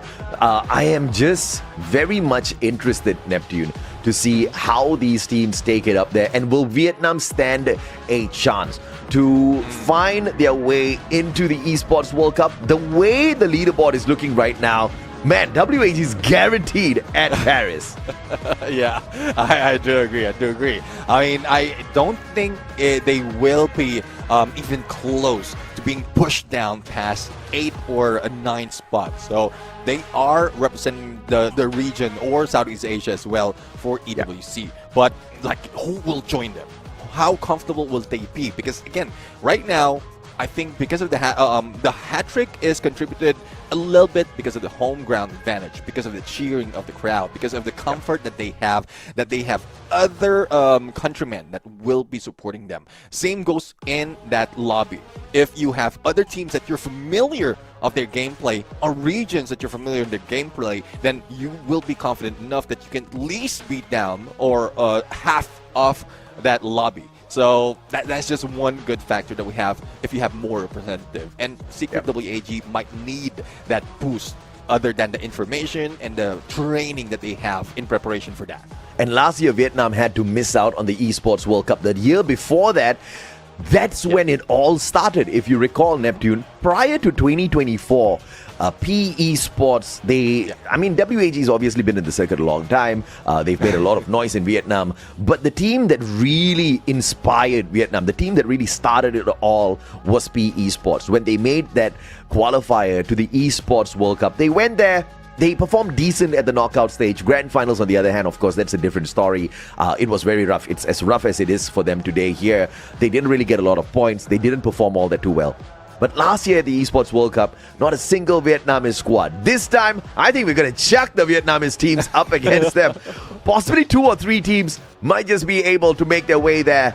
And speaking of making their way there, we are geared up for this next match. You guys know what it is. It's purgatory time, baby. Game number 6. Do we bring it to an end here, or do we extend it into another randomizer? Game number 7. We'll find out in a bit. 2 teams have already activated the champion rush condition. It is Secret WAG and AG Global. Well, let's see, on one of the teams is going to bring it on this match. Good chance this might be less. This might extend later on, and it might go further than we expected. But that would depend on the flight path right now, as well as where the teams are dropping. And with this, a lot of teams would be forced in early engagement. This is what I live for. Purgatory with a skewed flight path. Man, a bunch of teams are about to get their butts kicked out there.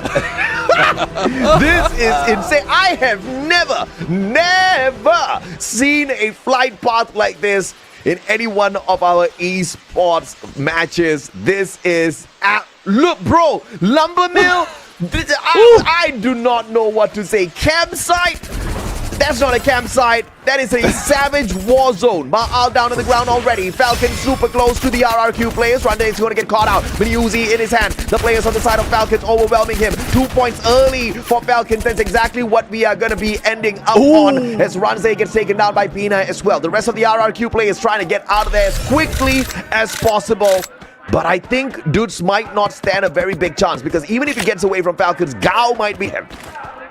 Oh, and see Jonah just sitting down and couldn't even react into the corner as he got backed out by AG Global. And seen Barros has been taken down, but as easy as that, he can be picked up. Using that force to move as fast as possible. And a lot of teams are scrambling to get their intended drop spot.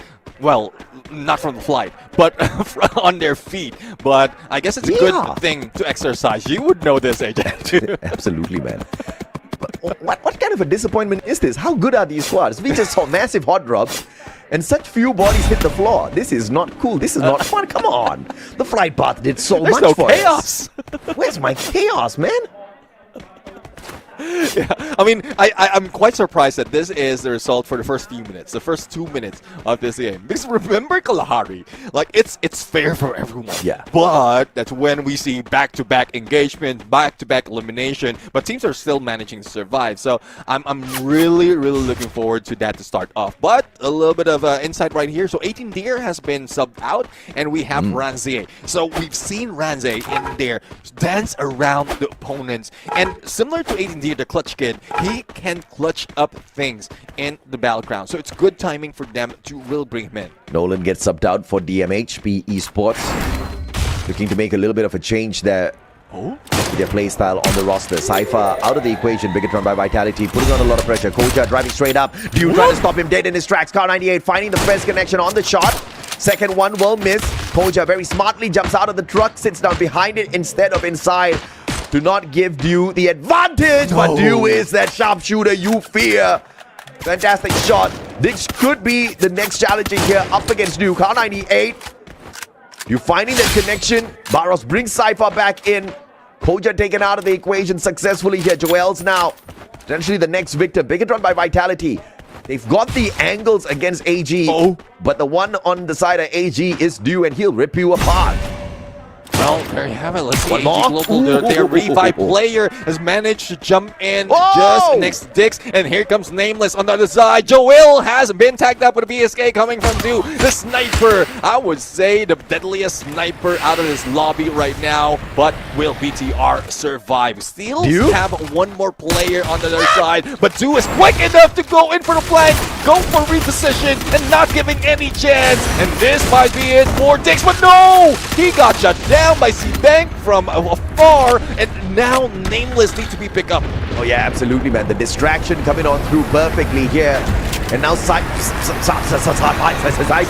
Okay, all right, got that one straight. C-Bank now is dead meat.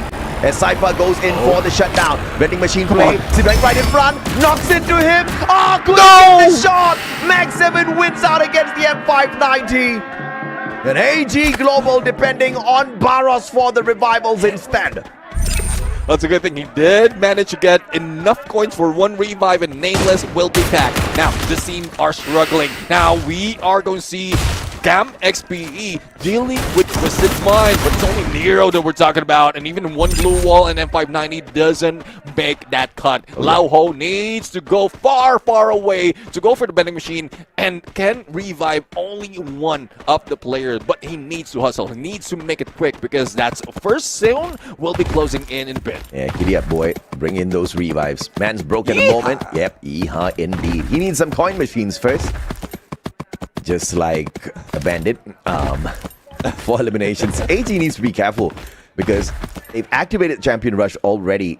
But getting so aggressive early game is not going to give them any big advantages out there. Granted that flight path was savage and it forced so many of these engagements, and AG Global did the best with it. Bigatron smartly traded out a couple of players thanks to C-Bank, but that did not stop the run of AG just yet. All thanks to Barros. We have a vending machine being aimed at by Aim God.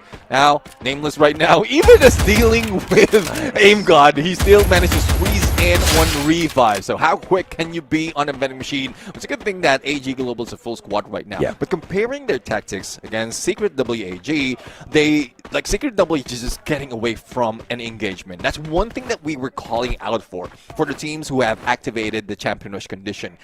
Try stray away from all the engagement. Don't risk all those chances that you can get eliminated and you might be the next champion. But AG Global's thinking otherwise. The plan would be to reduce the number and make sure that they don't have to deal with a lot of teams later on because they're confident with their skills. But right now, I think AG is rethinking that strategy. Oh, Dinoculus scanning out the full squad here. Twisted Minds now knows that it's just a 4-man strong in that house. Melting in with a couple of grenades can solve their problems. Yeah, just 4 players, man. My big question is, why am I not looking at WAG? I've looked at so much of AG Global so far. I want to know what Vietnam is doing. Thank you very much, production. Secret WAG, there's a good reason why we're not looking at them. Outside the circle, looting up the world, preparing for the final battle. But it's going to be about this circle now. And you can see a high concentration of squads already made their way towards this next zone. But as far as AG Global and EVOS is concerned, a big fight might just be on the horizon. Let's see though if they will be able to meet up. AG Global, EVOS Divine, the movement is not really so much of a cover, and they're out and open. Coach Shield might be even far them already. There you have it. A couple of blue walls being laid out, plus a cryo mine, and Coach Shield says, I'm out of here. And again, AG Global risking a lot already for only a few numbers that they don't need because they already activated the Champion Rush condition, and all I have to do is chill like a villain and then wait for that booyah. But this is just us seeing that even EVOS Divine can fight back against AG Global. Don't question this, can they finish them off? Oh, Barros for the backup here, needs to turn around, and beautiful shutdown. Barros was there in the right time, right place. Coach Hill now aggressed on forward a little bit too early. Rasia is that backup. Can Rasia pull a shot from afar? Answer is no. Coach Hill is not safe. And Rasia will have to stay hiding so that EVOS and recover this unfortunate incident. P Esports going to find a stray out here as well. AG Global's like, thank you for the free point, LBT. Let's see LBT right now, tagged up and do on a CQC, mini Uzi in hand. Again, we've seen snipers go on a close range battle and go for elimination, even a Mac 10, and I'm really loving this kind of tactics from a lot of teams where we don't see their snipers involve themselves in that close quarter battle. Yeah, man. At the moment, 3 teams are not looking like they will make the qualifier to the Esports World Cup based on where they stand on the leaderboard. Bigatron by Vitality, Gao Esports, and GAM XP Esports. 2 Vietnamese teams could make the play. Team Flash as well as Secret WAG. That would be legendary on the Esports World Cup stage. I think the whole of Vietnam will go crazy when Secret WAG gets there. And based on where they are on the leaderboard, that EWC ticket is guaranteed for Secret WAG, isn't it? Yeah, I do agree with that. But I'm since you mentioned Bigatron by Vitality, I'm just like saddened on how it's turning up. I know they can reach a few points to be able to overtake some teams right there, but judging from the names above them, like are Yukazu and Team Falcons, they're also quickly getting into that EWC playing field. So, and remember from last year's EWC, Bigatron by Vitality was almost there to be the champion, but they were just denied. So hopefully they will be given a chance right here. Oh, nice play here by Buriram to just smash into the compound of Flash. But Flash instantly erecting a couple of glue walls, backing away, use the mini launcher to reposition, but Twisted Minds will find the repositioning Flash. Unfortunate for the Vietnamese squad, scared away by Buriram and eaten up by Twisted Minds. Oh, now Aurora Gaming will be the target of AG Global. Again, hopefully they don't get denied right now. Get a chance to activate the champion win condition. But judging from where they are in leaderboard, they only need a few more to secure EWC Cup. But the E-Axel couldn't even survive, especially if the dude is involved and is wearing that AWM. So this is trouble right now for Aurora Gaming, but it's a good thing that AG Global backs away because I think they've heard some of the shots coming from Team Falcons. Yeah, I think that was a lovely play for AG Global, understanding that they were just overstaying their welcome. They couldn't finish the fight within 20 seconds and they said, you know what, we better bail and look for the zone through another access because this part of the compound is just a little too heated with players. Secret WAG up against EWOS Divine here. Razia's going to get caught out. PLS1 looking for the AWM annihilation. As Team Flash gets taken out. It's all thanks to Buriram for scaring them away from a great defensive spot they had. Yeah, Buriram United is in there close, or Team Flash rather is close behind Buriram United, and that would ensure that Buriram United will be able to pull away from their position against Team Flash. The only question though is, can anyone push Team Flash away from that top 8 and get a spot for EWC? Going back to WAG again, there's not so much of aggression compared to what we've seen in the earlier games. They're aiming for the 4th Booyah. Back to back, and then securing the championship. But easier said than done. 11-minute mark, 11.5-minute mark, and we still have 11 teams. Yeah, you say easier said than done, and these guys have done it in the grand finals. 3 Booyahs in a row. And Secret WAG is a different beast today, man, and they are on a run for supremacy. First time ever Vietnam's going to become the champion of Southeast Asia if they pull this off. Or will AG Global spoil their party? Go from being the Clash Squad Global Finals champions to Southeast Asian champions. That'll be fun. Oh yeah, I do agree. I mean, it's been a long time since. Well, we're refreshed to see AG Global grab a title for themselves, but this time they're dealing with a champion, an aggressive one coming from Thailand. Now, Saifa and Nameless on a split. Barros and Du on the other hand, they're going for the box, but Bina tries to pull away. Racha goes down first. Barros has been returned fire, and even Nameless, but a little bit of attention from afar. This might be it for AG Global, but no, AG Global managed to survive, and Team Falcons are out. Falcons out and deal with the CQC of the AWM to help the squad out in a pinch. If Dew the sniper had dropped the ball then, AG's potential of winning this would have ended right there and then itself. He was divine out intent. Unfortunate for Indonesia. Aurora gearing up to activate champion rush condition this time round. 20 more points they need out there, as they've already managed to pick one elimination for themselves before getting into the next circle. P Esports looks like they will be defied an Axel Car 98. No fight, Mustachio, he says. No fight indeed. A couple of players or one player left outside the zone for PE, and DMH was dealt with by Wasana. And that is end for GAM XP. Wasana was just outside the zone as well. Aurora Gaming feeling wrath from afar from AG Global. This is not a team that you want to go against, especially if you're trying to chase down those champion rush conditions. Riptide Rhythm coming from two. For a vehicle backstab coming from Nameless in the squad. The only question is, will they push through or will they pull away? Aurora has matured, man. Blue UAV, time turner, all played perfectly. The timing is all there is to it in a battle like that, and Aurora surviving just because. Cypher still finds Suez. AG Global now taking on the players from Malaysia. Deanne, split blitz will find one. Deanne taken down. Demon a sliver of health. On the pickup, Demon could not do much. Ma'al traded out. Hans almost going down. Final player death on the side of Gao. Could not survive the onslaught. RRQ takes them out. And AG Global on the other hand. Cypher the only survivor left here. He is so close to the vending machine though. Yeah, let's see though if he can go for that revive. Aurora Gaming eliminated. What? I don't think they've made enough already to achieve the champion rush condition. Cypher did manage to get in the next phase of the circle, Hideawa around a big rock, and didn't even plan for that revive. Now, what Cypher needs to do is stay hidden, but how can you do it? A lot of teams are still surrounding you. We're talking about 5 teams around you, and who's aggressive enough to be able to push against him? That's Secret WAG, because they need to get this booyah. But here comes Twisted Mind, who might be able to spot out Cypher and end their run, and there you have it.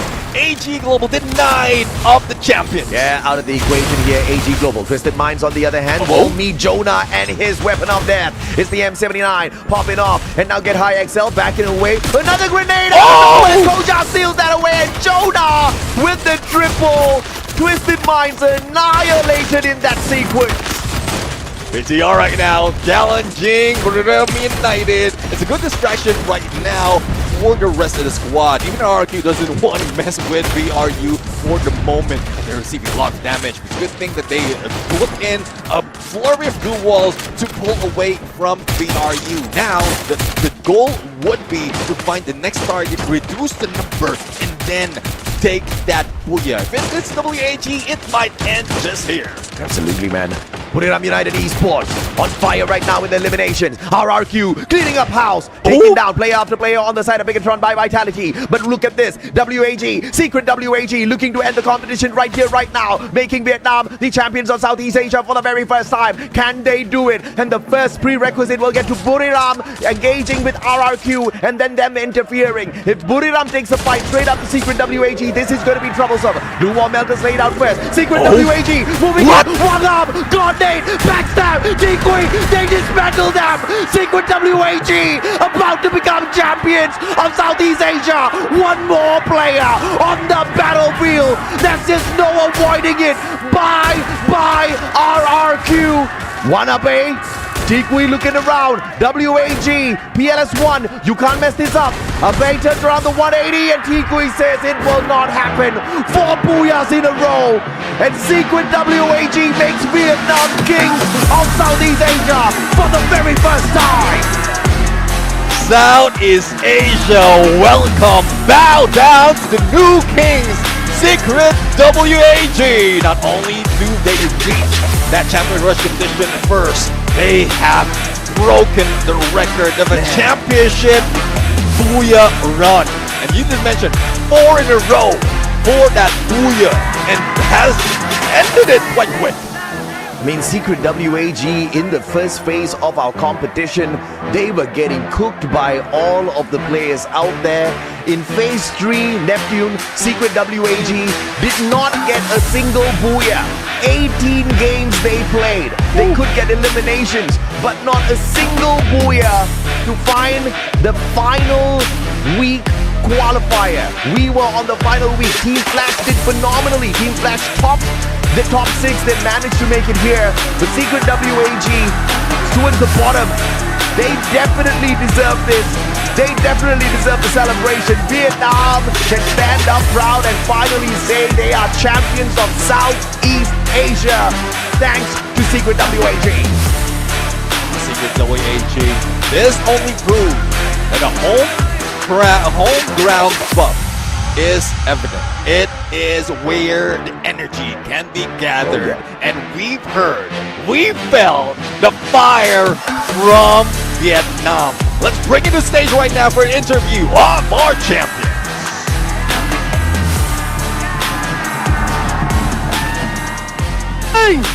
Và chúng ta gọi tên thật lớn, đó chính là nhà vô địch mới của chúng ta. Thưa quý vị và các bạn, Congratulations to Secret WAG!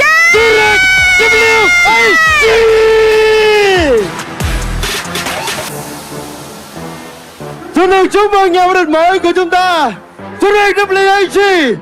Một niềm tự hào và tiền đẩy đã cho chúng tôi đứng ở phía trong, không thể kìm được những cảm xúc của mình. Và xin được cảm ơn tất cả quý vị và các bạn đã có mặt trong buổi trưa ngày hôm nay. Một tràng tay lớn nữa dành cho đại diện đến từ Việt Nam. Finally, we have become the champions of the Free Fire World Series 2026 Spring. It's Secret WAG. Quý vị và các bạn thân mến, một ngày thi đấu cực kỳ căng thẳng và kịch tính và chiếc cúp vô địch giành giải nhất của Free Fire World Series thì 2026. When have we ever seen a legendary run like this from any team ever in Clash Squad, in Champion Rush? Look at me, man. They're making me even forget words because I am stunned. Right? This has never happened on a Champion Rush Grand Finals before. Not the way Secret WAG has gotten done. I do agree. I mean, this is a phenomenal run coming from Secret WAG. They've come from far away on trying to get here, trying to get to Grand Finals. But now, not only did they make it to Grand Finals, they showed us that it is possible that they can get 4 booyahs in a row plus a championship with them. Absolutely, man. And you know, I'm just so excited watching them in action because of the way they navigated themselves out there. You know they desperately wanted it, and I am in disbelief because everything that Secret WAG wanted to achieve out there on the battlefield, they managed to do it. The rotations were perfect, some heated moments when they, and this game where they tried to stay away outside the zone, looting up because they knew they needed to recover. That was one of the most genius moves this squad has pulled. In the past, we would have just seen Secret WAG running at their opponents before recovering, but not anymore, man. Vietnam on a different level right now. There you have it. $100,000 US to boot. And I do agree with you. We've talked so many times on the winning condition, especially in Champion Rush. And it's only Secret WAG who managed to, I would say, pull it off, not really engaging. And that is what we need. That is we have what been waiting for this moment for too long, everyone. It is our time right all now. the boxes on the list right now to be able to get here. And everybody and their favorite team have lost today except Secret WAG. And there you go, baby, the invitation. They get their totem. They are going to Paris, France. They are going to the Esports World Cup. WAG, for the first time ever in EWC, can they go back-to-back champions here in Southeast Asia, followed by that EWC title, just like what Falcons did. Yeah, I mean, it's a good chance for them to do so, especially with what they've done right now. They know how to switch it up. They know how to adjust based on the situation. But right now, it's just not them. There's a lot of teams that will be joining them, and this is just for them to prove that they can be champions Southeast Asia. There's just another stage and more stages to come. It's a good thing that Secret WAG has managed to pull it off for Vietnam. And Tikui is definitely a good reason why they've been able to dominate out there on the battlefield. One of the youngest players out there on that stage, one of the youngest players on the side of Secret WAG, but he's the one with the big numbers when it comes to the eliminations. They've already gotten the champion, but the question now is who gets the MVP title? Who gets the extra USD in their pocket? Yeah, I do agree. I mean, 155 on the total elimination from Tikui. That's just one of the player from the team. But we'll have to find out though if that would happen. There's a lot of players in here. But again, bow down to the kings of Southeast Asia. Secret WAG showing up in the best moment possible. Yeah, absolutely, man. It's just celebration time for sure on that stage, and they deserve it. Everybody else can't do much. They can't even get off the stage just yet. They just have to sit there and watch WAG celebrate. Well, the thing is, we still have another surprise. Well, I couldn't say surprise, but another thing that we're looking forward to, other than Secret WAG celebrating their championship. Who would be getting into Esports World Cup, joining them? Joining champion of Southeast Asia. So I'm really looking forward to those teams as well. And I'm real excited for some who might be coming back, or for those who will be the first time being in that EWC stage. I mean, look at them. They are elated. Oh, very few tears on the stage though. You can see that means confidence was booming on the squad. They're not even surprised. And now the MVP. Come on, man. My boy Tikui has to be it. Yeah. There you have it, MVP. 4,000. Again, now that we're talking about it, like from the initial part of this competition, the team or the champions would be getting $104,000 US. The MVP has an option to either share it or just keep it himself. I think this is one thing that PLS1 definitely deserves, because from the longest time, PLS1 has stuck in Vietnam as one of the pros in Free Fire, but now we've seen the performance coming from the guy. We've seen those snipes. We've seen how well he adapted to any squad that he's part of. But now Secret WAG is giving him the chance to be that Grand Finals MVP, and he deserves a lot. PLS1 might not have as many eliminations as Tikui has, but PLS1 definitely had a lot of impact in today's matches, and the number of bodies he laid out there on the battlefield to help his squad climb up the leaderboard was impressive. But let's hear what the players have to say. I'm very proud and happy that my little brothers, they have finally succeeded on this road. They dare to think and they dare to succeed it. So overall, I'm very happy, and you guys can see the happy tears on their face. Và một câu hỏi nữa dành cho các bạn, đó chính là trong năm nay Champions World của chúng ta với thể thức thi đấu là nâng lên cột mốc 90 điểm, phải không ạ? Và điều đó có làm tạo ra khó khăn cho chiến thuật cũng như là tinh thần của tất cả các bạn hay không? Và các bạn có thể chia sẻ khoảnh khắc ngay bây giờ được không ạ? Dạ, em nghĩ là cái khó nhất ở tụi em là chính là bản thân tụi em thôi, chứ còn lại 11 tay còn lại không có gì là khó tụi em cả. I think the format can be changed, but of course, we are professional players. We can add World Series 2026 Spring. Quý vị và các bạn thân mến, không chỉ trở thành nhà vô địch của FIFA World Series 2026 Spring, các bạn giờ đây cũng sẽ trở thành một trong những đại diện của khu vực Đông Nam Á để tham dự Esports World Cup 2026. Các bạn cảm thấy như thế nào khi giành được một tấm vé để chuẩn bị đến với một trong những sân khấu lớn nhất của Esports thế giới, và mục tiêu tiếp theo của tất cả các bạn tại EWC là gì nào?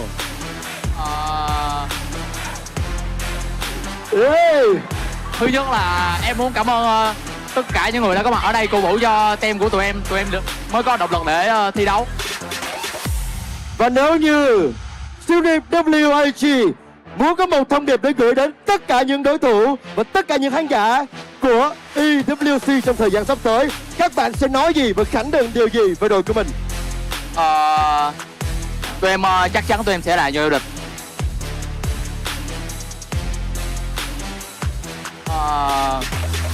Tối hôm qua em có một giấc mơ đó chính là hôm nay vô địch đó.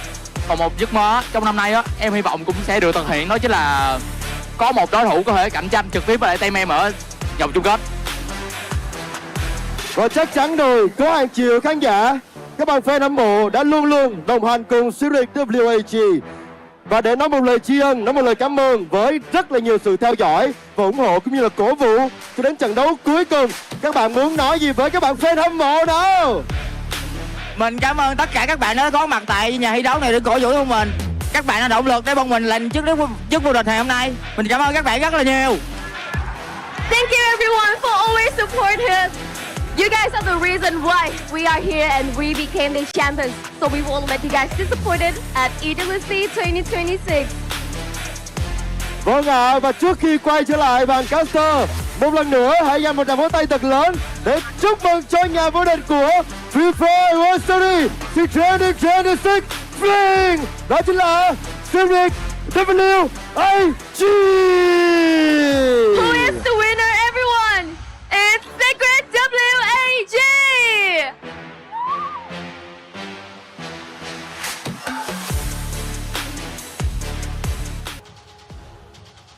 Vietnam champion last year, and I think that was during fall that WAG managed to pull it away. But on the Southeast Asian League, man, they have never done what they have done out there today. Super impressed, Neptune. This is the way Champion Rush has been making a name for itself.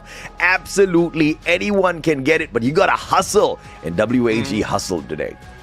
Yeah, I mean, from some of the seasons that we have previously, they don't have to rush. They don't have to go back to back in the Booyah. There's nothing to prove. It's just to go for chase for that activation of the Champion Rush. But Secret WAG just found the better formula. If you can get it with a Booyah and a lot of elimination, then you can get there pretty quickly, and they didn't manage to get there and also end it on the following round. So again, congratulations to Secret WAG for being the champions, but let's also congratulate not only the match MVP but our Grand Finals MVP. PLS won with 3 eliminations, 25-57 in damage, and with that M82B, and we know how deadly that is on the battlefield. Yeah, no doubt at all, man. And AG Global, of course, close but not close enough.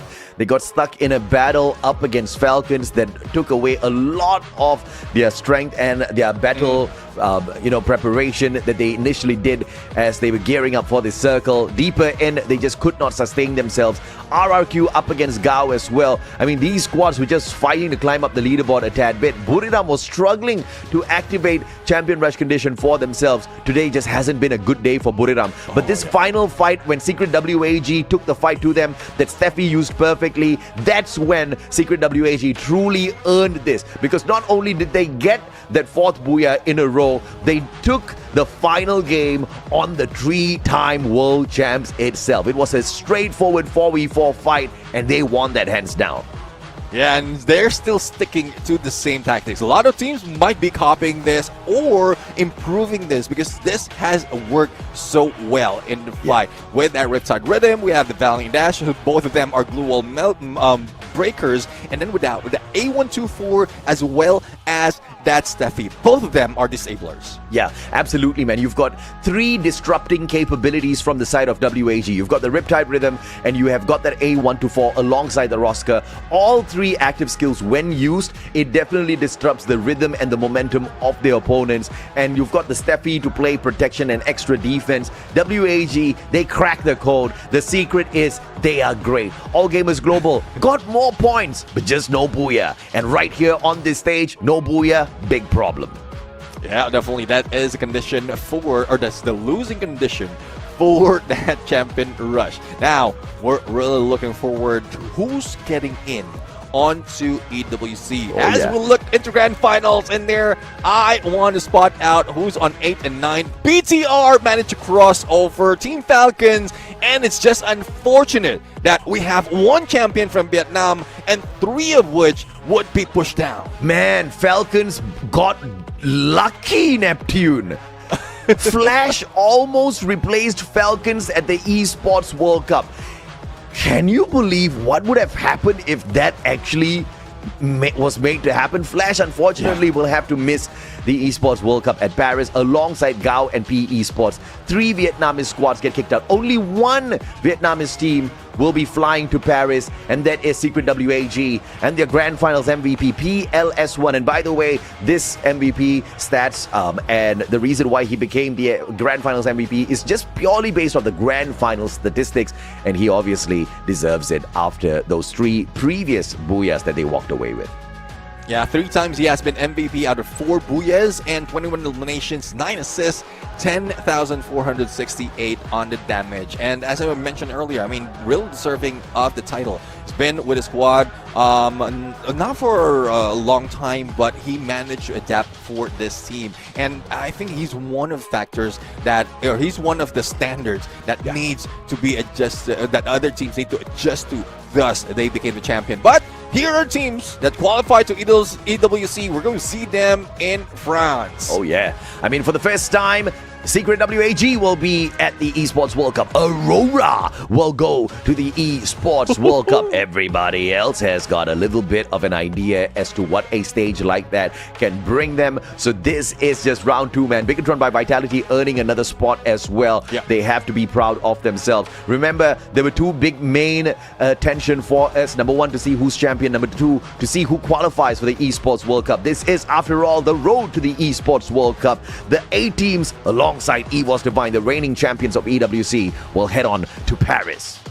And Paris, France is the target on July 15 to the 18th. That's 1 week of play for the team. A lot of preparation though, because it's only the end of May, but those adjustments need to be done. There's a lot of homework that needs to be done to watch out who else will be joining them in the stage, who else they will be going against, and if they're just sticking to the Southeast Asian play style and aggression, then they might lose out on some of the passive approach being brought in by different teams, and that's where trouble begins. Absolutely. And we definitely have to acknowledge what Secret WAG did here, because you don't see many squads running that Steffi. Very few of them believe in that Steffi. Many of them want to just play the aggression out there on the battlefield, right? But this is one of the few squads that bring in the Disruptor plus safe mode and the Painted Refuge, especially when you're going up against a squad like Buriram. Jonah can dismantle you just like that with those grenades, and we literally saw it on this Grand Finals day time and time again. Jonah the madman with the M79, but that just wasn't going to work up against Secret WAG, and I thought the timing was perfect. They made their luck in that final engagement as they took that rush up against Buriram. Phenomenal finisher for the Vietnamese squad. I agree. I mean, there's a lot of turning points that we didn't expect to happen, and it's only Secret WAG who was able to pull it off. So, again, congratulations. And also for the other teams who gave us a good show right now. It was aggression overall from the beginning towards the end. There was a slowdown, but I know what risk is involved. But right now, I didn't expect it to be this early, AJ. I didn't expect to end this early, but we didn't expect everything that has happened so far in this Grand Finals.